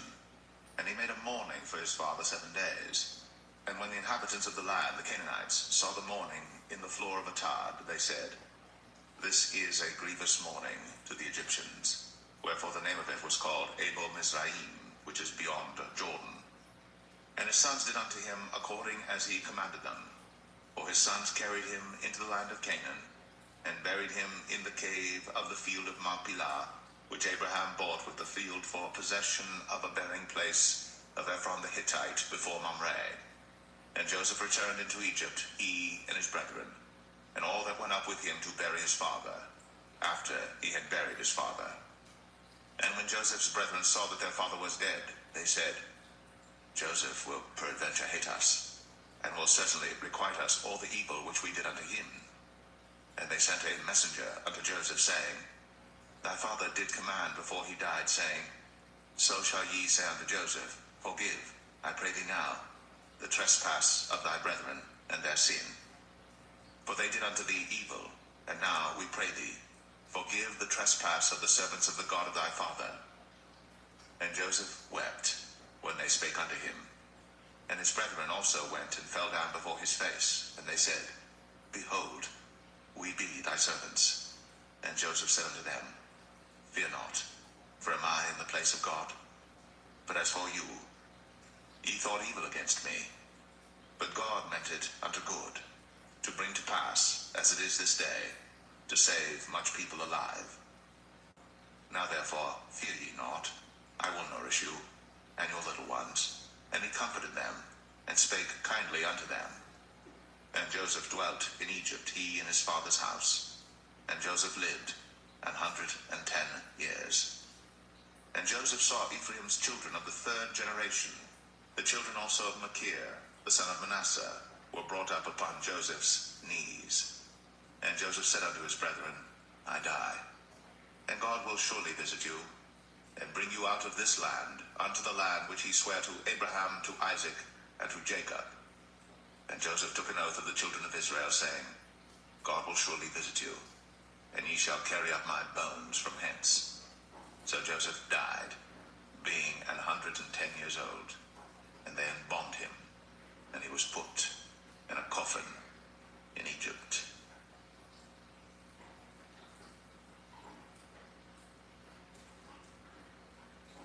The book of Exodus, chapter 1. Now these are the names of the children of Israel, which came into Egypt. Every man in his household came with Jacob: Reuben, Simeon, Levi, and Judah, Issachar, Zebulun, and Benjamin, Dan and Naphtali, Gad and Asher. And all the souls that came out of the loins of Jacob were 70 souls, but Joseph was in Egypt already. And Joseph died, and all his brethren, and all that generation. And the children of Israel were fruitful, and increased abundantly, and multiplied, and waxed exceeding mighty, and the land was filled with them. Now there arose up a new king over Egypt, which knew not Joseph. And he said unto his people, Behold, the people of the children of Israel are more and mightier than we. Come on, let us deal wisely with them, lest they multiply. And it come to pass, that when there falleth out any war, they join also unto our enemies, and fight against us, and so get them up out of the land. Therefore they did set over them taskmasters, to afflict them with their burdens. And they built for Pharaoh treasure cities, Pithom and Ramses. But the more they afflicted them, the more they multiplied and grew. And they were grieved because of the children of Israel. And the Egyptians made the children of Israel to serve with rigor, and they made their lives bitter with hard bondage, in mortar, and in brick, and in all manner of service in the field. All their service wherein they made them serve was with rigor. And the king of Egypt spake to the Hebrew midwives, of which the name of the one was Shiphrah, and the name of the other Puah. And he said, When ye do the office of a midwife to the Hebrew women, and see them upon the stools, if it be a son, then ye shall kill him. But if it be a daughter, then she shall live. But the midwives feared God, and did not as the king of Egypt commanded them, but saved the men children alive. And the king of Egypt called for the midwives, and said unto them, Why have ye done this thing, and have saved the men children alive? And the midwives said unto Pharaoh, Because the Hebrew women are not as the Egyptian women, but they are lively, and are delivered ere the midwives come in unto them. Therefore God dealt well with the midwives, and the people multiplied, and waxed very mighty. And it came to pass, because the midwives feared God, that he made them houses. And Pharaoh charged all his people, saying, Every son that is born ye shall cast into the river, and every daughter ye shall save alive.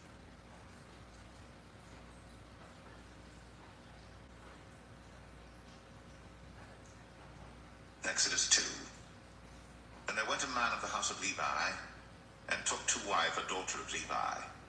And the woman conceived and bare a son. And when she saw him that he was a goodly child, she hid him 3 months.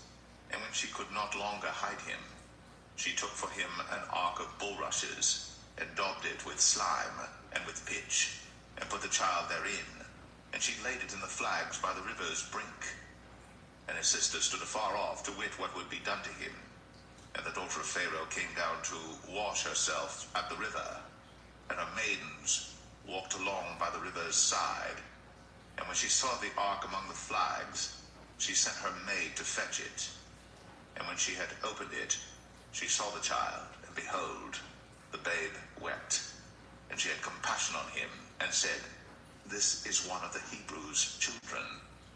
Then said his sister to Pharaoh's daughter, Shall I go and call to thee a nurse of the Hebrew women, that she may nurse the child for thee? And Pharaoh's daughter said to her, Go. And the maid went, and called the child's mother. And Pharaoh's daughter said unto her, Take this child away, and nurse it for me, and I will give thee thy wages. And the woman took the child, and nursed it. And the child grew, and she brought him unto Pharaoh's daughter, and he became her son. And she called his name Moses. And she said, Because I drew him out of the water. And it came to pass in those days, when Moses was grown, that he went out unto his brethren, and looked on their burdens. And he spied an Egyptian smiting an Hebrew, one of his brethren. And he looked this way and that way. And when he saw that there was no man, he slew the Egyptian, and hid him in the sand. And when he went out the second day, behold, 2 men of the Hebrews strove together. And he said to him that did the wrong, Wherefore smitest thou thy fellow? And he said, Who made thee a prince and a judge over us? Intendest thou to kill me, as thou killedst the Egyptian? And Moses feared, and said, Surely this thing is known. Now when Pharaoh heard this thing, he sought to slay Moses. But Moses fled from the face of Pharaoh, and dwelt in the land of Midian. And he sat down by a well. Now the priest of Midian had 7 daughters, and they came and drew water, and filled the troughs to water their father's flock. And the shepherds came and drove them away. But Moses stood up and helped them, and watered their flock. And when they came to Reuel their father, he said, How is it that ye are come so soon today? And they said, An Egyptian delivered us out of the hand of the shepherds, and also drew water enough for us, and watered the flock. And he said unto his daughters, And where is he? Why is it that ye have left the man? Call him, that he may eat bread. And Moses was content to dwell with the man. And he gave Moses Zipporah his daughter, and she bare him a son. And he called his name Gershom, for he said, I have been a stranger in a strange land. And it came to pass, in process of time, that the king of Egypt died, and the children of Israel sighed by reason of the bondage, and they cried, and their cry came up unto God by reason of the bondage. And God heard their groaning, and God remembered his covenant with Abraham, with Isaac, and with Jacob. And God looked upon the children of Israel, and God had respect unto them.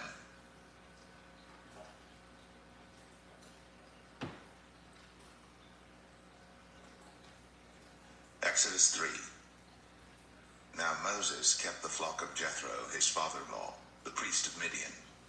And he led the flock to the backside of the desert, and came to the mountain of God, even to Horeb. And the angel of the Lord appeared unto him in a flame of fire out of the midst of a bush. And he looked, and behold, the bush burned with fire, and the bush was not consumed. And Moses said, I will now turn aside and see this great sight, why the bush is not burnt. And when the Lord saw that he turned aside to see, God called unto him out of the midst of the bush, and said, Moses, Moses. And he said, Here am I. And he said, Draw not nigh hither. Put off thy shoes from off thy feet, for the place whereon thou standest is holy ground. Moreover, he said, I am the God of thy father, the God of Abraham, the God of Isaac, and the God of Jacob. And Moses hid his face. for he was afraid to look upon God. And the Lord said, I have surely seen the affliction of my people which are in Egypt, and have heard their cry by reason of their taskmasters.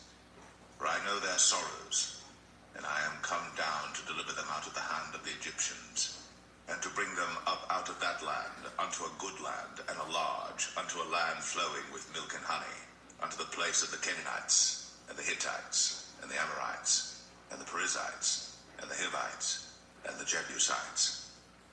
Now therefore, behold, the cry of the children of Israel is come unto me, and I have also seen the oppression wherewith the Egyptians oppress them.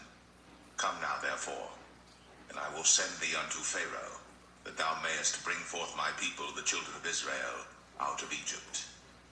And Moses said unto God, Who am I that I should go unto Pharaoh, and that I should bring forth the children of Israel out of Egypt? And he said, Certainly I will be with thee, and this shall be a token unto thee, that I have sent thee. When thou hast brought forth the people out of Egypt, ye shall serve God upon this mountain. And Moses said unto God, Behold, when I come unto the children of Israel, and shall say unto them, The God of your fathers hath sent me unto you, and they shall say to me, What is his name? What shall I say unto them? And God said unto Moses, I am that I am.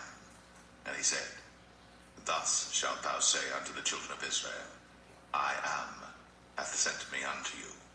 And God said moreover unto Moses, Thus shalt thou say unto the children of Israel, The Lord God of your fathers, the God of Abraham, the God of Isaac, and the God of Jacob, hath sent me unto you.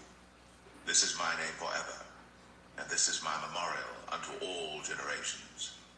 Go and gather the elders of Israel together, and say unto them, The Lord God of your fathers, the God of Abraham, of Isaac, and of Jacob, appeared unto me, saying, I have surely visited you, and seen that which is done to you in Egypt. And I have said, I will bring you up out of the affliction of Egypt, unto the land of the Canaanites, and the Hittites, and the Amorites, and the Perizzites, and the Hivites, and the Jebusites, unto a land flowing with milk and honey. And they shall hearken to thy voice, and thou shalt come, thou and the elders of Israel, unto the king of Egypt, and ye shall say unto him, The Lord God of the Hebrews hath met with us. And now let us go, we beseech thee, 3 days' journey into the wilderness, that we may sacrifice to the Lord our God. And I am sure that the king of Egypt will not let you go, no, not by a mighty hand. And I will stretch out my hand, and smite Egypt with all my wonders, which I will do in the midst thereof. And after that, he will let you go. And I will give this people favor in the sight of the Egyptians. And it shall come to pass that when ye go, ye shall not go empty. But every woman shall borrow of her neighbor, and of her that sojourneth in her house, jewels of silver, and jewels of gold, and raiment. And ye shall put them upon your sons, and upon your daughters, and ye shall spoil the Egyptians.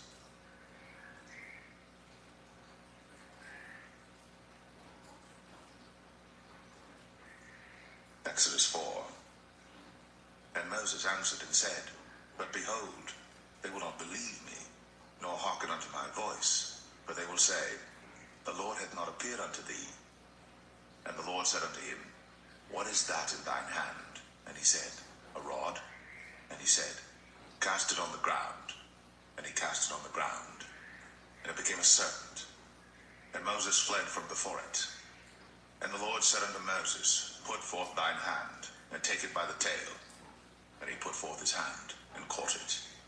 And it became a rod in his hand, that they may believe that the Lord God of their fathers, the God of Abraham, the God of Isaac, and the God of Jacob, hath appeared unto thee. And the Lord said furthermore unto him, Put now thine hand into thy bosom. And he put his hand into his bosom. And when he took it out, behold, his hand was leprous as snow. And he said, Put thine hand into thy bosom again. And he put his hand into his bosom again, and plucked it out of his bosom. And behold, it was turned again as his other flesh. And it shall come to pass, if they will not believe thee, neither hearken to the voice of the first sign, that they will believe the voice of the latter sign. And it shall come to pass, if they will not believe also these 2 signs, neither hearken unto thy voice, that thou shalt take of the water of the river, and pour it upon the dry land, and the water which thou takest out of the river shall become blood upon the dry land. And Moses said unto the Lord, O my Lord, I am not eloquent, neither heretofore nor since thou hast spoken unto thy servant, but I am slow of speech and of a slow tongue. And the Lord said unto him, Who hath made man's mouth? Or who maketh the dumb, or deaf, or the seeing, or the blind? Have not I the Lord? Now therefore go, and I will be with thy mouth, and teach thee what thou shalt say. And he said, O my Lord, send, I pray thee, by the hand of him whom thou wilt send. And the anger of the Lord was kindled against Moses. And he said, Is not Aaron the Levite thy brother? I know that he can speak well, and also, behold, he cometh forth to meet thee. And when he seeth thee, he will be glad in his heart. And thou shalt speak unto him, and put words in his mouth. And I will be with thy mouth, and with his mouth, and will teach you what ye shall do. And he shall be thy spokesman unto the people, and he shall be, even he shall be to thee instead of a mouth, and thou shalt be to him instead of God. And thou shalt take this rod in thine hand, wherewith thou shalt do signs. And Moses went, and returned to Jethro his father-in-law, and said unto him, Let me go, I pray thee, and return unto my brethren which are in Egypt, and see whether they be yet alive. And Jethro said to Moses, Go in peace. And the Lord said unto Moses in Midian, Go, return into Egypt, for all the men are dead which sought thy life. And Moses took his wife and his sons, and set them upon an ass, and he returned to the land of Egypt. And Moses took the rod of God in his hand. And the Lord said unto Moses, When thou goest to return into Egypt, see that thou do all those wonders before Pharaoh, which I have put in thine hand. But I will harden his heart, that he shall not let the people go. And thou shalt say unto Pharaoh, Thus saith the Lord, Israel is my son, even my firstborn. And I say unto thee, Let my son go, that he may serve me. And if thou refuse to let him go, behold, I will slay thy son, even thy firstborn. And it came to pass by the way in the inn, that the Lord met him, and sought to kill him. Then Zipporah took a sharp stone, and cut off the foreskin of her son, and cast it at his feet, and said, Surely a bloody husband art thou to me. So he let him go. Then she said, A bloody husband thou art, because of the circumcision. And the Lord said to Aaron, Go into the wilderness to meet Moses. And he went and met him in the mount of God, and kissed him. And Moses told Aaron all the words of the Lord who had sent him, and all the signs which he had commanded him. And Moses and Aaron went and gathered together all the elders of the children of Israel. And Aaron spake all the words which the Lord had spoken unto Moses, and did the signs in the sight of the people. And the people believed. And when they heard that the Lord had visited the children of Israel, and that he had looked upon their affliction, then they bowed their heads and worshipped.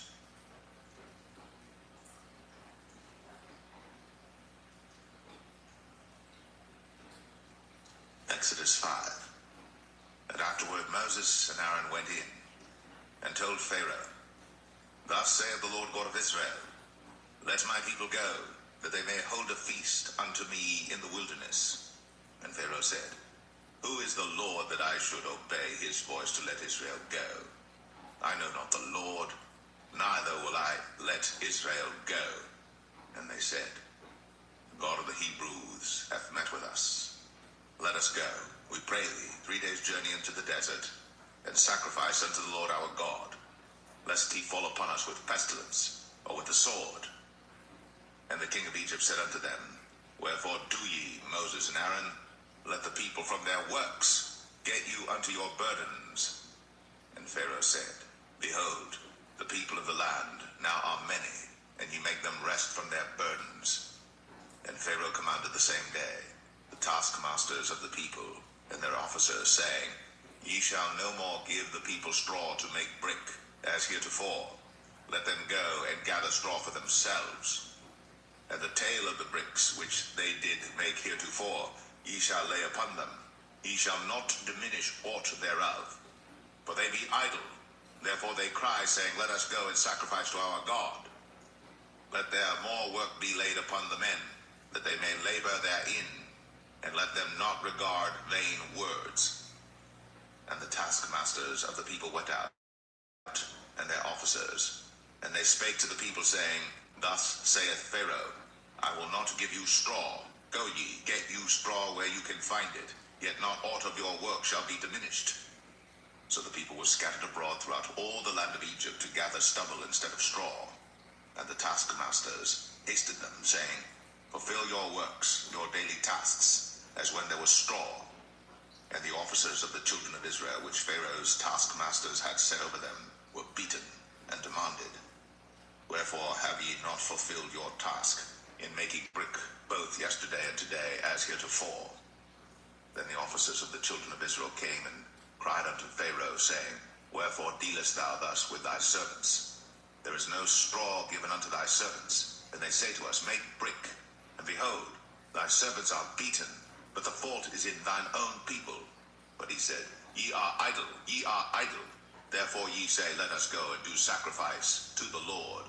Go therefore now and work, for there shall no straw be given you. Yet shall ye deliver the tale of bricks.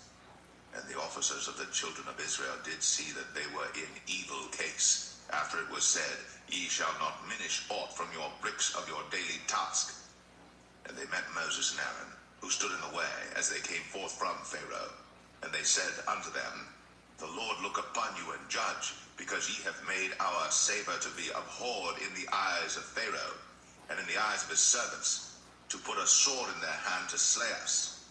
And Moses returned unto the Lord and said, Lord, wherefore hast thou so evil entreated this people? Why is it that thou hast sent me? For since I came to Pharaoh to speak in thy name, he hath done evil to this people, neither hast thou delivered thy people at all.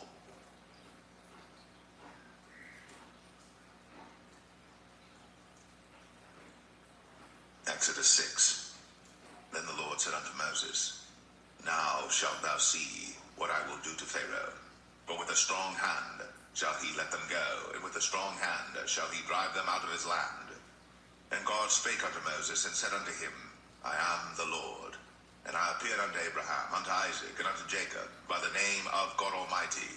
But by my name Jehovah was I not known to them. And I have also established my covenant with them, to give them the land of Canaan, the land of their pilgrimage, wherein they were strangers. And I have also heard the groaning of the children of Israel, whom the Egyptians keep in bondage. And I have remembered my covenant. Wherefore say unto the children of Israel, I am the Lord, and I will bring you out from under the burdens of the Egyptians, and I will rid you out of their bondage, and I will redeem you with a stretched out arm and with great judgments. And I will take you to me for a people, and I will be to you a God, and ye shall know that I am the Lord your God, which bringeth you out from under the burdens of the Egyptians. And I will bring you in unto the land concerning the which I did swear to give it to Abraham, to Isaac, and to Jacob, and I will give it you for an heritage. I am the Lord. And Moses spake so unto the children of Israel, but they hearkened not unto Moses for anguish of spirit, and for cruel bondage. And the Lord spake unto Moses, saying, Go in, speak unto Pharaoh king of Egypt, that he let the children of Israel go out of his land. And Moses spake before the Lord, saying, Behold, the children of Israel have not hearkened unto me. How then shall Pharaoh hear me, who am of uncircumcised lips? And the Lord spake unto Moses and unto Aaron, and gave them a charge unto the children of Israel, and unto Pharaoh king of Egypt, to bring the children of Israel out of the land of Egypt. These be the heads of their fathers' houses, the sons of Reuben, the firstborn of Israel, Hanok and Palu, Hezron and Carmi. These be the families of Reuben. And the sons of Simeon, Jemuel and Jamin, and Ohad and Jachin, and Zohar and Shaul, the son of the Canaanitish woman. These are the families of Simeon. And these are the names of the sons of Levi according to their generations, Gershon and Kohath and Merari. And the years of the life of Levi were 137 years. The sons of Gershon, Libni and Shimei, according to their families. And the sons of Kohath, Amram and Ishar, and Hebron, and Uzziel, and the years of the life of Kohath were 133 years. And the sons of Merari, Mahalai, and Mushai, these are the families of Levi according to their generations. And Amram took him Jochebed, his father's sister, to wife, and she bare him Aaron and Moses. And the years of the life of Amram were 137 years. And the sons of Izhar, Korah, and Nepheg, and Zikri. And the sons of Uzziel, Mishael, and Elzaphan, and Zithri. And Aaron took him Elisheba, daughter of Aminadab, sister of Nahshon, to wife, and she bare him Nadab and Abihu, Eleazar, and Ithamar. And the sons of Korah, Asir, and Elkanah, and Abiasaph, these are the families of the Korhites. And Eleazar, Aaron's son, took him one of the daughters of Putiel to wife, and she bare him Phinehas. These are the heads of the fathers of the Levites according to their families. These are that Aaron and Moses, to whom the Lord said, bring out the children of Israel from the land of Egypt, according to their armies. These are they which spake to Pharaoh, king of Egypt, to bring out the children of Israel from Egypt. These are that Moses and Aaron. And it came to pass on the day when the Lord spake unto Moses in the land of Egypt, that the Lord spake unto Moses, saying, I am the Lord. Speak thou unto Pharaoh, king of Egypt, all that I say unto thee.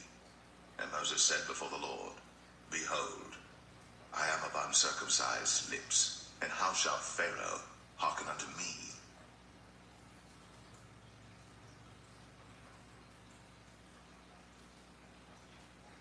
Exodus 7. And the Lord said unto Moses, See, I have made thee a god to Pharaoh, and Aaron thy brother shall be thy prophet. Thou shalt speak all that I command thee, and Aaron thy brother shall speak unto Pharaoh, that he send the children of Israel out of his land. And I will harden Pharaoh's heart, and multiply my signs and my wonders in the land of Egypt. But Pharaoh shall not hearken unto you, that I may lay my hand upon Egypt, and bring forth mine armies and my people, the children of Israel, out of the land of Egypt by great judgments. And the Egyptians shall know that I am the Lord, when I stretch forth mine hand upon Egypt, and bring out the children of Israel from among them. And Moses and Aaron did as the Lord commanded them, so did they. And Moses was 80 years old, and Aaron 83 years old, when they spake unto Pharaoh. And the Lord spake unto Moses and unto Aaron, saying, When Pharaoh shall speak unto you, saying, Show a miracle for you, then thou shalt say unto Aaron, Take thy rod, and cast it before Pharaoh, and it shall become a serpent. And Moses and Aaron went in unto Pharaoh, and they did so as the Lord had commanded. And Aaron cast down his rod before Pharaoh, and before his servants, and it became a serpent. Then Pharaoh also called the wise men and the sorcerers. Now the magicians of Egypt, they also did in like manner with their enchantments. For they cast down every man his rod, and they became serpents. But Aaron's rod swallowed up their rods. And he hardened Pharaoh's heart, that he hearkened not unto them, as the Lord had said. And the Lord said unto Moses, Pharaoh's heart is hardened, he refuseth to let the people go. Get thee unto Pharaoh in the morning. Lo, he goeth out unto the water, and thou shalt stand by the river's brink against he come. And the rod which was turned to a serpent shalt thou take in thine hand. And thou shalt say unto him, The Lord God of the Hebrews hath sent me unto thee, saying, Let my people go, that they may serve me in the wilderness. And behold, hitherto thou wouldest not hear. Thus saith the Lord, In this thou shalt know that I am the Lord. Behold, I will smite with the rod that is in mine hand upon the waters which are in the river, and they shall be turned to blood. And the fish that is in the river shall die, and the river shall stink, and the Egyptians shall loathe to drink of the water of the river. And the Lord spake unto Moses, Say unto Aaron, Take thy rod, and stretch out thine hand upon the waters of Egypt, upon their streams, upon their rivers, and upon their ponds, and upon all their pools of water, that they may become blood, and that there may be blood throughout all the land of Egypt, both in vessels of wood and in vessels of stone. And Moses and Aaron did so, as the Lord commanded. And he lifted up the rod, and smote the waters that were in the river, in the sight of Pharaoh, and in the sight of his servants, and all the waters that were in the river were turned to blood. And the fish that was in the river died, and the river stank, and the Egyptians could not drink of the water of the river, and there was blood throughout all the land of Egypt. And the magicians of Egypt did so with their enchantments, and Pharaoh's heart was hardened, neither did he hearken unto them, as the Lord had said. And Pharaoh turned and went into his house, neither did he set his heart to this also. And all the Egyptians digged around about the river for water to drink, but they could not drink of the water of the river. And 7 days were fulfilled. After that, the Lord had smitten the river.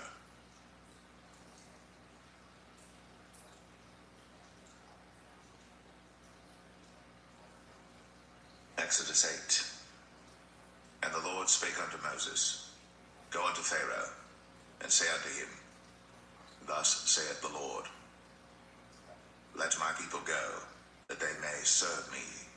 And if thou refuse to let them go, behold, I will smite all thy borders with frogs, and the river shall bring forth frogs abundantly, which shall go up and come into thine house, and into thy bedchamber, and upon thy bed, and into the house of thy servants, and upon thy people, and into thine ovens, and into thy kneading troughs.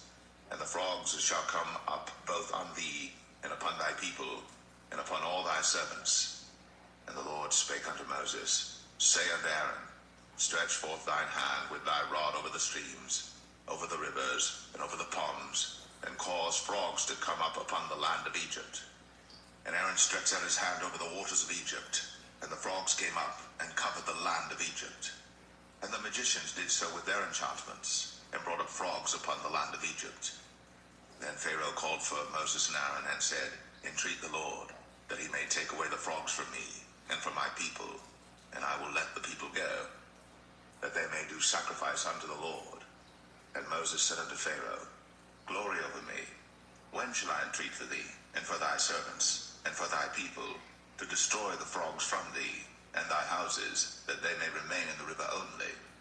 And he said, Tomorrow. And he said, Be it according to thy word, that thou mayest know that there is none like unto the Lord our God. And the frogs shall depart from thee, and from thy houses, and from thy servants, and from thy people. They shall remain in the river only. And Moses and Aaron went out from Pharaoh, and Moses cried unto the Lord because of the frogs, which he had brought against Pharaoh. And the Lord did according to the word of Moses, and the frogs died out of the houses, out of the villages, and out of the fields. And they gathered them together upon heaps, and the land stank. But when Pharaoh saw that there was respite, he hardened his heart, and hearkened not unto them, as the Lord had said. And the Lord said unto Moses, Say unto Aaron, Stretch out thy rod, and smite the dust of the land, that it may become lice throughout all the land of Egypt. And they did so. For Aaron stretched out his hand with his rod, and smote the dust of the earth, and it became lice in man and in beast. All the dust of the land became lice throughout all the land of Egypt. And the magicians did so with their enchantments to bring forth lice, but they could not, so there were lice upon man and upon beast. Then the magicians said unto Pharaoh, This is the finger of God. And Pharaoh's heart was hardened, and he hearkened not unto them, as the Lord had said. And the Lord said unto Moses, Rise up early in the morning, and stand before Pharaoh. Lo, he cometh forth to the water. And say unto him, Thus saith the Lord, Let my people go, that they may serve me. Else, if thou wilt not let my people go, behold, I will send swarms of flies upon thee, and upon thy servants, and upon thy people, and into thy houses, and the houses of the Egyptians shall be full of swarms of flies, and also the ground whereon they are. And I will sever in that day the land of Goshen, in which my people dwell, that no swarms of flies shall be there, to the end thou mayest know that I am the Lord in the midst of the earth. And I will put a division between my people and thy people. Tomorrow shall this sign be. And the Lord did so. And there came a grievous swarm of flies into the house of Pharaoh, and into his servants' houses, and into all the land of Egypt. The land was corrupted by reason of the swarm of flies. And Pharaoh called for Moses and for Aaron, and said, Go ye, sacrifice to your God in the land. And Moses said, It is not meet so to do, for we shall sacrifice the abomination of the Egyptians to the Lord our God. Lo, Shall we sacrifice the abomination of the Egyptians before their eyes? And will they not stone us? We will go 3 days' journey into the wilderness, and sacrifice to the Lord our God, as he shall command us. And Pharaoh said, I will let you go, that ye may sacrifice to the Lord your God in the wilderness. Only ye shall not go very far away. Entreat for me. And Moses said, Behold, I go out from thee, and I will entreat the Lord that the swarms of flies may depart from Pharaoh, from his servants, and from his people tomorrow. But let not Pharaoh deal deceitfully any more, not letting the people go to sacrifice to the Lord. And Moses went out from Pharaoh, and entreated the Lord. And the Lord did according to the word of Moses, and he removed the swarms of flies from Pharaoh, from his servants, and from his people. There remained not one. And Pharaoh hardened his heart at this time also, neither would he let the people go.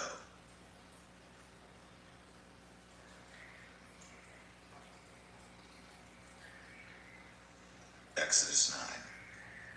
Then the Lord said unto Moses, Go in unto Pharaoh, and tell him, Thus saith the Lord God of the Hebrews, Let my people go, that they may serve me. But if thou refuse to let them go, and wilt hold them still, behold, the hand of the Lord is upon thy cattle which is in the field, upon the horses, upon the asses, upon the camels, upon the oxen, and upon the sheep. There shall be a very grievous murrain. And the Lord shall sever between the cattle of Israel and the cattle of Egypt, and there shall nothing die of all that is the children's of Israel. And the Lord appointed a set time, saying, Tomorrow the Lord shall do this thing in the land. And the Lord did that thing on the morrow, and all the cattle of Egypt died, but of the cattle of the children of Israel died not one. And Pharaoh sent, and behold, there was not one of the cattle of the Israelites dead.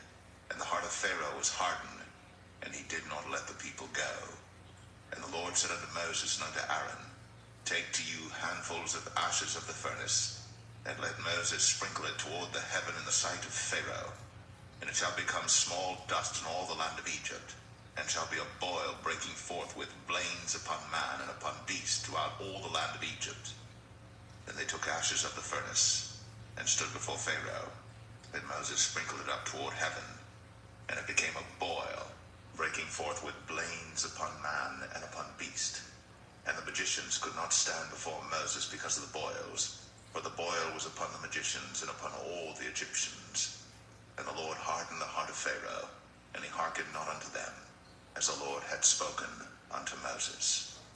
And the Lord said unto Moses, Rise up early in the morning, and stand before Pharaoh, and say unto him, Thus saith the Lord God of the Hebrews, Let my people go, that they may serve me.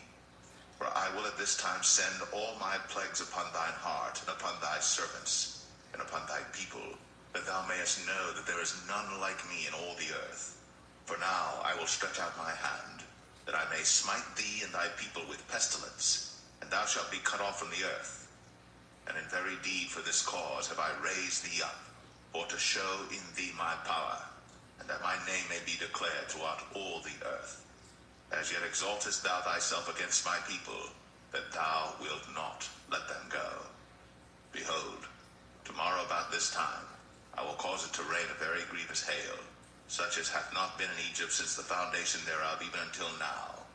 Send therefore now, and gather thy cattle, and all that thou hast in the field. For upon every man and beast which shall be found in the field, and shall not be brought home, the hail shall come down upon them, and they shall die. He that feared the word of the Lord among the servants of Pharaoh made his servants and his cattle flee into the houses. And he that regarded not the word of the Lord left his servants and his cattle in the field. And the Lord said unto Moses, Stretch forth thine hand toward heaven, that there may be hail in all the land of Egypt, upon man, and upon beast, and upon every herb of the field, throughout the land of Egypt. Then Moses stretched forth his rod toward heaven, and the Lord sent thunder and hail, and the fire ran along upon the ground, and the Lord rained hail upon the land of Egypt. So there was hail and fire mingled with the hail, very grievous, such as there was none like it in all the land of Egypt since it became a nation. And the hail smote throughout all the land of Egypt all that was in the field, both man and beast.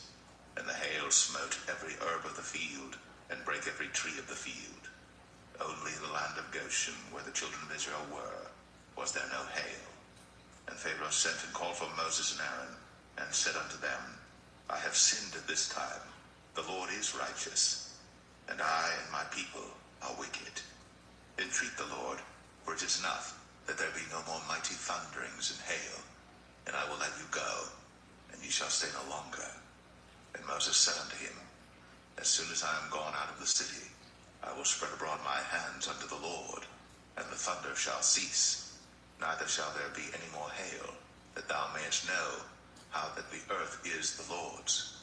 But as for thee and thy servants, I know that ye will not yet fear the Lord God. And the flax and the barley was smitten, for the barley was in the ear, and the flax was bold. But the wheat and the rye were not smitten, for they were not grown up. And Moses went out of the city from Pharaoh, and spread abroad his hands unto the Lord, and the thunders and hail ceased, and the rain was not poured upon the earth. And when Pharaoh saw that the rain and the hail and the thunders were ceased, he sinned yet more, and hardened his heart, he and his servants. And the heart of Pharaoh was hardened, neither would he let the children of Israel go, as the Lord had spoken by Moses.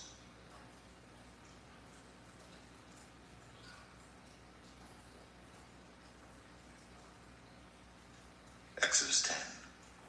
And the Lord said unto Moses, Go in unto Pharaoh, for I have hardened his heart, and the heart of his servants, that I might show these my signs before him, and that thou mayest tell in the ears of thy son, and of thy son's son, what things I have wrought in Egypt, and my signs which I have done among them, that ye may know how that I am the Lord. And Moses and Aaron came in unto Pharaoh, and said unto him, Thus saith the Lord God of the Hebrews, How long wilt thou refuse to humble thyself before me? Let my people go, that they may serve me. Else, if thou refuse to let my people go, behold, tomorrow will I bring the locusts into thy coast, and they shall cover the face of the earth, that one cannot be able to see the earth. And they shall eat the residue of that which is escaped, which remaineth unto you from the hail, and shall eat every tree which groweth for you out of the field. And they shall fill thy houses, and the houses of all thy servants, and the houses of all the Egyptians, which neither thy fathers nor thy fathers' fathers have seen, since the day that they were upon the earth unto this day. And he turned himself, and went out from Pharaoh. And Pharaoh's servants said unto him, How long shall this man be a snare unto us? Let the men go, that they may serve the Lord their God. Knowest thou not yet that Egypt is destroyed? And Moses and Aaron were brought again unto Pharaoh, and he said unto them, Go, serve the Lord your God. But who are they that shall go? And Moses said, We will go with our young and with our old, with our sons and with our daughters, with our flocks and with our herds will we go, for we must hold a feast unto the Lord. And he said unto them, Let the Lord be so with you, as I will let you go, and your little ones. Look to it, for evil is before you. Not so. Go now ye that are men, and serve the Lord, for that ye did desire. And they were driven out from Pharaoh's presence. And the Lord said unto Moses, Stretch out thine hand over the land of Egypt for the locusts, that they may come up upon the land of Egypt, and eat every herb of the land, even all that the hail hath left. And Moses stretched forth his rod over the land of Egypt, and the Lord brought an east wind upon the land all that day, and all that night. And when it was morning, the east wind brought the locusts, and the locusts went up over all the land of Egypt, and rested in all the coasts of Egypt. Very grievous were they. Before them there were no such locusts as they, neither after them shall be such. For they covered the face of the whole earth, so that the land was darkened. And they did eat every herb of the land, and all the fruit of the trees which the hail had left. And there remained not any green thing in the trees, or in the herbs of the field, through all the land of Egypt. Then Pharaoh called for Moses and Aaron in haste, and he said, I have sinned against the Lord your God and against you. Now therefore forgive, I pray thee, my sin only this once, and entreat the Lord your God, that he may take away from me this death only. And he went out from Pharaoh, and entreated the Lord. And the Lord turned a mighty strong west wind, which took away the locusts, and cast them into the Red Sea. There remained not one locust in all the coasts of Egypt. But the Lord hardened Pharaoh's heart, so that he would not let the children of Israel go. And the Lord said unto Moses, Stretch out thine hand toward heaven, that there may be darkness over the land of Egypt, even darkness which may be felt. And Moses stretched forth his hand toward heaven, and there was a thick darkness in all the land of Egypt 3 days. They saw not one another, neither rose any from his place for 3 days. But all the children of Israel had light in their dwellings. And Pharaoh called unto Moses and said, Go ye, serve the Lord. Only let your flocks and your herds be stayed. Let your little ones also go with you. And Moses said, Thou must give us also sacrifices and burnt offerings, that we may sacrifice unto the Lord our God. Our cattle also shall go with us. There shall not an hoof be left behind. For thereof must we take to serve the Lord our God, and we know not with what we must serve the Lord until we come thither. But the Lord hardened Pharaoh's heart, and he would not let them go. And Pharaoh said unto him, Get thee from me, take heed to thyself, see my face no more. For in that day thou seest my face, thou shalt die. And Moses said, Thou hast spoken well. I will see thy face again no more.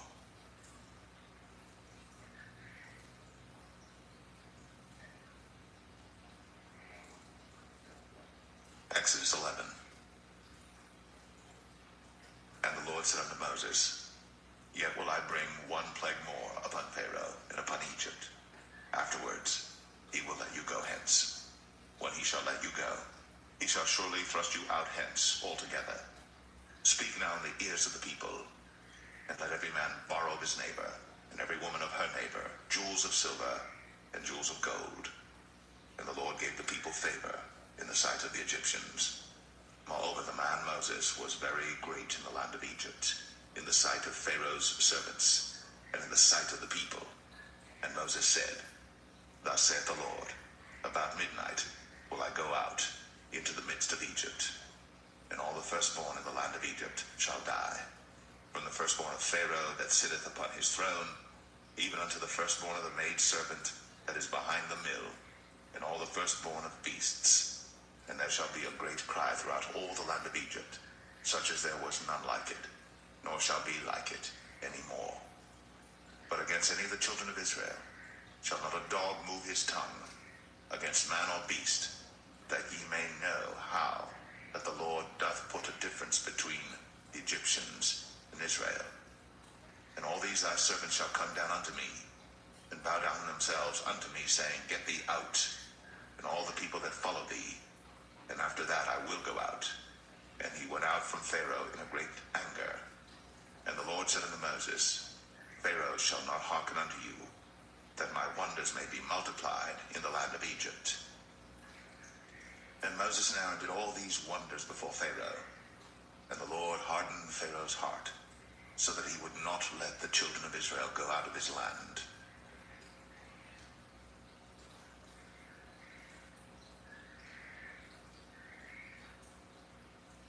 Exodus 12. And the Lord spake unto Moses and Aaron in the land of Egypt, saying, This month shall be unto you the beginning of months. It shall be the first month of the year to you. Speak ye unto all the congregation of Israel, saying, In the 10th day of this month they shall take to them every man a lamb, according to the house of their fathers, a lamb for an house. And if the household be too little for the lamb, let him and his neighbor next unto his house take it according to the number of the souls. Every man according to his eating shall make your count for the lamb. Your lamb shall be without blemish, a male of the first year. Ye shall take it out from the sheep or from the goats. And ye shall keep it up until the 14th day of the same month. And the whole assembly of the congregation of Israel shall kill it in the evening. And they shall take of the blood and strike it on the 2 side posts and on the upper door post of the houses wherein they shall eat it. And they shall eat the flesh in that night, roast with fire and unleavened bread, and with bitter herbs they shall eat it. Eat not of it raw, nor sodden it all with water, but roast with fire, his head with his legs, and with the purtenance thereof. And ye shall let nothing of it remain until the morning, and that which remaineth of it until the morning ye shall burn with fire. And thus shall ye eat it, with your loins girded, your shoes on your feet, and your staff in your hand, and ye shall eat it in haste.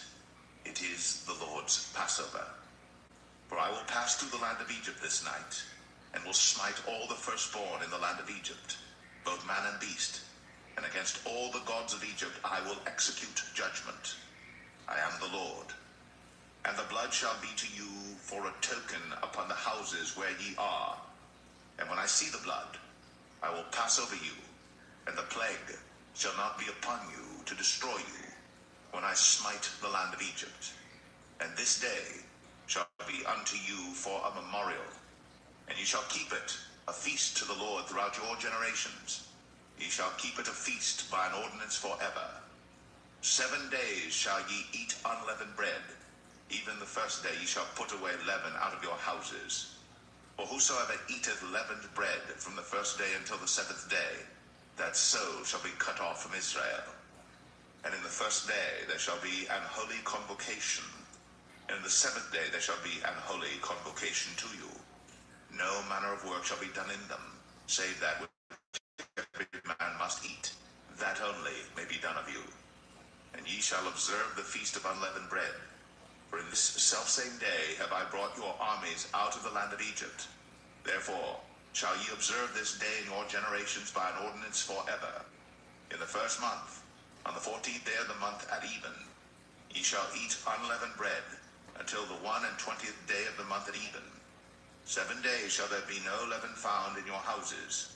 For whosoever eateth that which is leavened, even that soul shall be cut off from the congregation of Israel, whether he be a stranger or born in the land. Ye shall eat nothing leavened. In all your habitations shall ye eat unleavened bread. Then Moses called for all the elders of Israel, and said unto them, Draw out, and take you a lamb according to your families, and kill the Passover. And ye shall take a bunch of hyssop, and dip it in the blood that is in the basin, and strike the lintel and the 2 side posts with the blood that is in the basin, and none of you shall go out of the door of his house until the morning. For the Lord will pass through to smite the Egyptians. And when he seeth the blood upon the lintel, and on the 2 side posts, the Lord will pass over the door, and will not suffer the destroyer to come in unto your houses to smite you. And ye shall observe this thing for an ordinance to thee, and to thy sons forever. And it shall come to pass, when ye be come to the land which the Lord will give you, according as he hath promised, that ye shall keep this service. And it shall come to pass, when your children shall say unto you, What mean ye by this service? That ye shall say, It is the sacrifice of the Lord's Passover, who passed over the houses of the children of Israel in Egypt, when he smote the Egyptians, and delivered our houses. And the people bowed the head, and worshipped. And the children of Israel went away, and did as the Lord had commanded Moses and Aaron, so did they. And it came to pass that at midnight the Lord smote all the firstborn in the land of Egypt, from the firstborn of Pharaoh that sat on his throne unto the firstborn of the captive that was in the dungeon, and all the firstborn of cattle. And Pharaoh rose up in the night, he and all his servants and all the Egyptians, and there was a great cry in Egypt, but there was not a house where there was not one dead. And he called for Moses and Aaron by night, and said, Rise up, and get you forth from among my people, both ye and the children of Israel, and go, serve the Lord, as ye have said. Also take your flocks and your herds, as ye have said, and be gone, and bless me also. And the Egyptians were urgent upon the people, that they might send them out of the land in haste. For they said, We be all dead men. And the people took their dough before it was leavened, their kneading troughs being bound up in their clothes upon their shoulders. And the children of Israel did according to the word of Moses. And they borrowed of the Egyptians jewels of silver, and jewels of gold and raiment. And the Lord gave the people favor in the sight of the Egyptians, so that they lent unto them such things as they required, and they spoiled the Egyptians. And the children of Israel journeyed from Ramses to Succoth, about 600,000 on foot, that were men, beside children. And a mixed multitude went up also with them, and flocks and herds, even very much cattle. And they baked unleavened cakes of the dough which they brought forth out of Egypt, for it was not leavened, because they were thrust out of Egypt, and could not tarry, neither had they prepared for themselves any victual. Now the sojourning of the children of Israel, who dwelt in Egypt, was 430 years. And it came to pass at the end of the 430 years, even the selfsame day it came to pass, that all the hosts of the Lord went out from the land of Egypt. It is a night to be much observed unto the Lord for bringing them out from the land of Egypt. This is that night of the Lord to be observed of all the children of Israel in their generations. And the Lord said unto Moses and Aaron, This is the ordinance of the Passover. There shall no stranger eat thereof. But every man's servant that is bought for money, when thou hast circumcised him, then shall he eat thereof. A foreigner and an hired servant shall not eat thereof. In one house shall it be eaten. Thou shalt not carry forth aught of the flesh abroad out of the house, neither shall ye break a bone thereof. All the congregation of Israel shall keep it. And when a stranger shall sojourn with thee, and will keep the Passover to the Lord, let all his males be circumcised, and then let him come near and keep it. And he shall be as one that is born in the land. For no uncircumcised person shall eat thereof. One law shall be to him that is homeborn, and unto the stranger that sojourneth among you. Thus did all the children of Israel, as the Lord commanded Moses and Aaron, so did they. And it came to pass the selfsame day, that the Lord did bring the children of Israel out of the land of Egypt by their armies.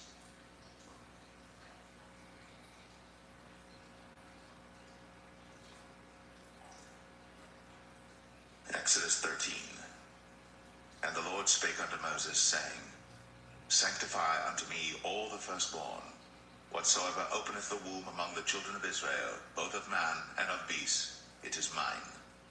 And Moses said unto the people, Remember this day in which ye came out from Egypt, out of the house of bondage, for by strength of hand the Lord brought you out from this place.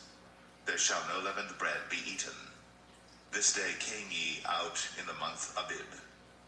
And it shall be, when the Lord shall bring thee into the land of the Canaanites, and the Hittites, and the Amorites, and the Hivites, and the Jebusites, which he sware unto thy fathers to give thee, a land flowing with milk and honey, that thou shalt keep this service in this month. 7 days thou shalt eat unleavened bread, and in the 7th day shall be a feast to the Lord.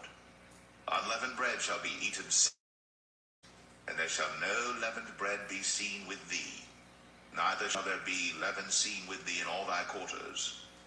And thou shalt show thy son in that day, saying, This is done because of that which the Lord did unto me, when I came forth out of Egypt. And it shall be for a sign unto thee upon thine hand, and for a memorial between thine eyes, that the Lord's law may be in thy mouth. For with a strong hand hath the Lord brought thee out of Egypt. Thou shalt therefore keep this ordinance in his season from year to year.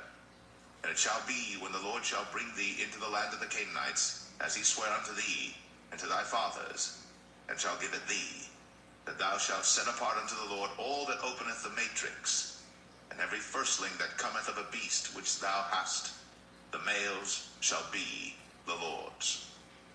And every firstling of an ass thou shalt redeem with a lamb, and if thou wilt not redeem it, then thou shalt break his neck. And all the firstborn of man among thy children shalt thou redeem. And it shall be, when thy son asketh thee in time to come, saying, What is this? That thou shalt say unto him, By strength of hand the Lord brought us out from Egypt, from the house of bondage. And it came to pass, when Pharaoh would hardly let us go, that the Lord slew all the firstborn in the land of Egypt, both the firstborn of man and the firstborn of beast. Therefore I sacrifice to the Lord all that openeth the matrix, being males, firstborn of my children I redeem. It shall be for a token upon thine hand, and for frontlets between thine eyes. For by strength of hand the Lord brought us forth out of Egypt. And it came to pass, when Pharaoh had let the people go, that God led them not through the way of the land of the Philistines, although that was near, for God said, lest peradventure the people repent when they see war, and they return to Egypt. But God led the people about through the way of the wilderness of the Red Sea. And the children of Israel went up harnessed out of the land of Egypt. And Moses took the bones of Joseph with him, for he had straitly sworn the children of Israel, saying, God will surely visit you, and ye shall carry up my bones away hence with you. And they took their journey from Succoth, and encamped in Etham in the edge of the wilderness. And the Lord went before them by day in a pillar of a cloud, to lead them the way, and by night in a pillar of fire, to give them light, to go by day and night. He took not away the pillar of the cloud by day, nor the pillar of fire by night, from before the people.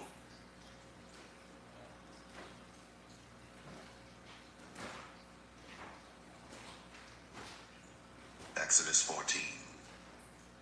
And the Lord spake unto Moses, saying, Speak unto the children of Israel, that they turn and encamp before Pi-hahiroth, between Migdal and the sea, over against Baal-zephon.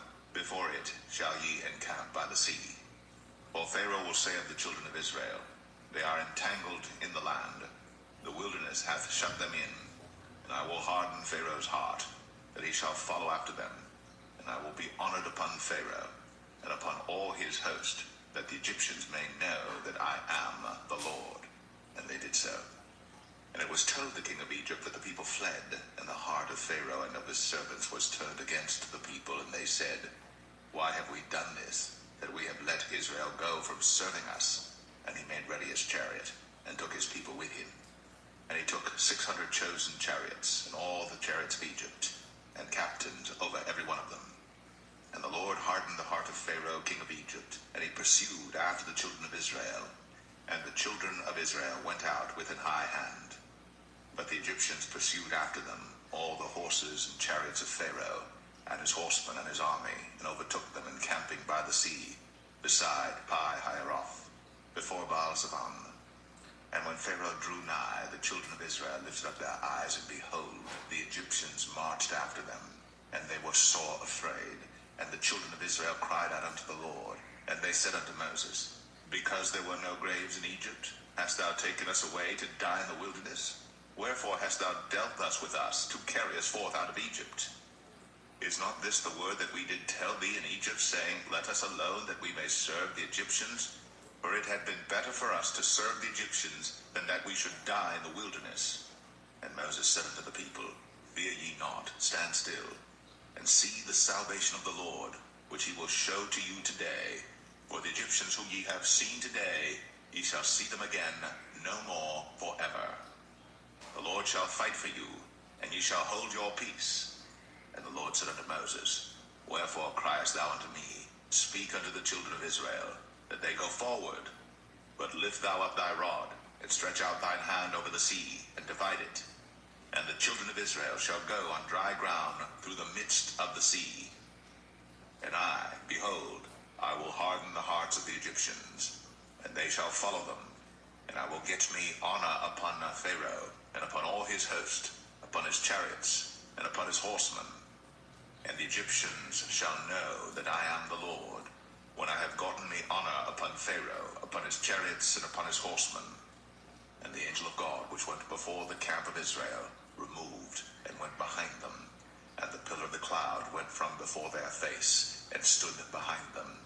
And it came between the camp of the Egyptians and the camp of Israel.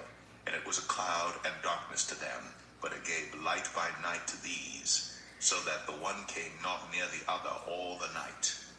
And Moses stretched out his hand over the sea, and the Lord caused the sea to go back by a strong east wind all that night, and made the sea dry land, and the waters were divided. And the children of Israel went into the midst of the sea upon the dry ground, and the waters were a wall unto them on their right hand and on their left. And the Egyptians pursued, and went in after them to the midst of the sea, even all Pharaoh's horses, his chariots, and his horsemen. And it came to pass that in the morning watch the Lord looked unto the host of the Egyptians through the pillar of fire and of the cloud, and troubled the host of the Egyptians, and took off their chariot wheels, that they drave them heavily, so that the Egyptians said, Let us flee from the face of Israel, for the Lord fighteth for them against the Egyptians. And the Lord said unto Moses, Stretch out thine hand over the sea, that the waters may come again upon the Egyptians, upon their chariots, and upon their horsemen. And Moses stretched forth his hand over the sea, and the sea returned to his strength when the morning appeared, and the Egyptians fled against it. And the Lord overthrew the Egyptians in the midst of the sea. And the waters returned and covered the chariots and the horsemen and all the host of Pharaoh that came into the sea after them. There remained not so much as one of them. But the children of Israel walked upon dry land in the midst of the sea, and the waters were a wall unto them on their right hand and on their left.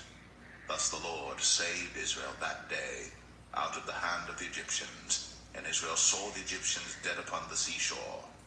And Israel saw that great work which the Lord did upon the Egyptians. And the people feared the Lord, and believed in the Lord and his servant Moses.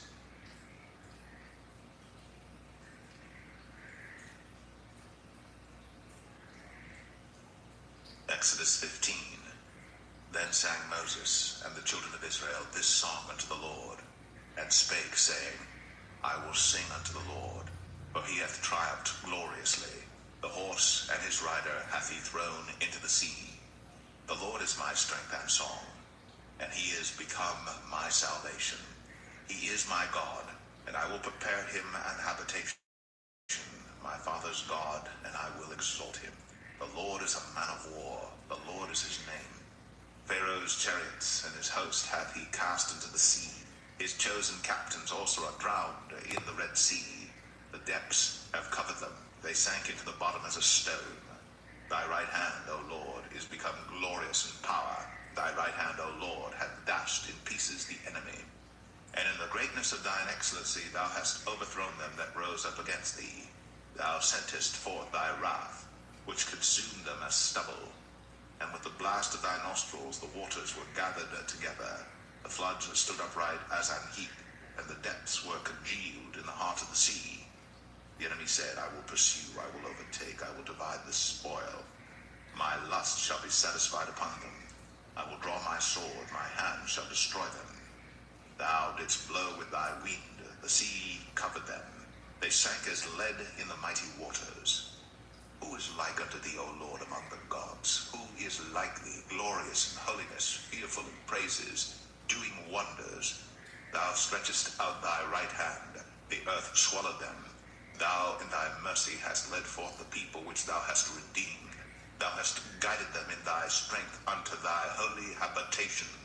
The people shall hear and be afraid. Sorrow shall take hold on the inhabitants of Palestina.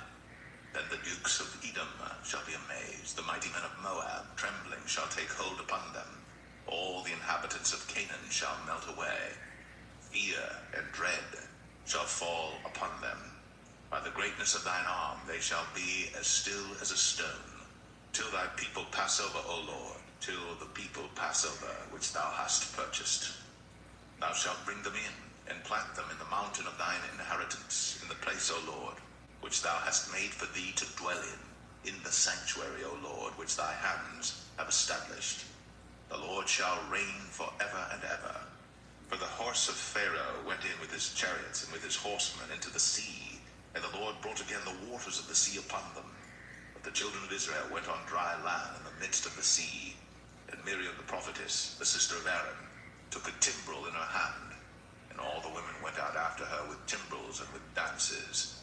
And Miriam answered them, Sing ye to the Lord, for he hath triumphed gloriously. The horse and his rider hath he thrown into the sea. So Moses brought Israel from the Red Sea, and they went out into the wilderness of Shur. And they went 3 days in the wilderness and found no water.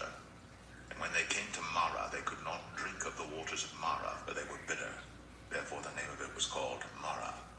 And the people murmured against Moses, saying, What shall we drink? And he cried unto the Lord, and the Lord showed him which when he had cast into the waters were made sweet. There he made for them a statute and an ordinance, and there he proved to them, and said, If thou wilt diligently hearken to the voice of the Lord thy God, and wilt do that which is right in his sight, and wilt give ear to his commandments, and keep all his statutes, I will put none of these diseases upon thee, which I have brought upon the Egyptians, for I am the Lord that healeth thee. And they came to Elim, where were 12 wells of water, and 70 palm trees, and they encamped there by the waters.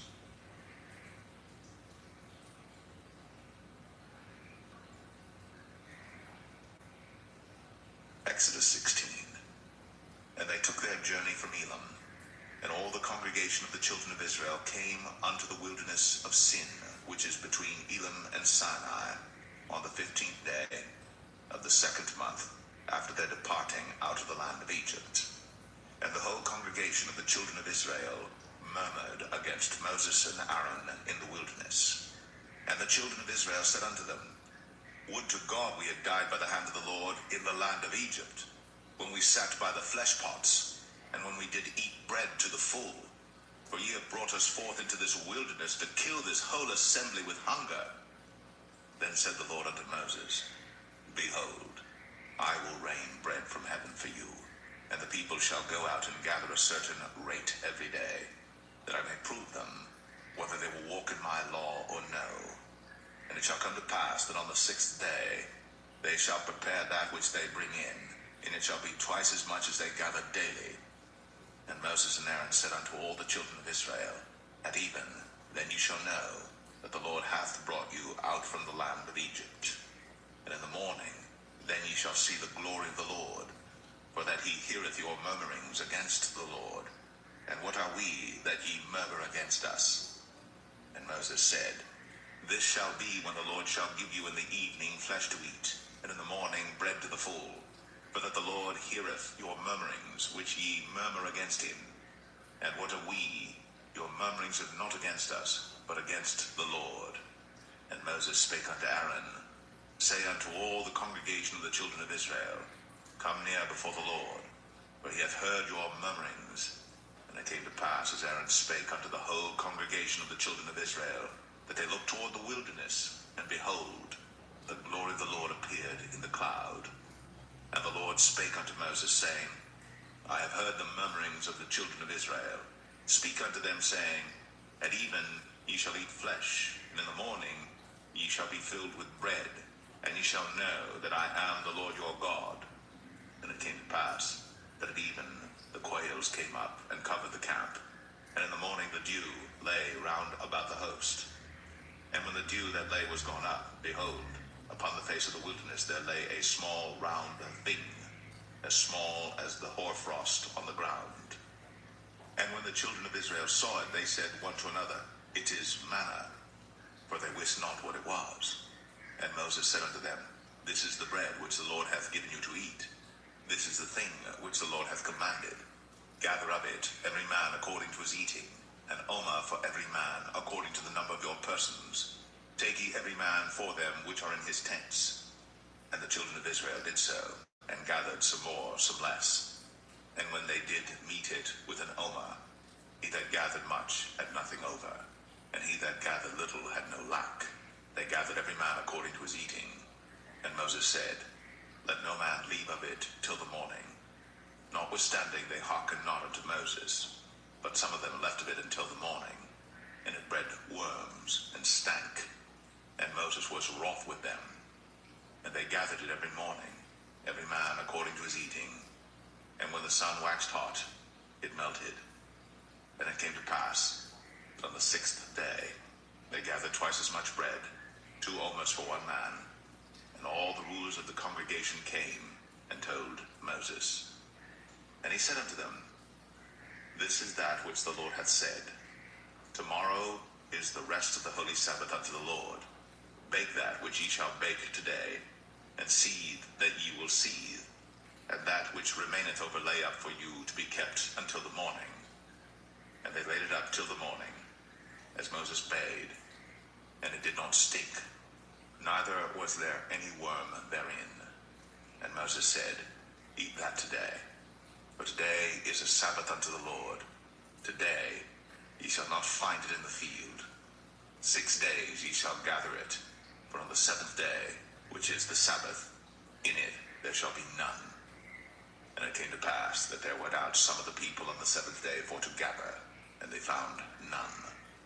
And the Lord said unto Moses, How long refuse ye to keep my commandments and my laws?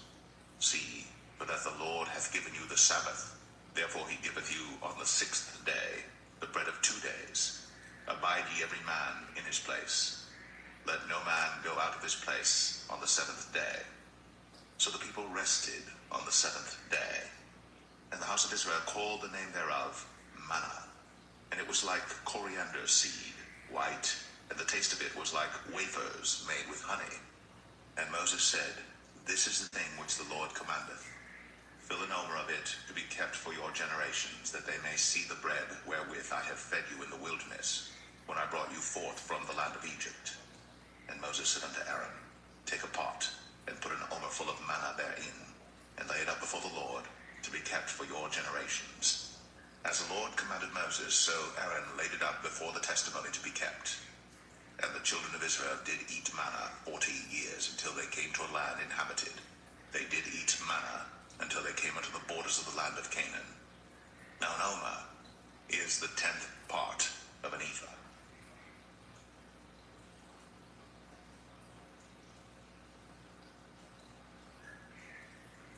Exodus 17. And all the congregation of the children of Israel journeyed from the wilderness of Sin after their journeys, according to the commandment of the Lord, and pitched in Rephidim. And there was no water for the people to drink. Wherefore the people did chide with Moses, and said, Give us water that we may drink. And Moses said unto them, Why chide ye with me? Wherefore do ye tempt the Lord? And the people thirsted there for water. And the people murmured against Moses, and said, Wherefore is this that thou hast brought us up out of Egypt, to kill us, and our children, and our cattle with thirst? And Moses cried unto the Lord, saying, What shall I do unto this people? They be almost ready to stone me. And the Lord said unto Moses, Go on before the people, and take with thee of the elders of Israel, and thy rod wherewith thou smotest the river, take in thine hand, and go. Behold, I will stand before thee there upon the rock in Horeb, and thou shalt smite the rock. And there shall come water out of it, that the people may drink. And Moses did so in the sight of the elders of Israel. And he called the name of the place Massah and Meribah, because of the chiding of the children of Israel, and because they tempted the Lord, saying, Is the Lord among us or not? Then came Amalek and fought with Israel in Rephidim. And Moses said unto Joshua, Choose us out men, and go out, fight with Amalek. Tomorrow I will stand on the top of the hill with the rod of God in mine hand. So Joshua did as Moses had. Came to pass, when Moses held up his hand, that Israel prevailed. And when he let down his hand, Amalek prevailed. But Moses' hands were heavy, and they took a stone and put it under him. And he sat thereon, and Aaron and Hur stayed up his hands, the one on the one side, and the other on the other side. And his hands were steady until the going down of the sun. And Joshua discomfited Amalek and his people with the edge of the sword. And the Lord said unto Moses, Write this for a memorial in a book, and rehearse it in the ears of Joshua. For I will utterly put out the remembrance of Amalek from under heaven. And Moses built an altar, and called the name of it Jehovah Nissi. For he said, Because the Lord has sworn that the Lord will have war with Amalek from generation to generation.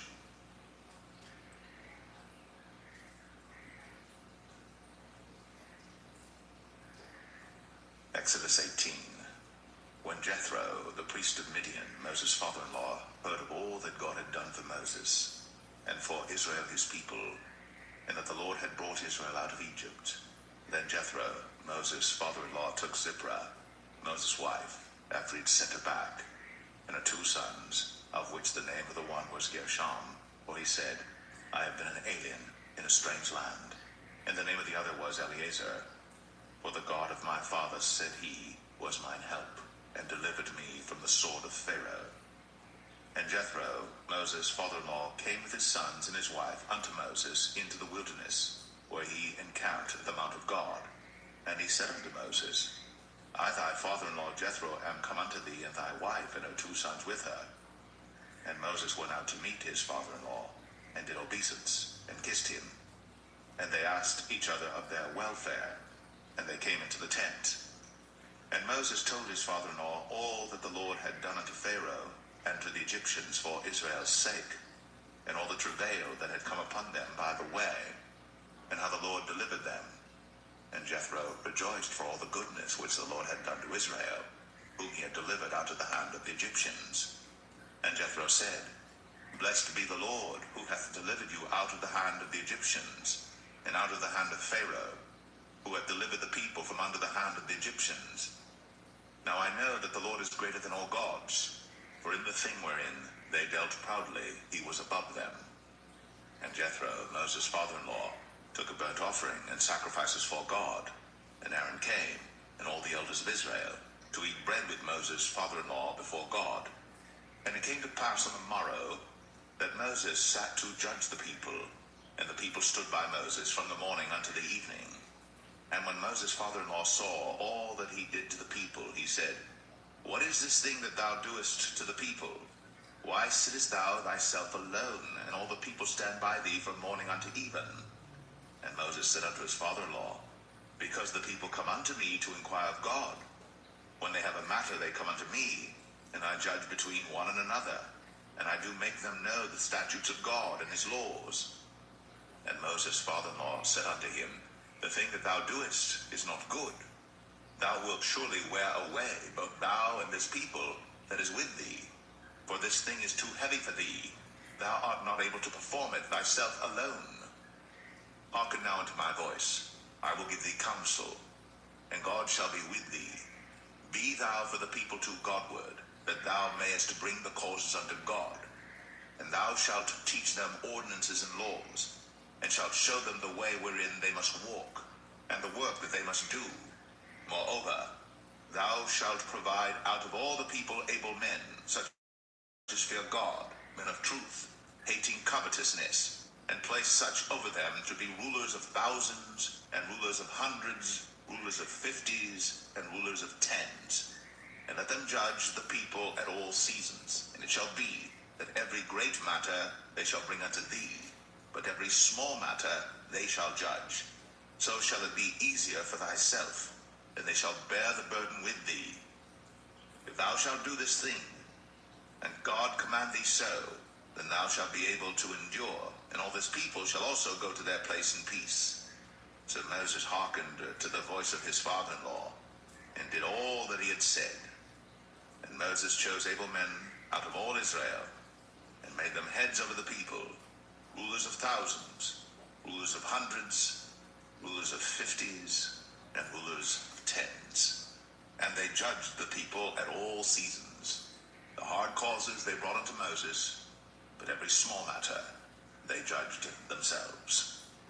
And Moses let his father-in-law depart, and he went his way into his own land.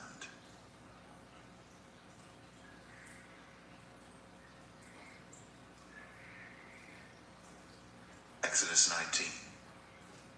In the 3rd month, when the children of Israel were gone forth out of the land of Egypt, the same day came they into the wilderness of Sinai, but they were departed from Rephidim, and were come to the desert of Sinai, and had pitched in the wilderness, and there Israel camped before the mount.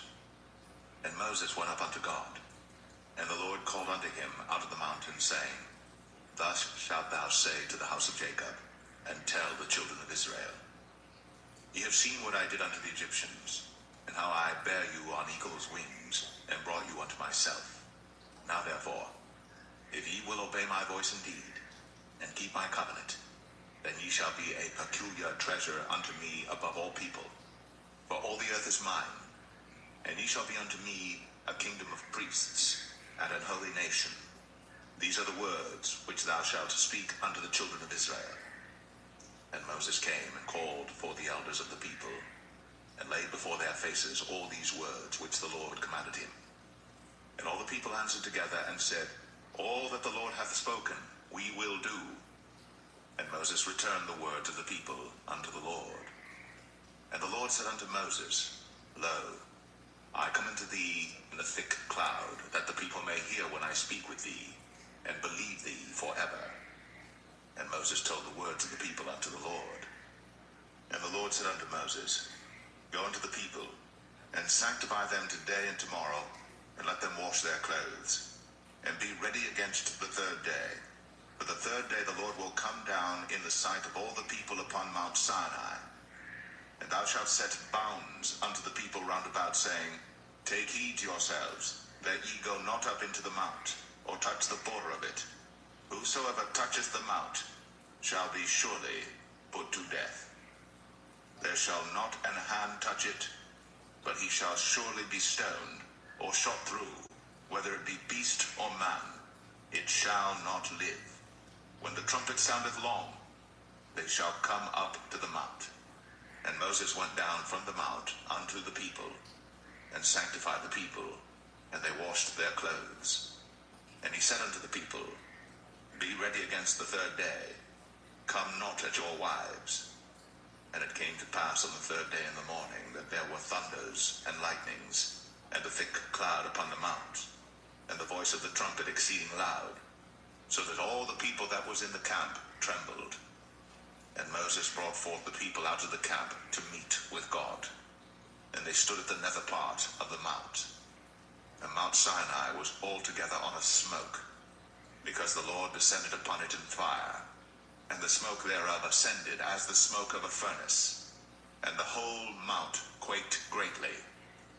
And when the voice of the trumpet sounded long, and waxed louder and louder, Moses spake, and God answered him by a voice.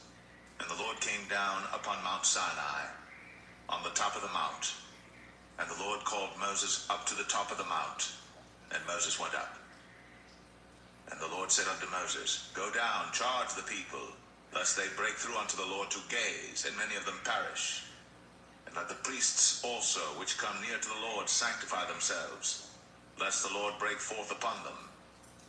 And Moses said unto the Lord, The people cannot come up to Mount Sinai, for thou chargest us, saying, Set bounds about the mount, and sanctify it. And the Lord said unto him, Away, get thee down, and thou shalt come up, thou and Aaron with thee. But let not the priests and the people break through to come up unto the Lord, lest he break forth upon them. So Moses went down unto the people, and spake unto them.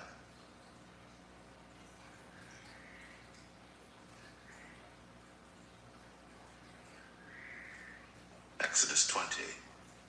And God spake all these words, saying, I am the Lord thy God, which have brought thee out of the land of Egypt, out of the house of bondage. Thou shalt have no other gods before me. Thou shalt not make unto thee any graven image, or any likeness of anything that is in heaven above, or that is in the earth beneath, or that is in the water under the earth. Thou shalt not bow down thyself to them, nor serve them. For I, the Lord thy God, am a jealous God, visiting the iniquity of the fathers upon the children unto the third and fourth generation of them that hate me, and showing mercy unto thousands of them that love me, and keep my commandments. Thou shalt not take the name of the Lord thy God in vain, for the Lord will not hold him guiltless that taketh his name in vain. Remember the Sabbath day, to keep it holy. 6 days shalt thou labor, and do all thy work. But the seventh day is the Sabbath of the Lord thy God. In it thou shalt not do any work, thou, nor thy son, nor thy daughter, thy manservant, nor thy maidservant, nor thy cattle, nor thy stranger that is within thy gates. For in 6 days the Lord made heaven and earth, the sea, and all that in them is, and rested the seventh day. Wherefore the Lord blessed the Sabbath day, and hallowed it.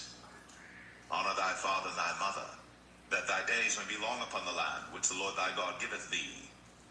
Thou shalt not kill. Thou shalt not commit adultery. Thou shalt not steal. Thou shalt not bear false witness against thy neighbor. Thou shalt not covet thy neighbor's house. Thou shalt not covet thy neighbor's wife, nor his manservant, nor his maidservant, nor his ox, nor his ass, nor anything that is thy neighbor's. And all the people saw the thunderings, and the lightnings, and the noise of the trumpet, and the mountain smoking. And when the people saw it, they removed, and stood afar off. And they said unto Moses, Speak thou with us, and we will hear. But let not God speak with us, lest we die. And Moses said unto the people, Fear not, for God is come to prove you, and that his fear may be before your faces, that ye sin not. And the people stood afar off. And Moses drew near unto the thick darkness where God was. And the Lord said unto Moses, Thus thou shalt say unto the children of Israel, Ye have seen that I have talked with you from heaven. Ye shall not make with me gods of silver, neither shall ye make unto you gods of gold. An altar of earth thou shalt make unto me, and shalt sacrifice thereon thy burnt offerings, and thy peace offerings, thy sheep and thine oxen. In all places where I record my name I will come unto thee, and I will bless thee. And if thou wilt make me an altar of stone, thou shalt not build it of hewn stone, for if thou lift up thy tool upon it, thou hast polluted it. Neither shalt thou go up by steps unto mine altar, that thy nakedness be not discovered thereon.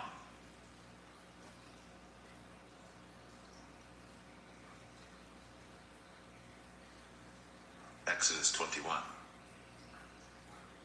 Now these are the judgments which thou shalt set before them. If thou buy an Hebrew servant, 6 years he shall serve, and in the 7th he shall go out free for nothing. If he came in by himself, he shall go out by himself. If he were married, then his wife shall go out with him. If his master have given him a wife, and she have borne him sons or daughters, the wife and her children shall be her master's, and he shall go out by himself. And if the servant shall plainly say, I love my master, my wife, and my children, I will not go out free, then his master shall bring him unto the judges. He shall also bring him to the door, or unto the doorpost, and his master shall bore his ear through with an awl, and he shall serve him forever. And if a man sell his daughter to be a maidservant, she shall not go out as the men servants do. If she please not her master, who hath betrothed her to himself, then shall he let her be redeemed. To sell her unto a strange nation, he shall have no power, seeing he hath dealt deceitfully with her. And if he have betrothed her unto his son, he shall deal with her after the manner of daughters. If he take him another wife, her food, her raiment, and her duty of marriage, shall he not diminish? And if he do not these three unto her, then shall she go out free without money. He that smiteth a man so that he die, shall be surely put to death. And if a man lie not in wait, but God deliver him into his hand, then I will appoint thee a place whither he shall flee. But if a man come presumptuously upon his neighbor, to slay him with guile, thou shalt take him from mine altar, that he may die. And he that smiteth his father or his mother shall be surely put to death. And he that stealeth a man and selleth him, or if he be found in his hand, he shall surely be put to death. And he that curseth his father or his mother shall surely be put to death. And if men strive together, and one smite another with a stone, or with his fist, and he die not, but keepeth his bed, if he rise again and walk abroad upon his staff, then shall he that smote him be quit, only he shall pay for the loss of his time, and shall cause him to be thoroughly healed.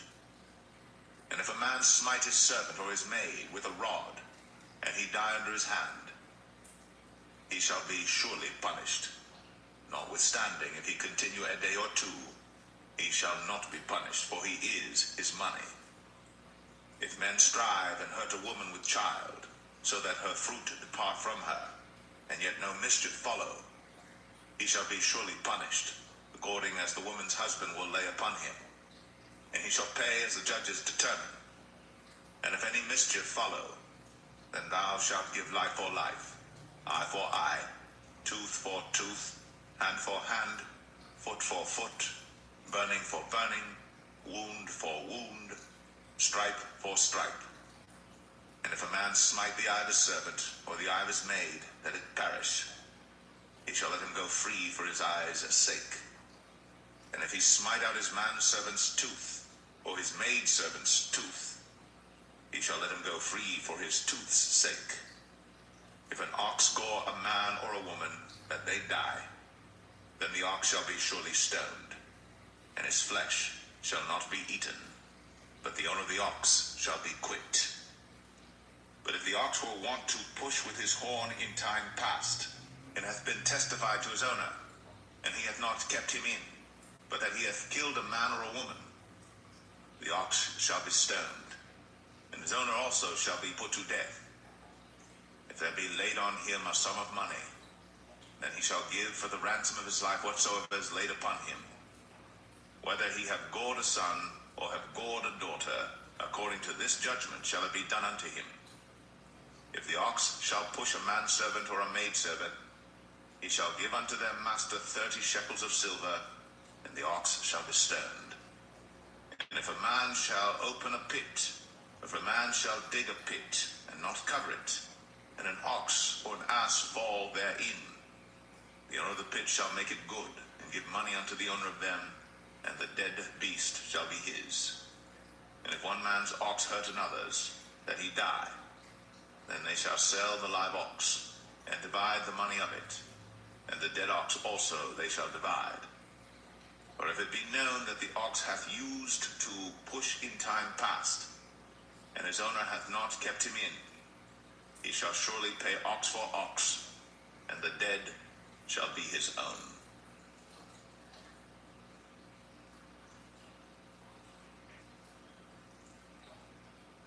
Exodus 22.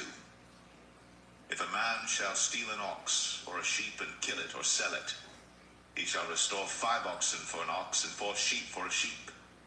If a thief be found breaking up and be smitten that he die, there shall no blood be shed for him. If the sun be risen upon him, there shall be blood shed for him, but he should make full restitution. If he have nothing, then he shall be sold for his theft. If the theft be certainly found in his hand alive, whether it be ox or ass or sheep, he shall restore double. If a man shall cause a field or vineyard to be eaten, and shall put in his beast, and shall feed in another man's field, of the best of his own field and of the best of his own vineyard, shall he make restitution. If fire break out and catch in thorns, so that stacks of corn or the standing corn of the field be consumed therewith, he that kindled the fire shall surely make restitution. If a man shall deliver unto his neighbor money or stuff to keep, and it be stolen out of the man's house, if the thief be found, let him pay double. If the thief be not found, then the master of the house shall be brought unto the judges to see whether he have put his hand unto his neighbor's goods. For all manner of trespass, whether it be for ox, for ass, for sheep, for raiment, or for any manner of lost thing, which another challengeth to be his, the cause of both parties shall come before the judges, and whom the judges shall condemn, he shall pay double unto his neighbor. If a man deliver unto his neighbor an ass, or an ox, or a sheep, or any beast to keep, and it die, or be hurt, or driven away, no man seeing it, then shall an oath of the Lord be between them both, that he hath not put his hand unto his neighbor's goods, and the owner of it shall accept thereof, and he shall not make it good. And if it be stolen from him, he shall make restitution unto the owner thereof. If it be torn in pieces, then let him bring it for witness, and he shall not make good that which was torn. And if a man borrow aught of his neighbor, and it be hurt or die, the owner thereof being not with it, he shall surely make it good. But if the owner thereof be with it, he shall not make it good. If it be an hired thing, it came for his hire. And if a man entice a maid that is not betrothed, and lie with her, he shall surely endow her to be his wife. If her father utterly refuse to give her unto him, he shall pay money according to the dowry of virgins. Thou shalt not suffer a witch to live. Whosoever lieth with a beast shall surely be put to death. He that sacrificeth unto any god, save unto the Lord only, he shall be utterly destroyed. Thou shalt neither vex a stranger nor oppress him, for ye were strangers in the land of Egypt. Ye shall not afflict any widow or fatherless child. If thou afflict them in any wise, and they cried all unto me, I will surely hear their cry, and my wrath shall wax hot, and I will kill you with the sword, and your wives shall be widows, and your children fatherless. If thou lend money to any of my people that is poor by thee, thou shalt not be to him as an usurer, neither shalt thou lay upon him usury. If thou at all take thy neighbor's raiment to pledge, thou shalt deliver it unto him by that the sun goeth down. For that is his covering only, it is his raiment for his skin. Wherein shall he sleep? And it shall come to pass, when he crieth unto me, that I will hear, for I am gracious. Thou shalt not revile the gods, nor curse the ruler of thy people. Thou shalt not delay to offer the first of thy ripe fruits, and of thy liquors, the firstborn of thy sons shalt thou give unto me. Likewise shalt thou do with thine oxen, and with thy sheep. 7 days it shall be with his dam. On the 8th day thou shalt give it to me. And ye shall be holy men unto me. Neither shall ye eat any flesh that is torn of beasts in the field. Ye shall cast it to the dogs.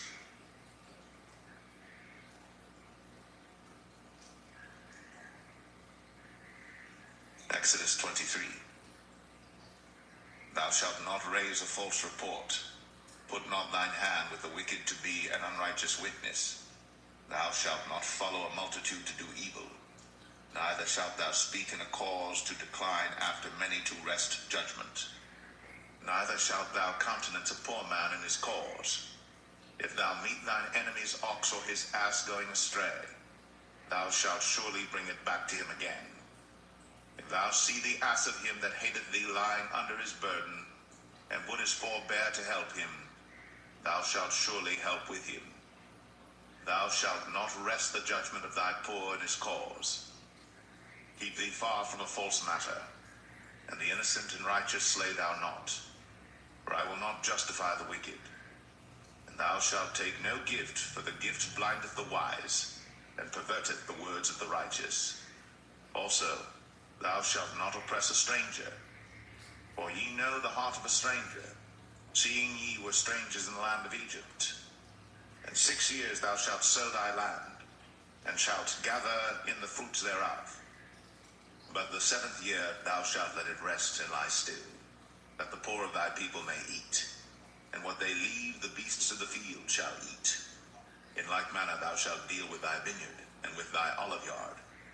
6 days thou shalt do thy work, and on the 7th day thou shalt rest, that thine ox and thine ass may rest, and the son of thy handmaid, and the stranger may be refreshed. And all things that I have said unto you be circumspect, and make no mention of the name of other gods, neither let it be heard out of thy mouth. 3 times thou shalt keep a feast unto me in the year. Thou shalt keep the feast of unleavened bread. Thou shalt eat unleavened bread 7 days, as I commanded thee, in the time appointed of the month Abib. For in it thou camest out from Egypt, and none shall appear before me empty. And the feast of harvest, the first fruits of thy labors, which thou hast sown in the field, and the feast of ingathering, which is in the end of the year, when thou hast gathered in thy labors out of the field. 3 times in the year all thy males shall appear before the Lord God. Thou shalt not offer the blood of my sacrifice with leavened bread, neither shall the fat of my sacrifice remain until the morning. The first of the first fruits of thy land thou shalt bring into the house of the Lord thy God. Thou shalt not see the kid in his mother's milk. Behold, I send an angel before thee, to keep thee in the way, and to bring thee into the place which I have prepared. Beware of him, and obey his voice. Provoke him not, for he will not pardon your transgressions. for my name is in him. But if thou shalt indeed obey his voice, and do all that I speak, then I will be an enemy unto thine enemies, and an adversary unto thine adversaries. For mine angel shall go before thee, and bring thee in unto the Amorites, and the Hittites, and the Perizzites, and the Canaanites, the Hivites, and the Jebusites, and I will cut them off. Thou shalt not bow down to their gods, nor serve them, nor do after their works, but thou shalt utterly overthrow them, and quite break down their images. And ye shall serve the Lord your God, and he shall bless thy bread and thy water, and I will take sickness away from the midst of thee. There shall nothing cast their young, nor be barren in thy land. The number of thy days I will fulfill. I will send my fear before thee, and will destroy all the people to whom thou shalt come. And I will make all thine enemies turn their backs unto thee. And I will send hornets before thee, which shall drive out the Hivite, the Canaanite, and the Hittite from before thee. I will not drive them out from before thee in 1 year, lest the land become desolate, and the beasts of the field multiply against thee. By little and little I will drive them out from before thee, until thou be increased and inherit the land. And I will set thy bounds from the Red Sea even unto the sea of the Philistines, and from the desert unto the river, where I will deliver the inhabitants of the land into your hand, and thou shalt drive them out before thee. Thou shalt make no covenant with them, nor with their gods.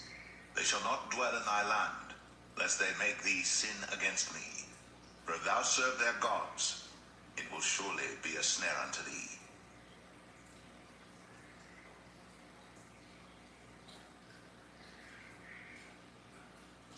Exodus 24.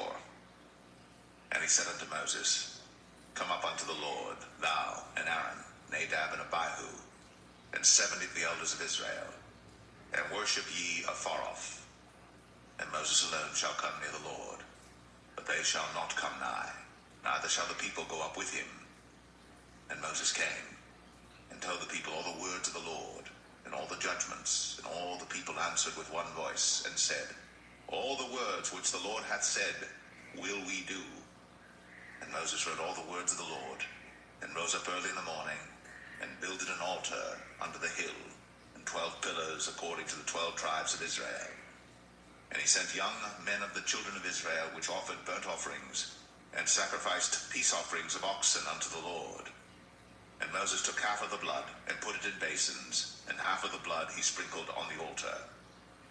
And he took the book of the covenant, and read in the audience of the people, and they said, All that the Lord hath said will we do, and be obedient. And Moses took the blood, and sprinkled it on the people, and said, Behold, the blood of the covenant which the Lord hath made with you concerning all these words. Then went up Moses and Aaron, Nadab and Abihu, and 70 of the elders of Israel. And they saw the God of Israel. And there was under his feet, as it were, a paved work of a sapphire stone, and as it were the body of heaven in his clearness. And upon the nobles of the children of Israel he laid not his hand. Also they saw God, and did eat and drink. And the Lord said unto Moses, Come up to me into the mount, and be there. And I will give thee tables of stone, and the law and commandments which I have written, that thou mayest teach them. And Moses rose up, and his minister Joshua. And Moses went up into the mount of God. And he said unto the elders, Tarry ye here for us, until we come again unto you. And behold, Aaron and Hur are with you. If any man have any matters to do, let him come unto them. And Moses went up into the mount, and a cloud covered the mount. And the glory of the Lord abode upon Mount Sinai, and the cloud covered it 6 days. And the 7th day he called unto Moses out of the midst of the cloud. And the sight of the glory of the Lord was like devouring fire on the top of the mount in the eyes of the children of Israel. And Moses went into the midst of the cloud, and gat him up into the mount. And Moses was in the mount 40 days and 40 nights.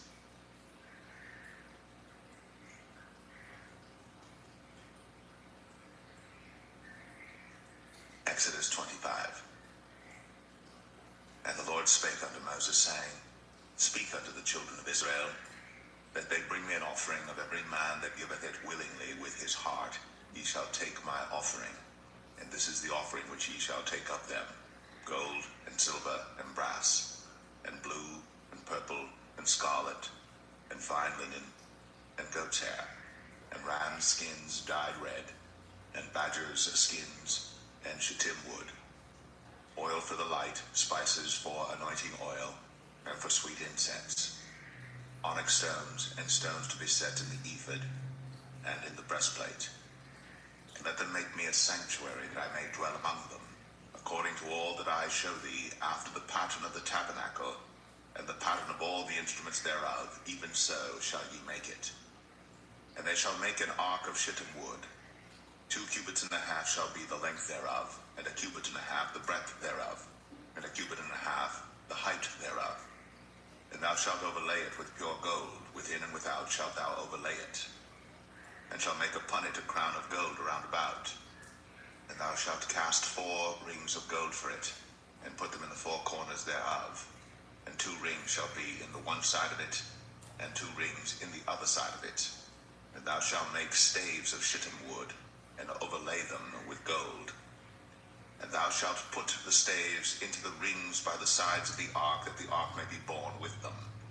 The staves shall be in the rings of the ark, they shall not be taken from it. And thou shalt put into the ark the testimony which I shall give thee. And thou shalt make a mercy seat of pure gold. 2 cubits and a half shall be the length thereof, and a cubit and a half the breadth thereof.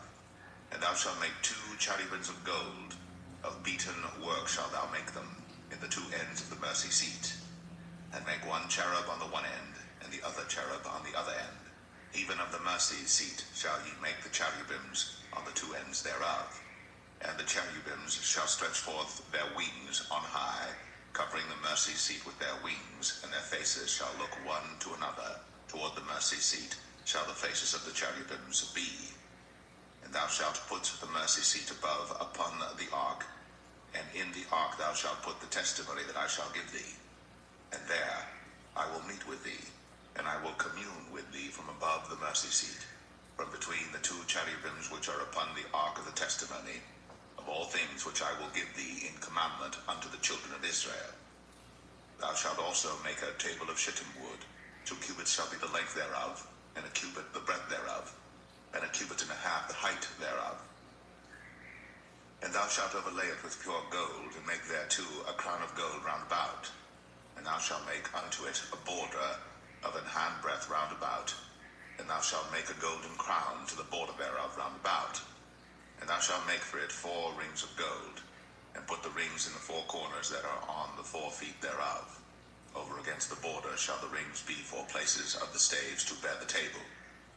And thou shalt make the staves of shittim wood, and overlay them with gold, that the table may be borne with them. And thou shalt make the dishes thereof, and spoons thereof, and covers thereof, and bowls thereof, to cover withal. Of pure gold shalt thou make them. And thou shalt set upon the table showbread before me always. And thou shalt make a candlestick of pure gold. Of beaten work shall the candlestick be made. His shaft, and his branches, his bowls, his knobs, and his flowers shall be of the same. And 6 branches shall come out of the sides of it, 3 branches of the candlestick out of the one side, and 3 branches of the candlestick out of the other side. 3 bowls made like unto almonds, with a knob and a flower in one branch, and 3 bowls made like almonds in the other branch, with a knob and a flower. So in the 6 branches that come out of the candlestick. And in the candlestick shall be 4 bowls made like unto almonds, with their knobs and their flowers. And there shall be a knob under 2 branches of the same, and a knob under 2 branches of the same, and a knob under 2 branches of the same, according to the 6 branches that proceed out of the candlestick. Their knobs and their branches shall be of the same. All it shall be one beaten work of pure gold.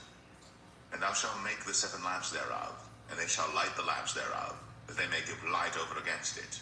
And the tongs thereof, and the snuff dishes thereof, shall be of pure gold. Of a talent of pure gold shall he make it with all these vessels. And look that thou make them after their pattern, which was shown thee in the mount.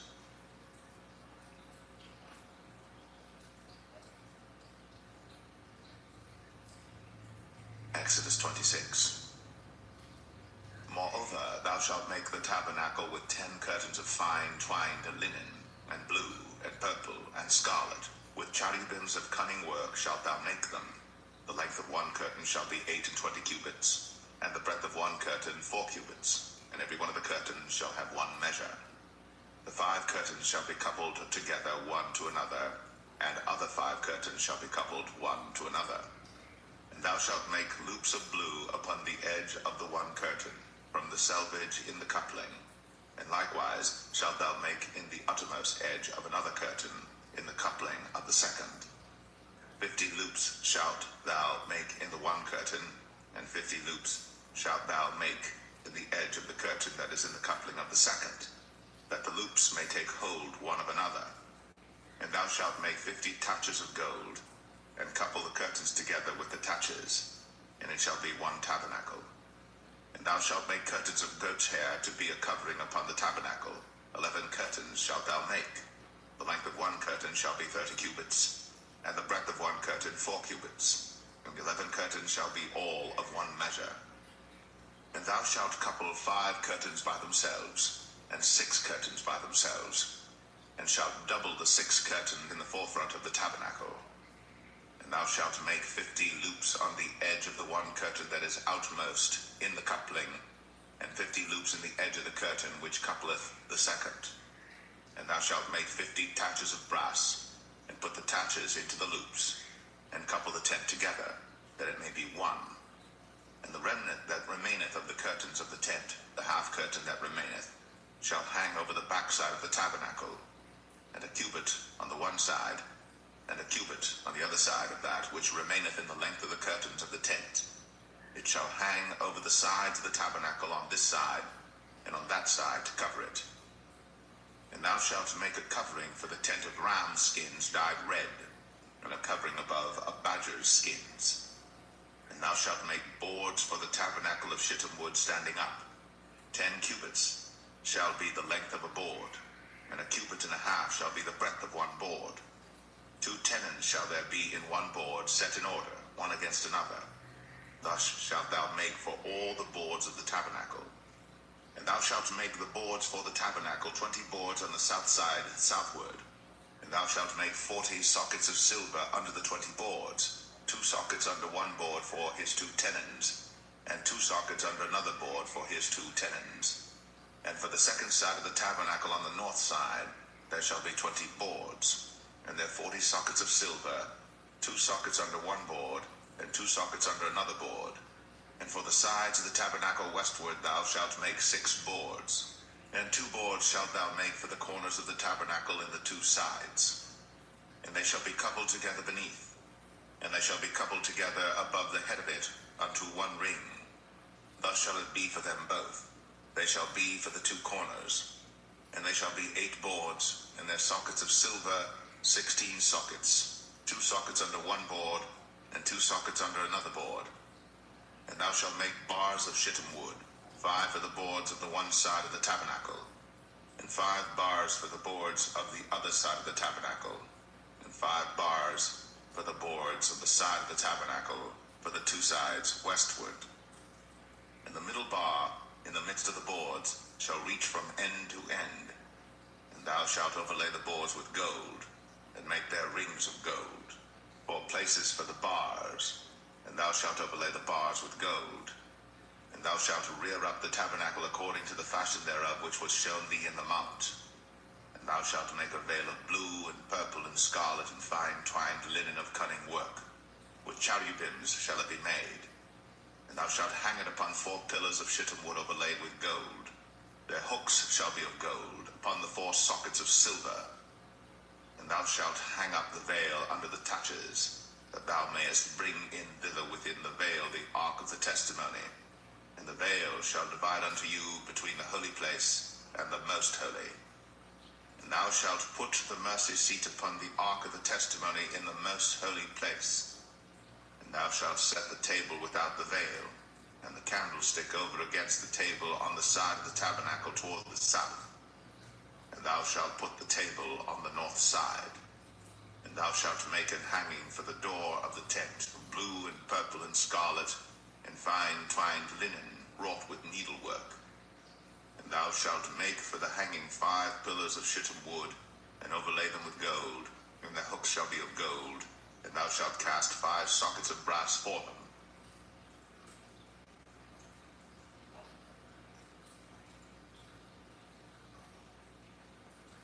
Exodus 27. And thou shalt make an altar of shittim wood, 5 cubits long and 5 cubits broad. The altar shall be 4 square, and the height thereof shall be 3 cubits. And thou shalt make the horns of it upon the 4 corners thereof.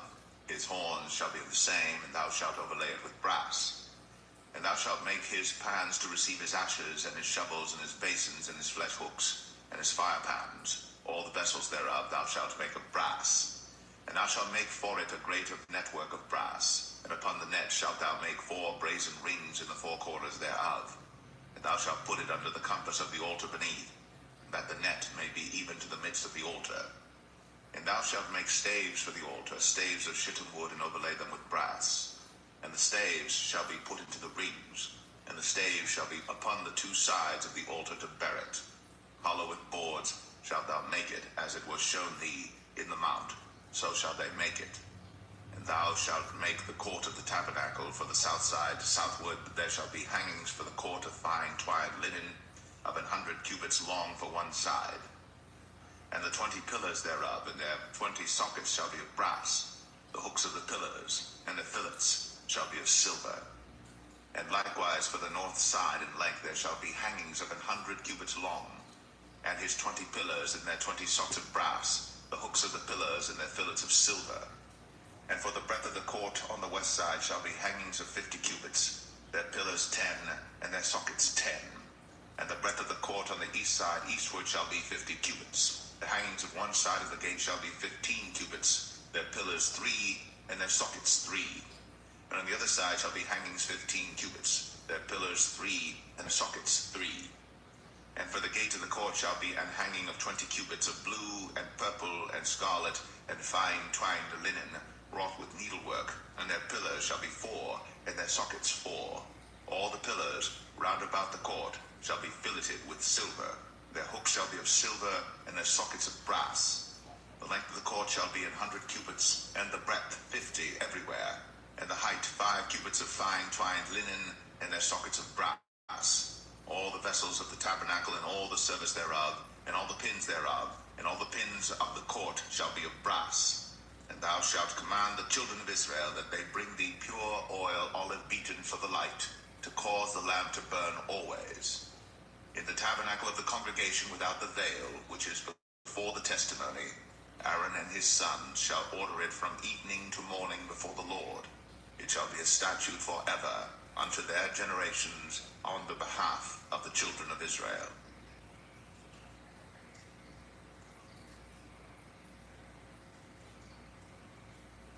Exodus 28. And take thou unto thee Aaron thy brother, and his sons with him, from among the children of Israel, that he may minister unto me in the priest's office, even Aaron, Nadab, and Abihu, Eleazar, and Ithamar, Aaron's sons.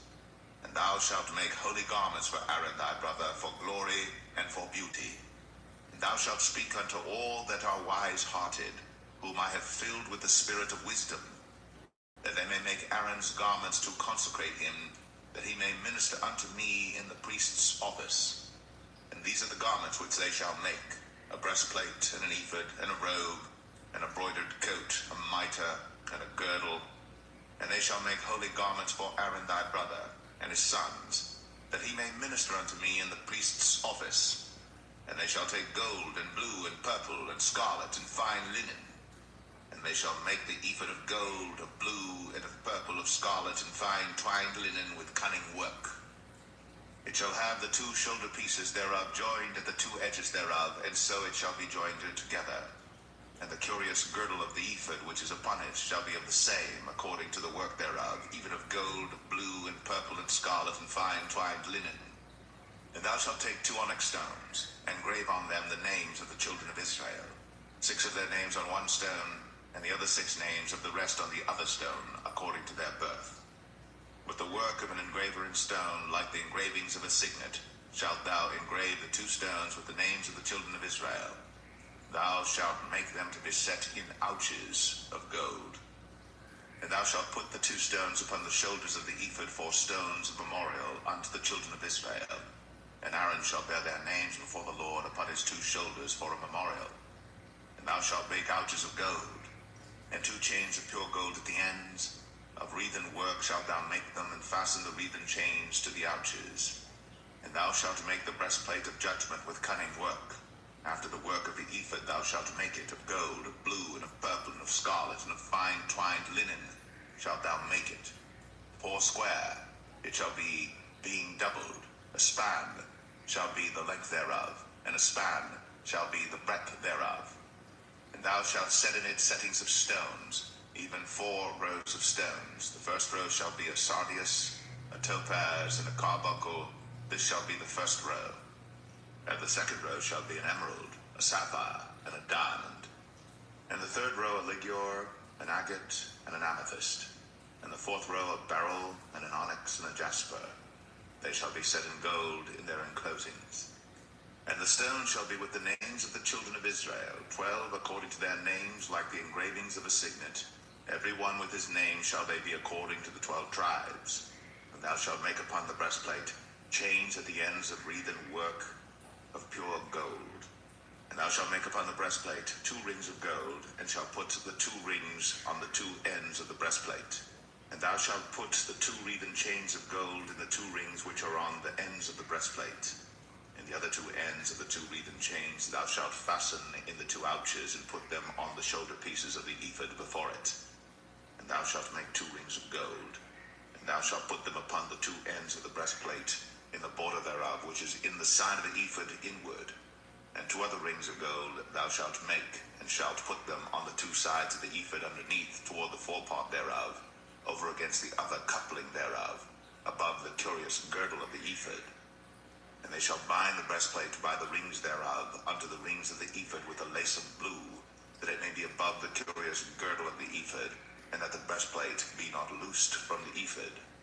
And Aaron shall bear the names of the children of Israel in the breastplate of judgment upon his heart, when he goeth in unto the holy place for a memorial before the Lord continually.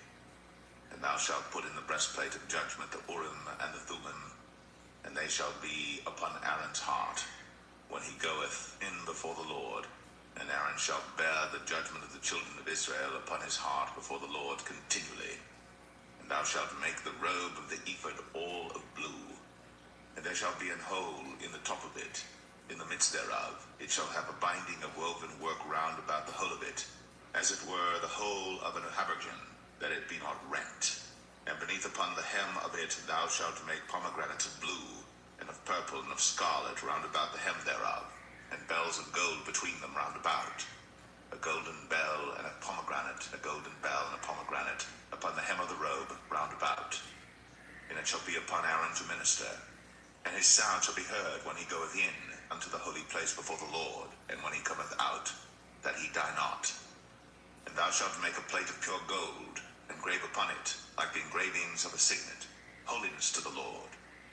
And thou shalt put it on a blue lace, that it may be upon the mitre, upon the forefront of the mitre it shall be. And it shall be upon Aaron's forehead, that Aaron may bear the iniquity of the holy things, which the children of Israel shall hallow in all their holy gifts. And it shall be always upon his forehead, that they may be accepted before the Lord. And thou shalt embroider the coat of fine linen, and thou shalt make the mitre of fine linen, and thou shalt make the girdle of needlework. And for Aaron's sons thou shalt make coats, and thou shalt make for them girdles, and bonnets shalt thou make for them for glory and for beauty. And thou shalt put them upon Aaron thy brother, and his sons with him, and shalt anoint them, and consecrate them, and sanctify them, that they may minister unto me in the priest's office. And thou shalt make them linen breeches to cover their nakedness. From the loins even unto the thighs they shall reach. And they shall be upon Aaron and upon his sons when they come in unto the tabernacle of the congregation, or when they come near unto the altar to minister in the holy place, that they bear not iniquity and die. It shall be a statute forever unto him and his seed after him.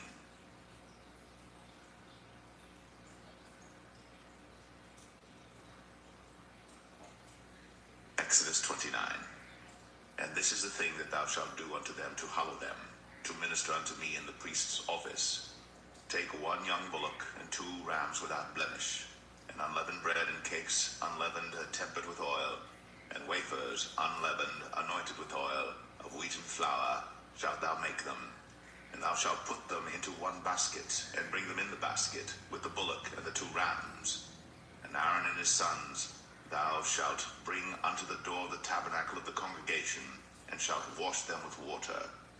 And thou shalt take the garments, and put upon Aaron the coat, and the robe of the ephod, and the breastplate, and gird him with the curious girdle of the ephod. And thou shalt put the mitre upon his head, and put the holy crown upon the mitre. Then shalt thou take the anointing oil, and pour it upon his head, and anoint him. And thou shalt bring his sons, and put coats upon them.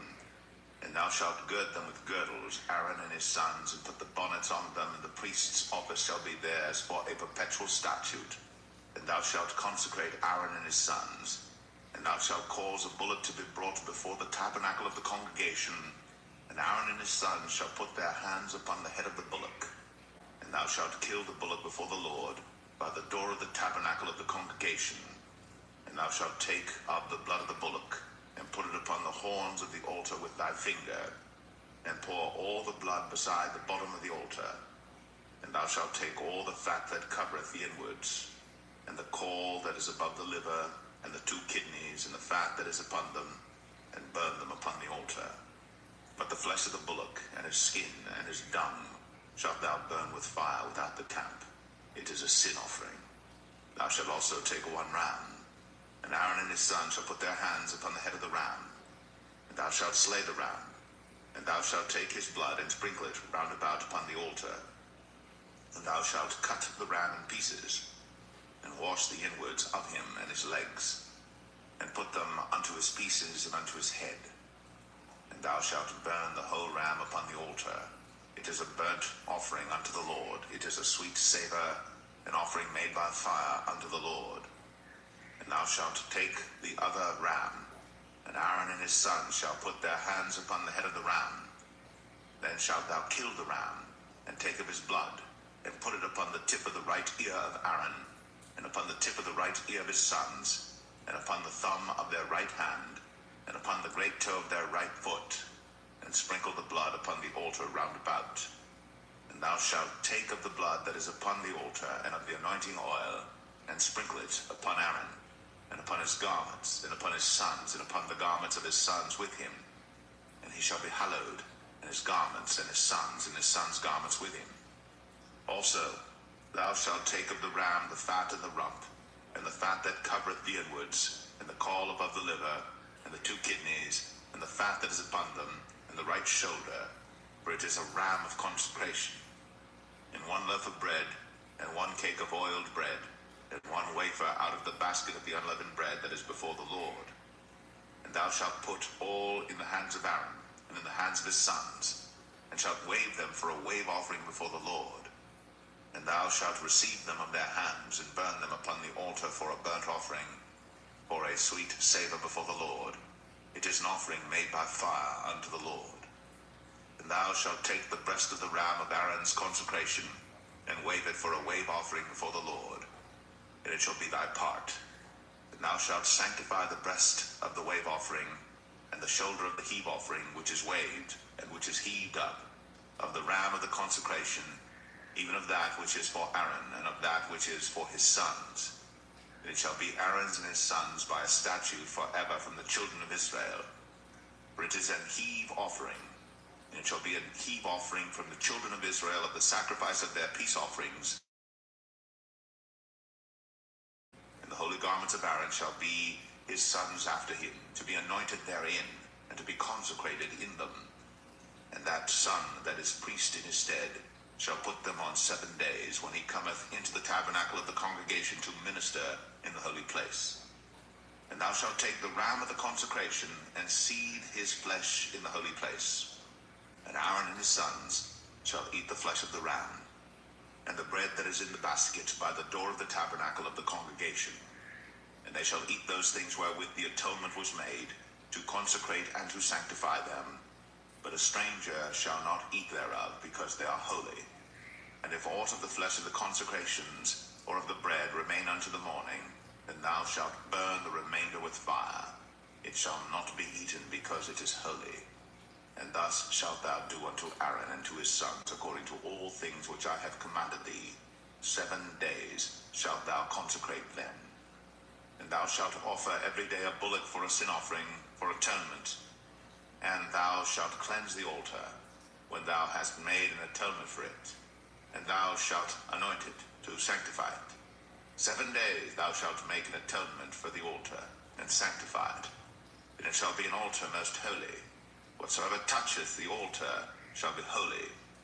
Now this is that which thou shalt offer upon the altar: 2 lambs of the first year, day by day, continually. The one lamb thou shalt offer in the morning, and the other lamb thou shalt offer at even. And with the one lamb 1/10 deal of flour mingled with the 4th part of an hin of beaten oil, and the 4th part of an hin of wine for a drink offering. And the other lamb thou shalt offer at even, and shalt do thereto according to the meat offering of the morning, and according to the drink offering thereof, for a sweet savour, an offering made by fire unto the Lord. This shall be a continual burnt offering throughout your generations at the door of the tabernacle of the congregation before the Lord, where I will meet you, to speak thereunto thee. And there I will meet with the children of Israel, and the tabernacle shall be sanctified by my glory. And I will sanctify the tabernacle of the congregation and the altar. I will sanctify also both Aaron and his sons to minister to me in the priest's office.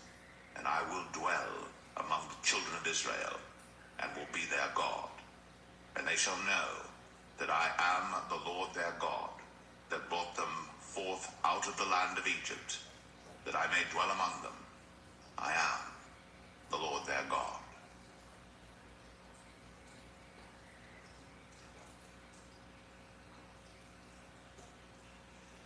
Exodus 30. And thou shalt make an altar to burn incense upon. Of shittim wood shalt thou make it. A cubit shall be the length thereof, and a cubit the breadth thereof. 4 square shall it be, and 2 cubits shall be the height thereof. The horns thereof shall be of the same. And thou shalt overlay it with pure gold, the top thereof and the sides thereof round about, and the horns thereof. And thou shalt make unto it a crown of gold round about. And 2 golden rings shalt thou make to it under the crown of it. By the 2 corners thereof, upon the 2 sides of it, shalt thou make it. And they shall be for places for the staves to bear it withal. And thou shalt make the staves of shittim wood, and overlay them with gold. And thou shalt put it before the veil that is by the ark of the testimony, before the mercy seat that is over the testimony, where I will meet with thee.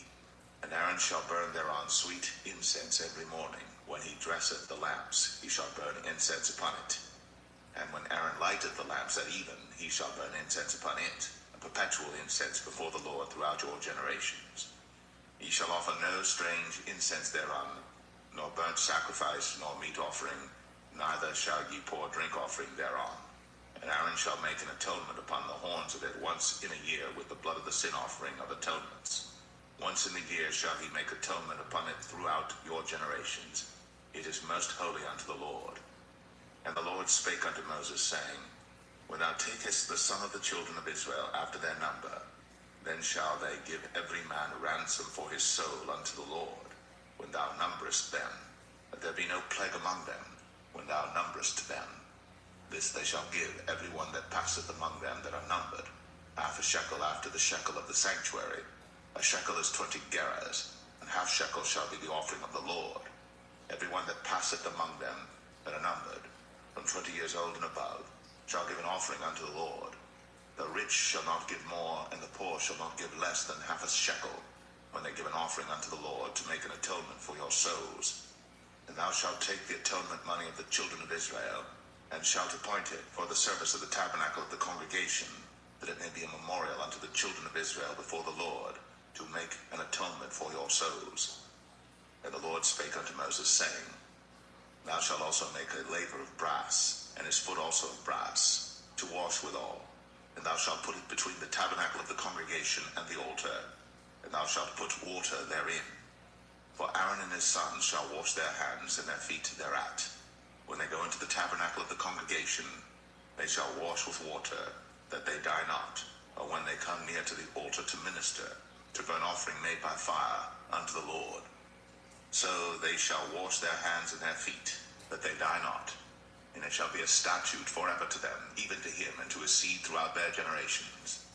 Moreover the Lord spake unto Moses, saying, Take thou also unto thee principal spices, of pure myrrh, 500 shekels, and of sweet cinnamon half so much, even 250 shekels, and of sweet calamus 250 shekels, and of cassia 500 shekels after the shekel of the sanctuary, and of oil olive and hin. And thou shalt make it an oil of holy ointment, an ointment compound after the art of the apothecary. It shall be an holy anointing oil. And thou shalt anoint the tabernacle of the congregation therewith, and the ark of the testimony, and the table and all his vessels, and the candlestick and his vessels, and the altar of incense, and the altar of burnt offering with all his vessels, and the laver and his foot. And thou shalt sanctify them, that they may be most holy. Whatsoever touches them shall be holy. And thou shalt anoint Aaron and his sons, and consecrate them, that they may minister unto me in the priest's office. And thou shalt speak unto the children of Israel, saying, This shall be an holy anointing oil unto me throughout your generations. Upon man's flesh shall it not be poured, neither shall ye make any other like it, after the composition of it. It is holy, and it shall be holy unto you. Whosoever compoundeth any like it, or whosoever putteth any of it upon a stranger, shall even be cut off from his people. And the Lord said unto Moses, Take unto thee sweet spices, stacte, and onijah, and galbanum, these sweet spices with pure frankincense. Of each shall there be a like weight. And thou shalt make it a perfume, a confection after the art of the apothecary, tempered together pure and holy. And thou shalt beat some of it very small, and put of it before the testimony in the tabernacle of the congregation, where I will meet with thee. It shall be unto you most holy. And as for the perfume which thou shalt make, ye shall not make to yourselves according to the composition thereof. It shall be unto thee holy for the Lord. Whosoever shall make like unto that, to smell thereto, shall even be cut off from his people.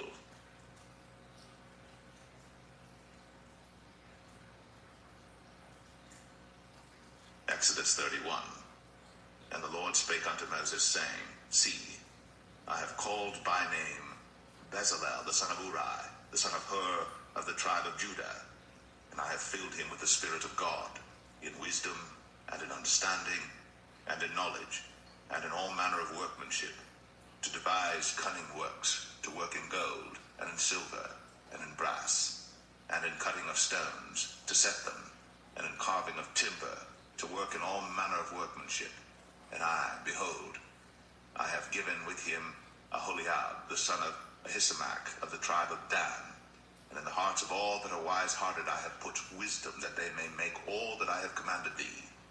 The tabernacle of the congregation, and the ark of the testimony, and the mercy seat that is thereupon, and all the furniture of the tabernacle, and the table, and his furniture, and the pure candlestick with all his furniture, and the altar of incense, and the altar of burnt offering with all his furniture, and the laver and his foot, and the cloths of service, and the holy garments for Aaron the priest, and the garments of his sons to minister in the priest's office, and the anointing oil, and sweet incense for the holy place, according to all that I have commanded thee shall they do.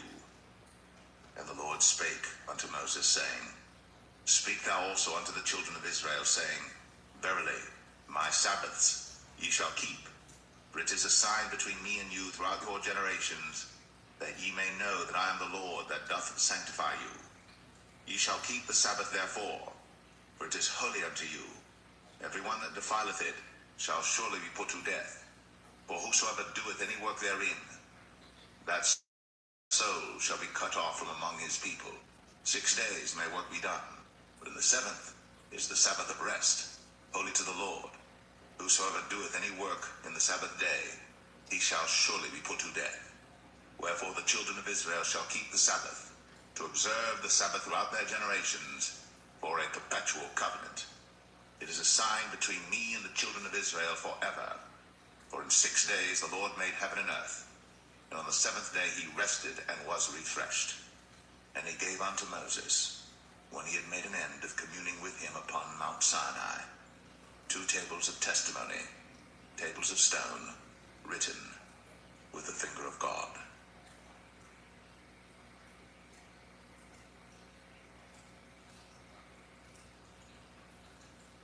Exodus 32.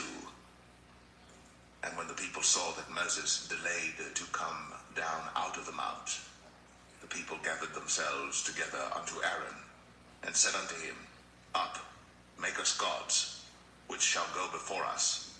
For as for this Moses, the man that brought us up out of the land of Egypt, we wot not what is become of him.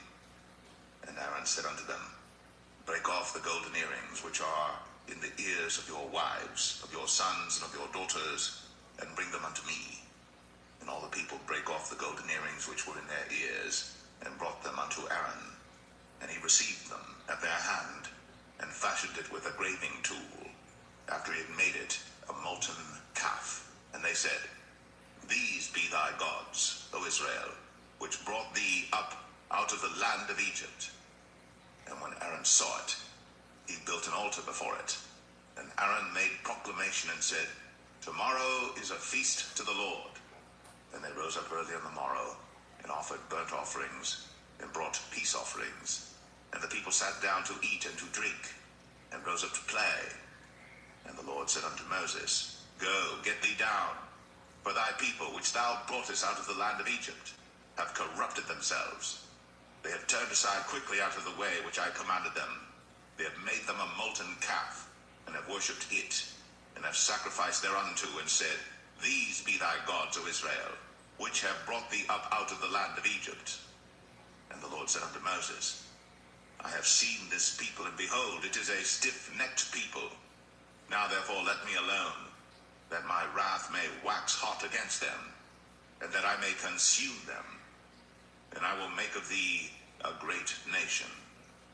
And Moses besought the Lord his God, and said, Lord, why doth thy wrath wax hot against thy people, which thou hast brought forth out of the land of Egypt with great power, and with a mighty hand?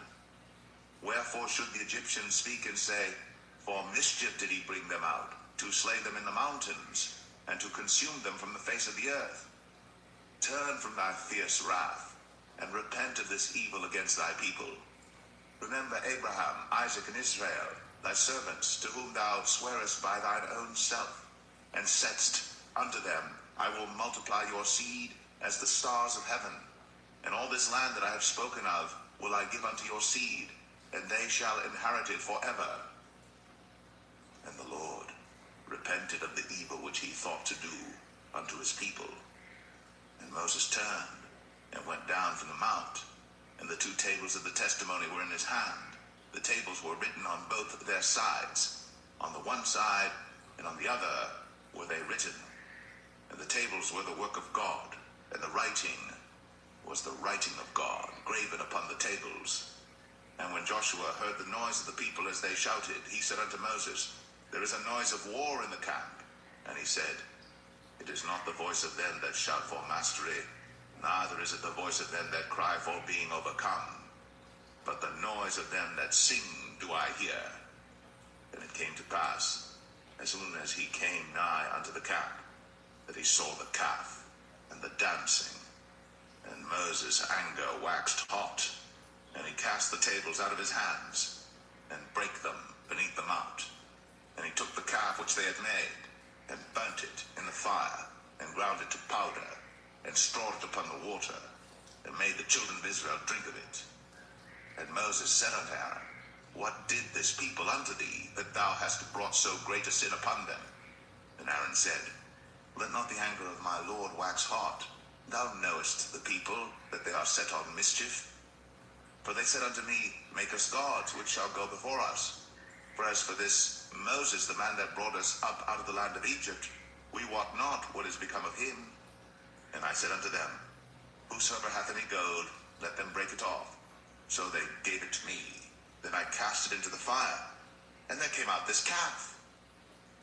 And when Moses saw that the people were naked, for Aaron had made them naked unto their shame among their enemies. Then Moses stood in the gate of the camp and said, Who is on the Lord's side? Let him come unto me. And all the sons of Levi gathered themselves together unto him. And he said unto them, Thus saith the Lord God of Israel, Put every man his sword by his side, and go in and out from gate to gate throughout the camp, and slay every man his brother, and every man his companion, and every man his neighbor. And the children of Levi did according to the word of Moses. And there fell of the people that day about 3,000 men. For Moses had said, Consecrate yourselves today to the Lord, even every man upon his son, and upon his brother, that he may bestow upon you a blessing this day. And it came to pass on the morrow, that Moses said unto the people, Ye have sinned a great sin, and now I will go up unto the Lord. Peradventure, I shall make atonement for your sin. And Moses returned unto the Lord and said, O this people have sinned a great sin, and have made them gods of gold. Yet now, if thou wilt forgive their sin, and if not, blot me, I pray thee, out of thy book, which thou hast written. And the Lord said unto Moses, Whosoever hath sinned against me, him will I blot out of my book. Therefore now go, lead the people unto the place of which I have spoken unto thee. Behold, mine angel shall go before thee. Nevertheless, in the day when I visit, I will visit their sin upon them. And the Lord plagued the people, because they made the calf which Aaron made.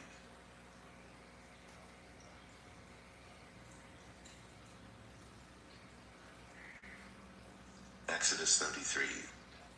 And the Lord said unto Moses, Depart, and go up hence, thou and the people which thou hast brought up out of the land of Egypt, unto the land which I swear unto Abraham, to Isaac, and to Jacob, saying, Unto thy seed will I give it. And I will send an angel before thee, and I will drive out the Canaanite, the Amorite, and the Hittite, and the Perizzite, the Hivite, and the Jebusite, unto a land flowing with milk and honey. For I will not go up in the midst of thee, for thou art a stiff-necked people, lest I consume thee in the way. And when the people heard these evil tidings, they mourned, and no man did put on him his ornaments. For the Lord had said unto Moses, Say unto the children of Israel, Ye are a stiff-necked people. I will come up into the midst of thee in a moment, and consume thee. Therefore now put off thy ornaments from thee, that I may know what to do unto thee. And the children of Israel stripped themselves of their ornaments by the mount Horeb. And Moses took the tabernacle, and pitched it without the camp, afar off from the camp, and called it the tabernacle of the congregation. And it came to pass that every one which sought the Lord went out unto the tabernacle of the congregation, which was without the camp. And it came to pass, when Moses went out unto the tabernacle, that all the people rose up, and stood every man at his tent door, and looked after Moses, until he was gone into the tabernacle. And it came to pass, as Moses entered into the tabernacle, the cloudy pillar descended, and stood at the door of the tabernacle, and the Lord talked with Moses. And all the people saw the cloudy pillar stand at the tabernacle door. And all the people rose up and worshipped, every man in his tent door. And the Lord spake unto Moses face to face, as a man speaketh unto his friend. And he turned again into the camp.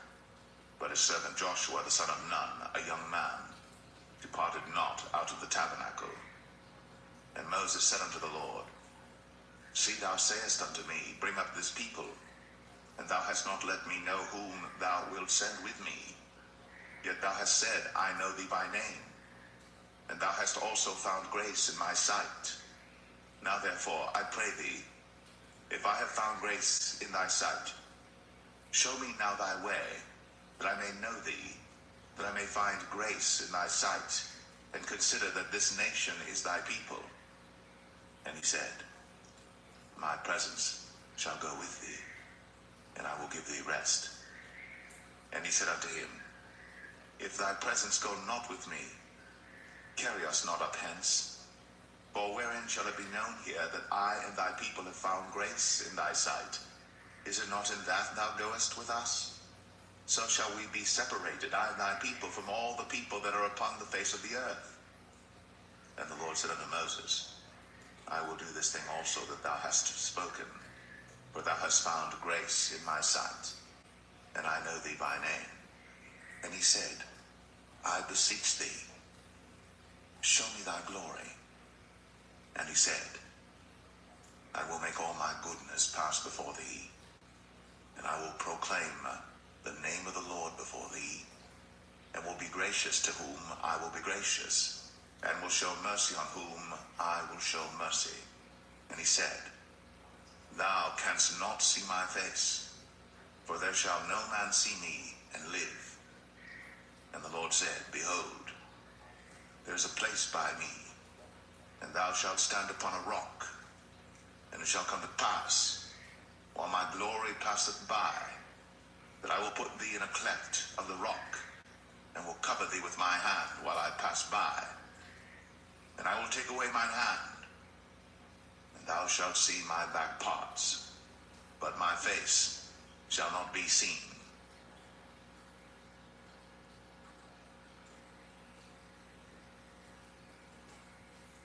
Exodus 34. And the Lord said unto Moses, Hew thee 2 tables of stone like unto the first. And I will write upon these tables the words that were in the first tables which thou breakest. And be ready in the morning, and come up in the morning unto Mount Sinai, and present thyself there to me in the top of the mount. And no man shall come up with thee, neither let any man be seen throughout all the mount. Neither let the flocks nor herds feed before that mount. And he hewed 2 tables of stone like unto the first.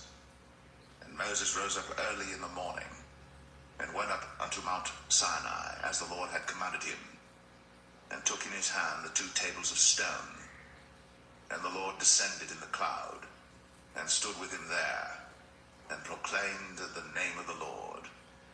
And the Lord passed by before him, and proclaimed, The Lord God, merciful and gracious, long-suffering, and abundant in goodness and truth, keeping mercy for thousands, forgiving iniquity and transgression and sin, and that will by no means clear the guilty, visiting the iniquity of the fathers upon the children, and upon the children's children, unto the 3rd and to the 4th generation. And Moses made haste, and bowed his head toward the earth, and worshipped. And he said, If now I have found grace in thy sight, O Lord, let my Lord, I pray thee, go among us. For it is a stiff-necked people, and pardon our iniquity and our sin, and take us for thine inheritance. And he said, Behold, I make a covenant. Before I will do marvels, such as have not been done in all the earth, nor in any nation, and all the people among which thou art shall see the work of the Lord. For it is a terrible thing that I will do with thee. Observe thou that which I command thee this day. Behold, I drive out before thee the Amorite, and the Canaanite, and the Hittite, and the Perizzite, and the Hivite, and the Jebusite. Take heed to thyself, lest thou make a covenant with the inhabitants of the land whither thou goest, lest it be for a snare in the midst of thee. That ye shall destroy their altars, break their images, and cut down their groves. For thou shalt worship no other God, for the Lord whose name is a jealous God. Lest thou make a covenant with the inhabitants of the land, and they go a-whoring after their gods, and do sacrifice unto their gods, and one call thee, and thou eat of his sacrifice, and thou take of their daughters unto thy sons, and their daughters go a-whoring after their gods, and make thy sons go a-whoring after their gods. Thou shalt make thee no molten gods. The feast of unleavened bread shalt thou keep. 7 days thou shalt eat unleavened bread, as I commanded thee, in the time of the month Abib. For in the month Abib thou camest out from Egypt. All that openeth the matrix is mine, and every firstling among thy cattle, whether ox or sheep that is male. But the firstling of an ass thou shalt redeem with a lamb. And if thou redeem him not, then shalt thou break his neck. All the firstborn of thy sons thou shalt redeem, and none shall appear before me empty. 6 days thou shalt work, But on the seventh day thou shalt rest. In earing time and in harvest thou shalt rest. And thou shalt observe the feast of weeks, of the first fruits of wheat harvest, and the feast of ingathering at the year's end. Thrice in a year shall all your men children appear before the Lord God, the God of Israel. For I will cast out the nations before thee, and enlarge thy borders. Neither shall any man desire thy land, when thou shalt go up to appear before the Lord thy God thrice in the year. Thou shalt not offer the blood of my sacrifice with leaven, neither shall the sacrifice of the feast of the Passover be left unto the morning. The first of the first fruits of thy land thou shalt bring unto the house of the Lord thy God. Thou shalt not see the kid in his mother's milk. And the Lord said unto Moses, Write thou these words, for after the tenor of these words I have made a covenant with thee and with Israel. And he was there with the Lord 40 days and 40 nights. He did neither eat bread nor drink water. And he wrote upon the tables the words of the covenant, the 10 commandments.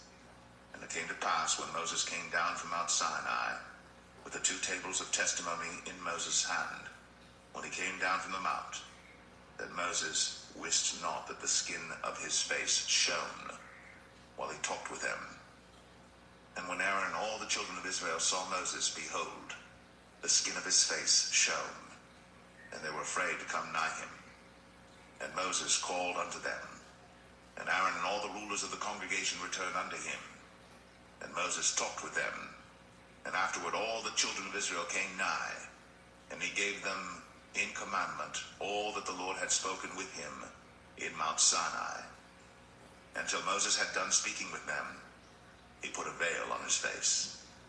But when Moses went in before the Lord to speak with him, he took the veil off until he came out. And he came out and spake unto the children of Israel that which he was commanded. And the children of Israel saw the face of Moses, that the skin of Moses' face shone.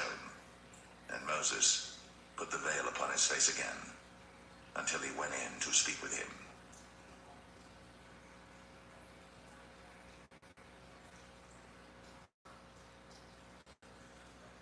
Exodus 35. And Moses gathered all the congregation of the children of Israel together, and said unto them, These are the words which the Lord hath commanded, that ye should do them. 6 days shall work be done. But on the 7th day there shall be to you an holy day, a Sabbath of rest to the Lord. Whosoever doeth work therein shall be put to death. Ye shall kindle no fire throughout your habitations upon the 7th day. And Moses spake unto all the congregation of the children of Israel, saying, This is the thing which the Lord commanded, saying, Take ye from among you an offering unto the Lord. Whosoever is of a willing heart, let him bring it, an offering of the Lord, gold and silver and brass, and blue and purple and scarlet and fine linen and goat's hair, and rams that skins dyed red, and badgers' skins, and shittim wood, and oil for the light, and spices for anointing oil, and for the sweet incense, and onyx stones, and stones to be set for the ephod and for the breastplate. And every wise-hearted among you shall come, and make all that the Lord hath commanded, the tabernacle, his tent, and his covering, his taches, and his boards, his bars, his pillars, and his sockets, the ark and the stage thereof, with the mercy seat and the veil of the covering, the table and his staves, and all his vessels, and the showbread, the candlestick also for the light, and his furniture, and his lamps, with the oil for the light, and the incense altar, and his staves, and the anointing oil, and the sweet incense, and the hanging for the door at the entering in of the tabernacle, the altar of burnt offering, with his brazen grate, his staves, and all his vessels, the laver and his foot, the hangings of the court, his pillars, and their sockets, and the hanging for the door of the court, the pins of the tabernacle, and the pins of the court, and their cords, the cloths of service, to do service in the holy place, the holy garments for Aaron the priest, and the garments of his sons to minister in the priest's office. And all the congregation of the children of Israel departed from the presence of Moses. And they came, every one whose heart stirred him up, and every one whom his spirit made willing. And they brought the Lord's offering to the work of the tabernacle of the congregation, and for all his service, and for the holy garments. And they came, both men and women, as many as were willing-hearted, and brought bracelets and earrings and rings and tablets, all jewels of gold. And every man that offered an offering of gold unto the Lord. And every man with whom was found blue and purple and scarlet and fine linen and goat's hair, and red skins of rams and badgers' skins brought them. Every one that did offer an offering of silver and brass brought the Lord's offering. And every man with whom was found shit of wood for any work of the service brought it. And all the women that were wise-hearted did spin with their hands, and brought that which they had spun, both of blue and of purple and of scarlet and of fine linen. And all the women whose heart stirred them up in wisdom spun goat's hair. And the rulers brought onyx stones, and stones to be set for the ephod and for the breastplate, and spice, and oil for the light, and for the anointing oil, and for the sweet incense. The children of Israel brought a willing offering unto the Lord, every man and woman whose heart made them willing to bring for all manner of work, which the Lord had commanded to be made by the hand of Moses. And Moses said unto the children of Israel, See, the Lord hath called by name Bezalel the son of Uri, the son of Hur, of the tribe of Judah. And he hath filled him with the Spirit of God in wisdom, in understanding, and in knowledge, and in all manner of workmanship, and to devise curious works, to work in gold, and in silver, and in brass, and in the cutting of stones, to set them, and in carving of wood, to make any manner of cunning work. And he hath put in his heart that he may teach, both he and Aholiab, the son of Ahisamach, of the tribe of Dan. Them hath he filled with wisdom of heart, to work all manner of work, of the engraver, and of the cunning workman, and of the embroiderer, in blue, and in purple, and scarlet, and in fine linen, and of the weaver, even of them that do any work, and of those that devise cunning work.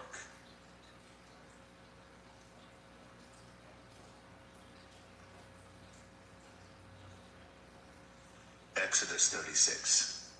Then wrought Bezalel and Aholiab, and every wise-hearted man, in whom the Lord put wisdom and understanding to know how to work all manner of work for the service of the sanctuary, according to all that the Lord had commanded. And Moses called Bezalel and Aholiab, and every wise-hearted man in whose heart the Lord had put wisdom, even every one whose heart stirred him up to come unto the work to do it. And they received of Moses all the offering, which the children of Israel had brought for the work of the service of the sanctuary, to make it withal. And they brought yet unto him free offerings every morning. And all the wise men that wrought all the work of the sanctuary came every man from his work which they made. And they spake unto Moses, saying, The people bring much more than enough for the service of the work which the Lord commanded to make. And Moses gave commandment, and they caused it to be proclaimed throughout the camp, saying, Let neither man nor woman make any more work for the offering of the sanctuary. So the people were restrained from bringing, for the stuff they had was sufficient for all the work to make it, and too much. And every wise-hearted man among them that wrought the work of the tabernacle made 10 curtains of fine twined linen and blue and purple and scarlet. With cherubims of cunning work made he them.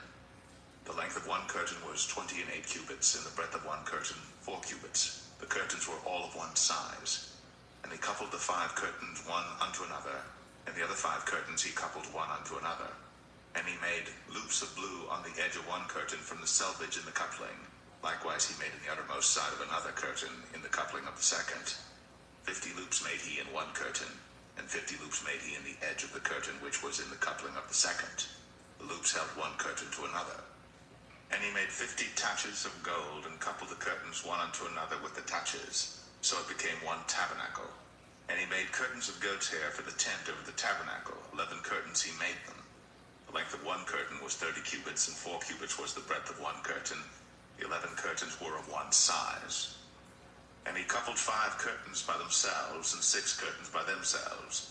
And he made 50 loops upon the uttermost edge of the curtain in the coupling, and 50 loops made he upon the edge of the curtain which coupled the second. And he made 50 taches of brass to couple the tent together, that it might be one. And he made a covering for the tent of ram skins dyed red, and a covering of badger skins about that. And he made boards for the tabernacle of shittim wood standing up. The length of a board was 10 cubits, and the breadth of a board 1 cubit and a half. One board had 2 tenons, equally distant one from another. Thus did he make for all the boards of the tabernacle. And he made boards for the tabernacle, 20 boards for the south side southward, and 40 sockets of silver he made under the 20 boards, 2 sockets under one board, for his 2 tenons, and 2 sockets under another board for his 2 tenons. And for the other side of the tabernacle, which is toward the north corner, he made 20 boards. And there 40 sockets of silver, 2 sockets under one board and 2 sockets under another board. And for the sides of the tabernacle westward he made 6 boards, and 2 boards made he for the corners of the tabernacle in the 2 sides, and they were coupled beneath and coupled together at the head thereof to 1 ring. Thus he did to both of them in both the corners. And there were 8 boards, and their sockets were 16 sockets of silver, under every board 2 sockets. And he made bars of shittim wood, 5 for the boards of the one side of the tabernacle, and 5 bars for the boards on the other side of the tabernacle, and 5 bars for the boards of the tabernacle for the sides westward. And he made the middle bar to shoot through the boards from the one end to the other. And he overlaid the boards with gold, and made their rings of gold to be places for the bars, and overlaid the bars with gold. And he made a veil of blue and purple and scarlet and fine twined linen, with cherubims made he it of cunning work. And he made thereunto 4 pillars of shittim wood, and overlaid them with gold. Their hooks were of gold. And he cast for them 4 sockets of silver. And he made an hanging for the tabernacle door of blue and purple and scarlet and fine twined linen of needlework. And the 5 pillars of it with their hooks, and he overlaid their chapiters and their fillets with gold, but their 5 sockets were of brass.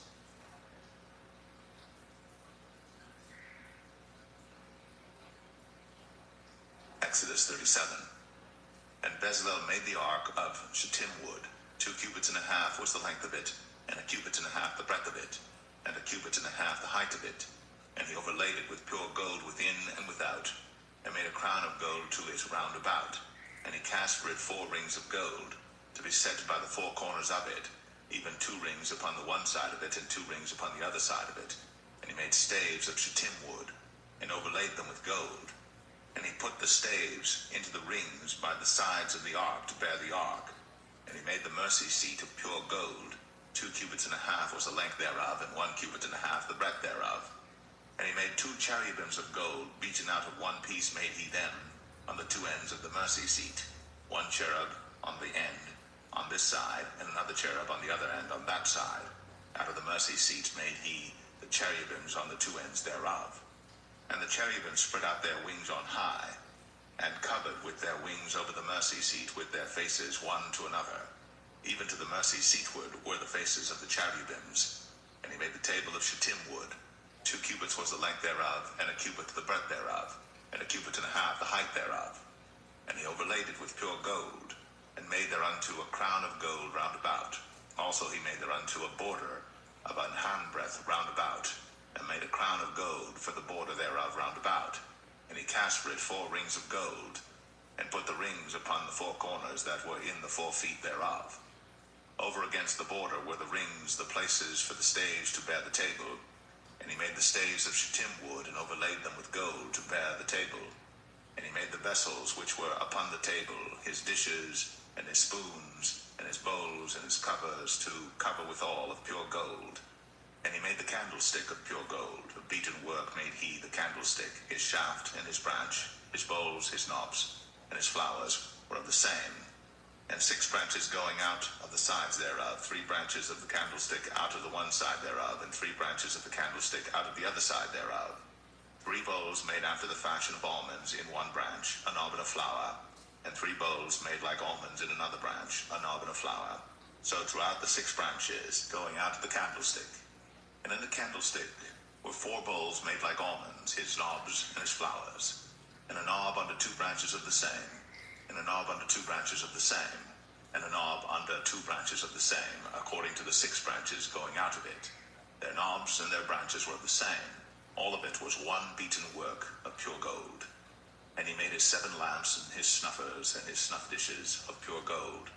Of a talent of pure gold made he it, and all the vessels thereof. And he made the incense altar of shittim wood. The length of it was 1 cubit, the breadth of it 1 cubit. It was 4 square, and 2 cubits was the height of it. The horns thereof were of the same. And he overlaid it with pure gold, both the top of it and the sides thereof round about. And the horns of it also he made unto it a crown of gold round about. And he made 2 rings of gold for it under the crown thereof, by the 2 corners of it upon the 2 sides thereof, to be places for the staves to bear it withal. And he made the staves of shittim wood. and overlaid them with gold. And he made the holy anointing oil, and the pure incense of sweet spices according to the work of the apothecary.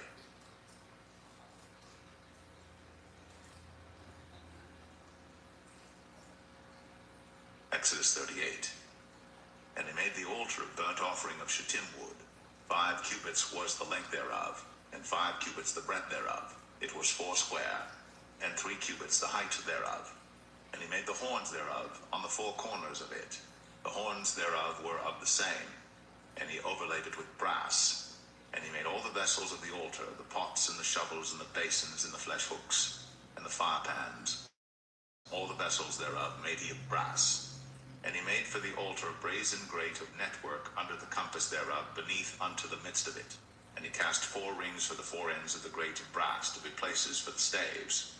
And he made the staves of shittim wood and overlaid them with brass. And he put the staves into the rings on the sides of the altar to bear it withal. He made the altar hollow with boards. And he made the laver of brass and the foot of it of brass, of the looking glasses of the women assembling, which assembled at the door of the tabernacle of the congregation. And he made the court on the south side southward. The hangings of the court were of fine twined linen, 100 cubits. Their pillars were 20, and their brazen sockets 20. The hooks of the pillars and their fillets were of silver. And for the north side the hangings were 100 cubits. Their pillars were 20, and their sockets of brass 20. The hooks of the pillars and their fillets of silver. And for the west side were hangings of 50 cubits. Their pillars 10, and their sockets 10. The hooks of the pillars and their fillets of silver. And for the east side eastward 50 cubits. The hangings of the one side of the gate were 15 cubits. Their pillars 3, and their sockets 3. And for the other side of the court gate, on this hand and that hand, were hangings of 15 cubits. Their pillars 3, and their sockets 3. All the hangings of the court round about were of fine twined linen. And the sockets for the pillars were of brass. The hooks of the pillars and their fillets of silver, and the overlaying of their chapiters of silver. And all the pillars of the court were filleted with silver. And the hanging for the gate of the court was needlework of blue and purple and scarlet and fine twined linen. And 20 cubits was the length, and the height and the breadth was 5 cubits, answerable to the hangings of the court. And their pillars were 4, and their sockets of brass 4, their hooks of silver, and the overlaying of their chapiters and their fillets of silver. And all the pins of the tabernacle and of the court round about were of brass. This is the sum of the tabernacle, even of the tabernacle of testimony, as it was counted, according to the commandment of Moses, for the service of the Levites, by the hand of Ithamar, son to Aaron the priest. And Bezalel, the son of Uri, the son of Hur, of the tribe of Judah, made all that the Lord commanded Moses. And with him was Aholiab, son of Ahisamach, of the tribe of Dan, an engraver, and a cunning workman, and an embroiderer in blue, and in purple, and in scarlet, and fine linen.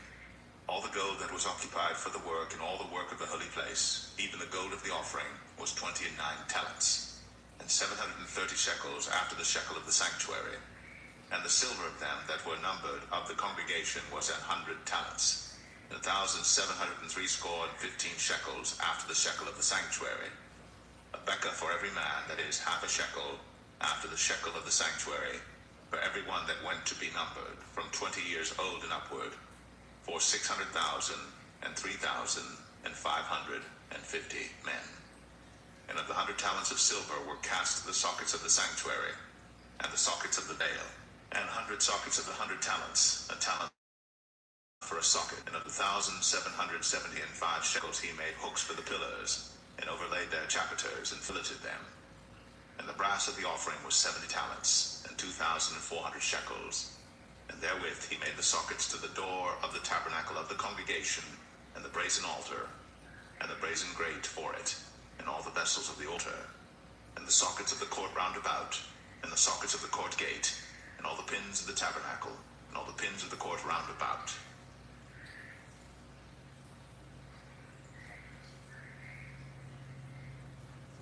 Exodus 39. And of the blue and purple and scarlet they made cloths of service, to do service in the holy place, and made the holy garments for Aaron, as the Lord commanded Moses. And he made the ephod of gold, blue and purple and scarlet and fine twined linen. And they did beat the gold into thin plates, and cut it into wires, to work it in the blue and in the purple and in the scarlet, in the fine linen with cunning work. They made shoulder pieces for it, to couple it together. By the two edges was it coupled together. And the curious girdle of his ephod that was upon it was of the same, according to the work thereof, of gold, blue, and purple, and scarlet, and fine twined linen, as the Lord commanded Moses. And they wrought onyx stones enclosed in ouches of gold, graven as signets are graven, with the names of the children of Israel. And he put them on the shoulders of the ephod, that they should be stones for a memorial to the children of Israel, as the Lord commanded Moses. And he made the breastplate of cunning work, like the work of the ephod, of gold, blue, and purple, and scarlet, and fine twined linen. It was foursquare. They made the breastplate double. A span was the length thereof, and a span the breadth thereof, being doubled. And they set in it 4 rows of stones. The first row was a sardius, a topaz, and a carbuncle. This was the first row. And the second row an emerald, a sapphire, and a diamond. And the third row a ligure, an agate, and an amethyst. And the fourth row a beryl, an onyx, and a jasper. They were enclosed in ouches of gold in their enclosings. And the stones were according to the names of the children of Israel, 12 according to their names, like the engravings of a signet, every one with his name, according to the 12 tribes. And they made upon the breastplate chains at the ends of wreathen work of pure gold. And they made 2 ouches of gold and 2 gold rings, and put the 2 rings in the 2 ends of the breastplate. And they put the 2 wreathen chains of gold in the 2 rings on the ends of the breastplate. And the 2 ends of the 2 wreathen chains they fastened in the 2 ouches, and put them on the shoulder pieces of the ephod before it. And they made 2 rings of gold, and put them on the 2 ends of the breastplate, upon the border of it, which was on the side of the ephod inward. And they made 2 other golden rings, and put them on the 2 sides of the ephod underneath, toward the forepart of it, over against the other coupling thereof, above the curious girdle of the ephod.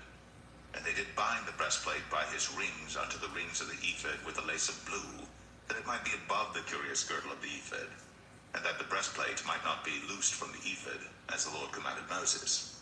And he made the robe of the ephod of woven work, all of blue. And there was an hole in the midst of the robe, as the hole of an habergeon, with a band round about the hole, that it should not rend.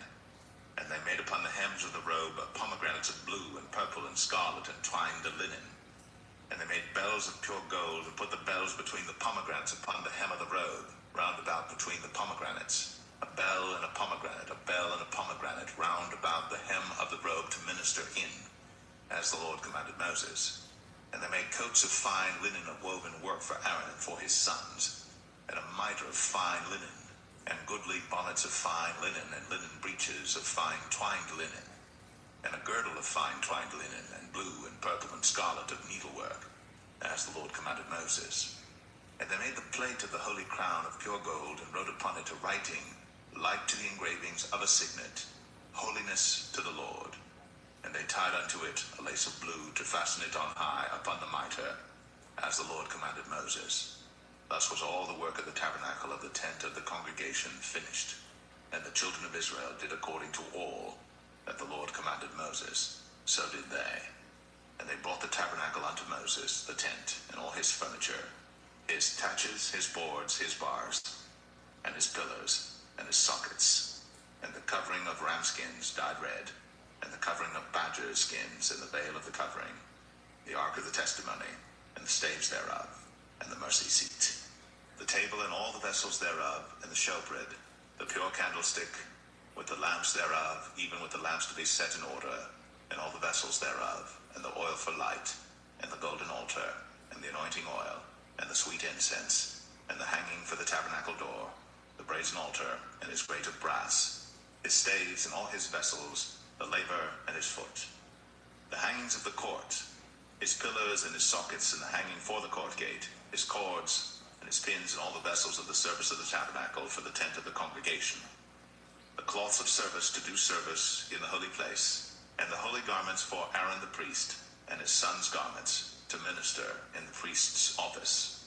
According to all that the Lord commanded Moses, so the children of Israel made all the work.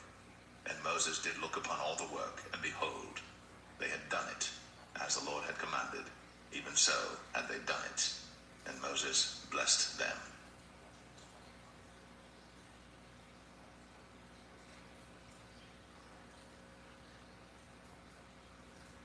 Exodus 40. And the Lord spake unto Moses, saying, On the first day of the first month shalt thou set up the tabernacle of the tent of the congregation, and thou shalt put therein the ark of the testimony, and cover the ark with the veil. And thou shalt bring in the table, and set in order the things that are to be set in order upon it. And thou shalt bring in the candlestick, and light the lamps thereof. And thou shalt set the altar of gold for the incense before the ark of the testimony, and put the hanging of the door to the tabernacle. And thou shalt set the altar of the burnt offering before the door of the tabernacle of the tent of the congregation. And thou shalt set the laver between the tent of the congregation and the altar, and shalt put water therein. And thou shalt set up the court round about, and hang up the hanging at the court gate. And thou shalt take the anointing oil, and anoint the tabernacle, and all that is therein, and shalt hallow it, and all the vessels thereof, and it shall be holy. And thou shalt anoint the altar of the burnt offering, and all his vessels, and sanctify the altar, and it shall be an altar most holy. And thou shalt anoint the laver and his foot, and sanctify it. And thou shalt bring Aaron and his sons unto the door of the tabernacle of the congregation, and wash them with water. And thou shalt put upon Aaron the holy garments, and anoint him, and sanctify him, that he may minister unto me in the priest's office. And thou shalt bring his sons, and clothe them with coats. And thou shalt anoint them, as thou didst anoint their father, that they may minister unto me in the priest's office. For their anointing shall surely be an everlasting priesthood throughout their generations. Thus did Moses. According to all that the Lord commanded him, so did he. And it came to pass in the first month, in the second year, on the first day of the month, that the tabernacle was reared up. And Moses reared up the tabernacle, and fastened his sockets, and set up the boards thereof, and put in the bars thereof, and reared up his pillars. And he spread abroad the tent over the tabernacle, and put the covering of the tent above upon it, as the Lord commanded Moses. And he took and put the testimony into the ark, and set the staves on the ark, and put the mercy seat above upon the ark.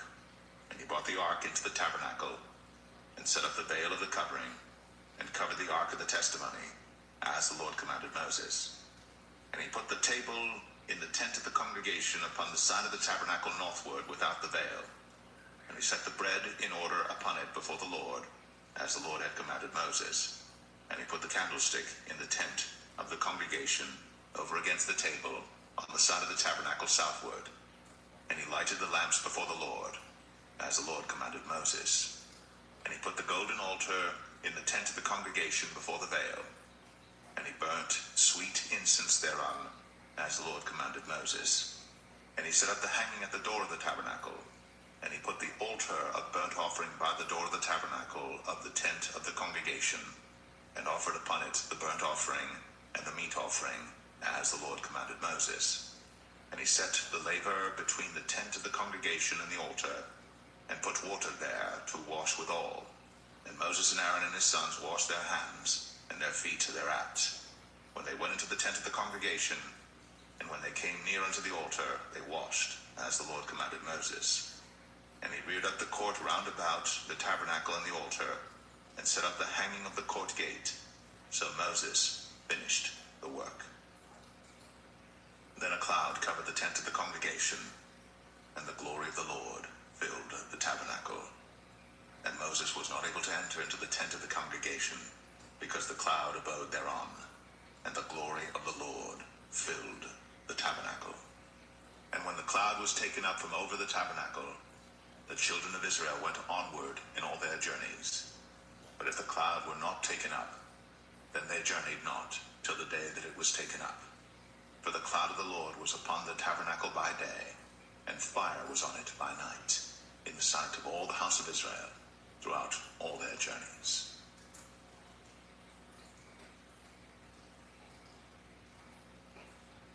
The book of Leviticus, chapter 1.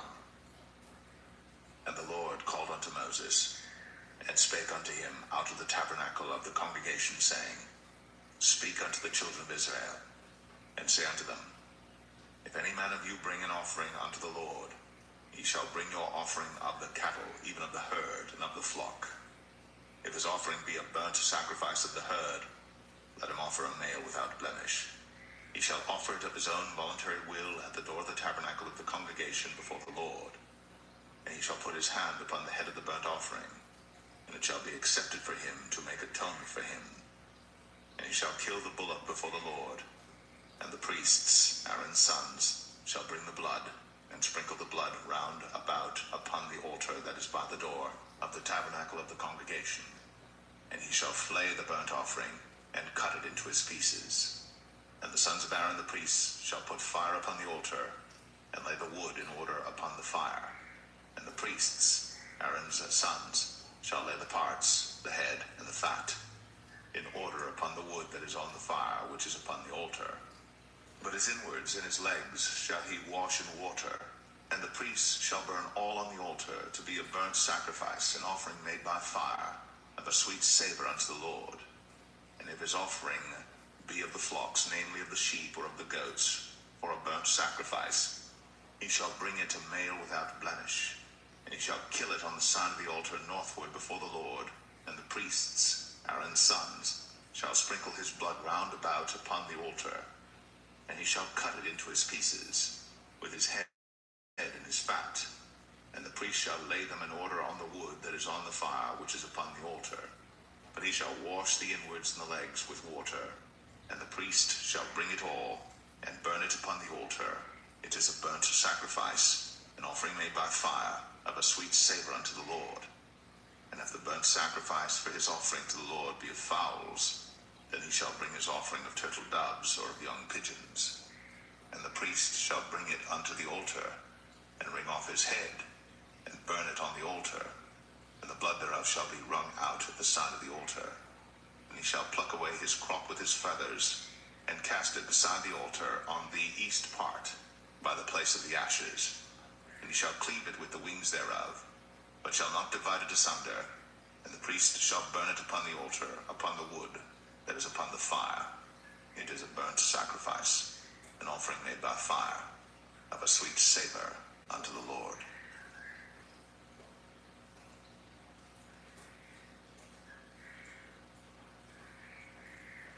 Leviticus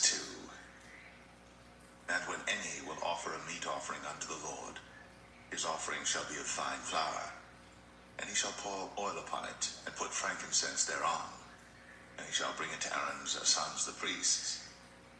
And he shall take thereout his handful of the flour thereof, and of the oil thereof, with all the frankincense thereof.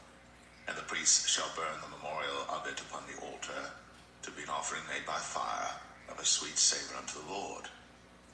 And the remnant of the meat offering shall be Aaron's and his sons. It is a thing most holy of the offerings of the Lord made by fire. And if thou bring an oblation of a meat offering baked in the oven, it shall be unleavened cakes of fine flour mingled with oil, or unleavened wafers anointed with oil. And if thy oblation be a meat offering baked in a pan, it shall be of fine flour, unleavened, mingled with oil. Thou shalt part it in pieces, and pour oil thereon. It is a meat offering.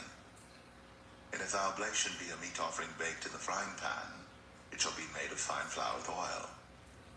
And thou shalt bring the meat offering that is made of these things unto the Lord, and when it is presented unto the priest, he shall bring it unto the altar.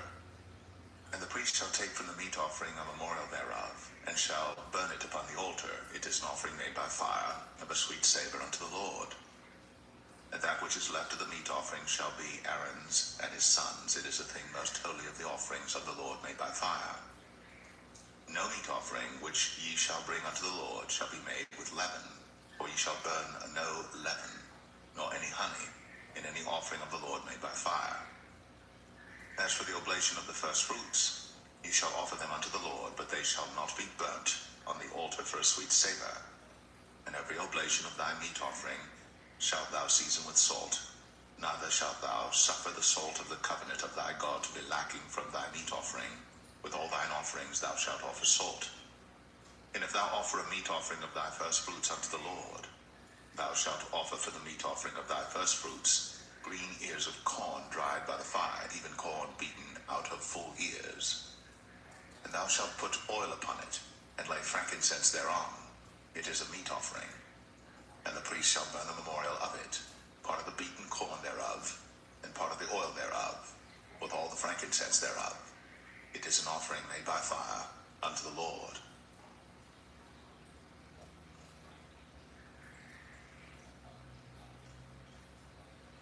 Leviticus 3. And if his oblation be a sacrifice of peace offering, if he offer it of the herd, whether it be a male or female, he shall offer it without blemish before the Lord. And he shall lay his hand upon the head of his offering, and kill it at the door of the tabernacle of the congregation. And Aaron's sons, the priests, shall sprinkle the blood upon the altar round about.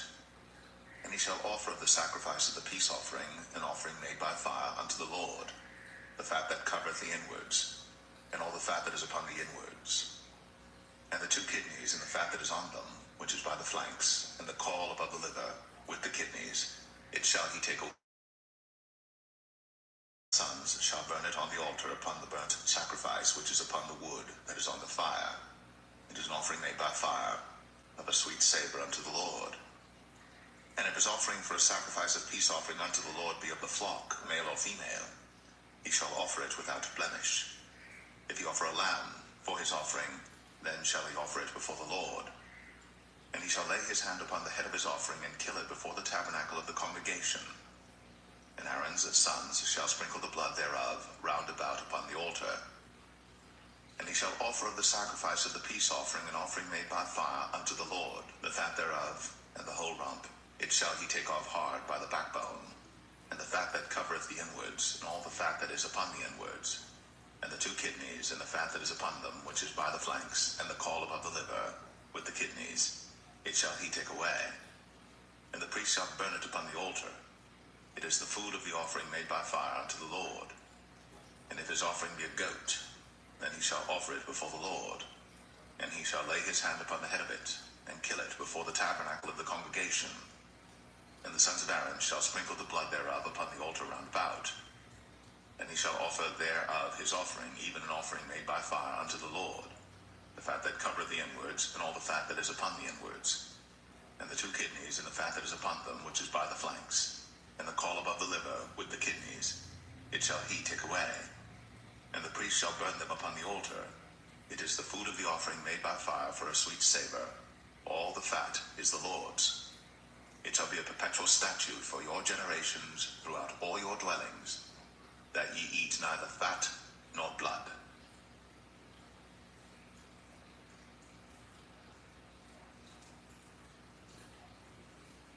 Leviticus 4.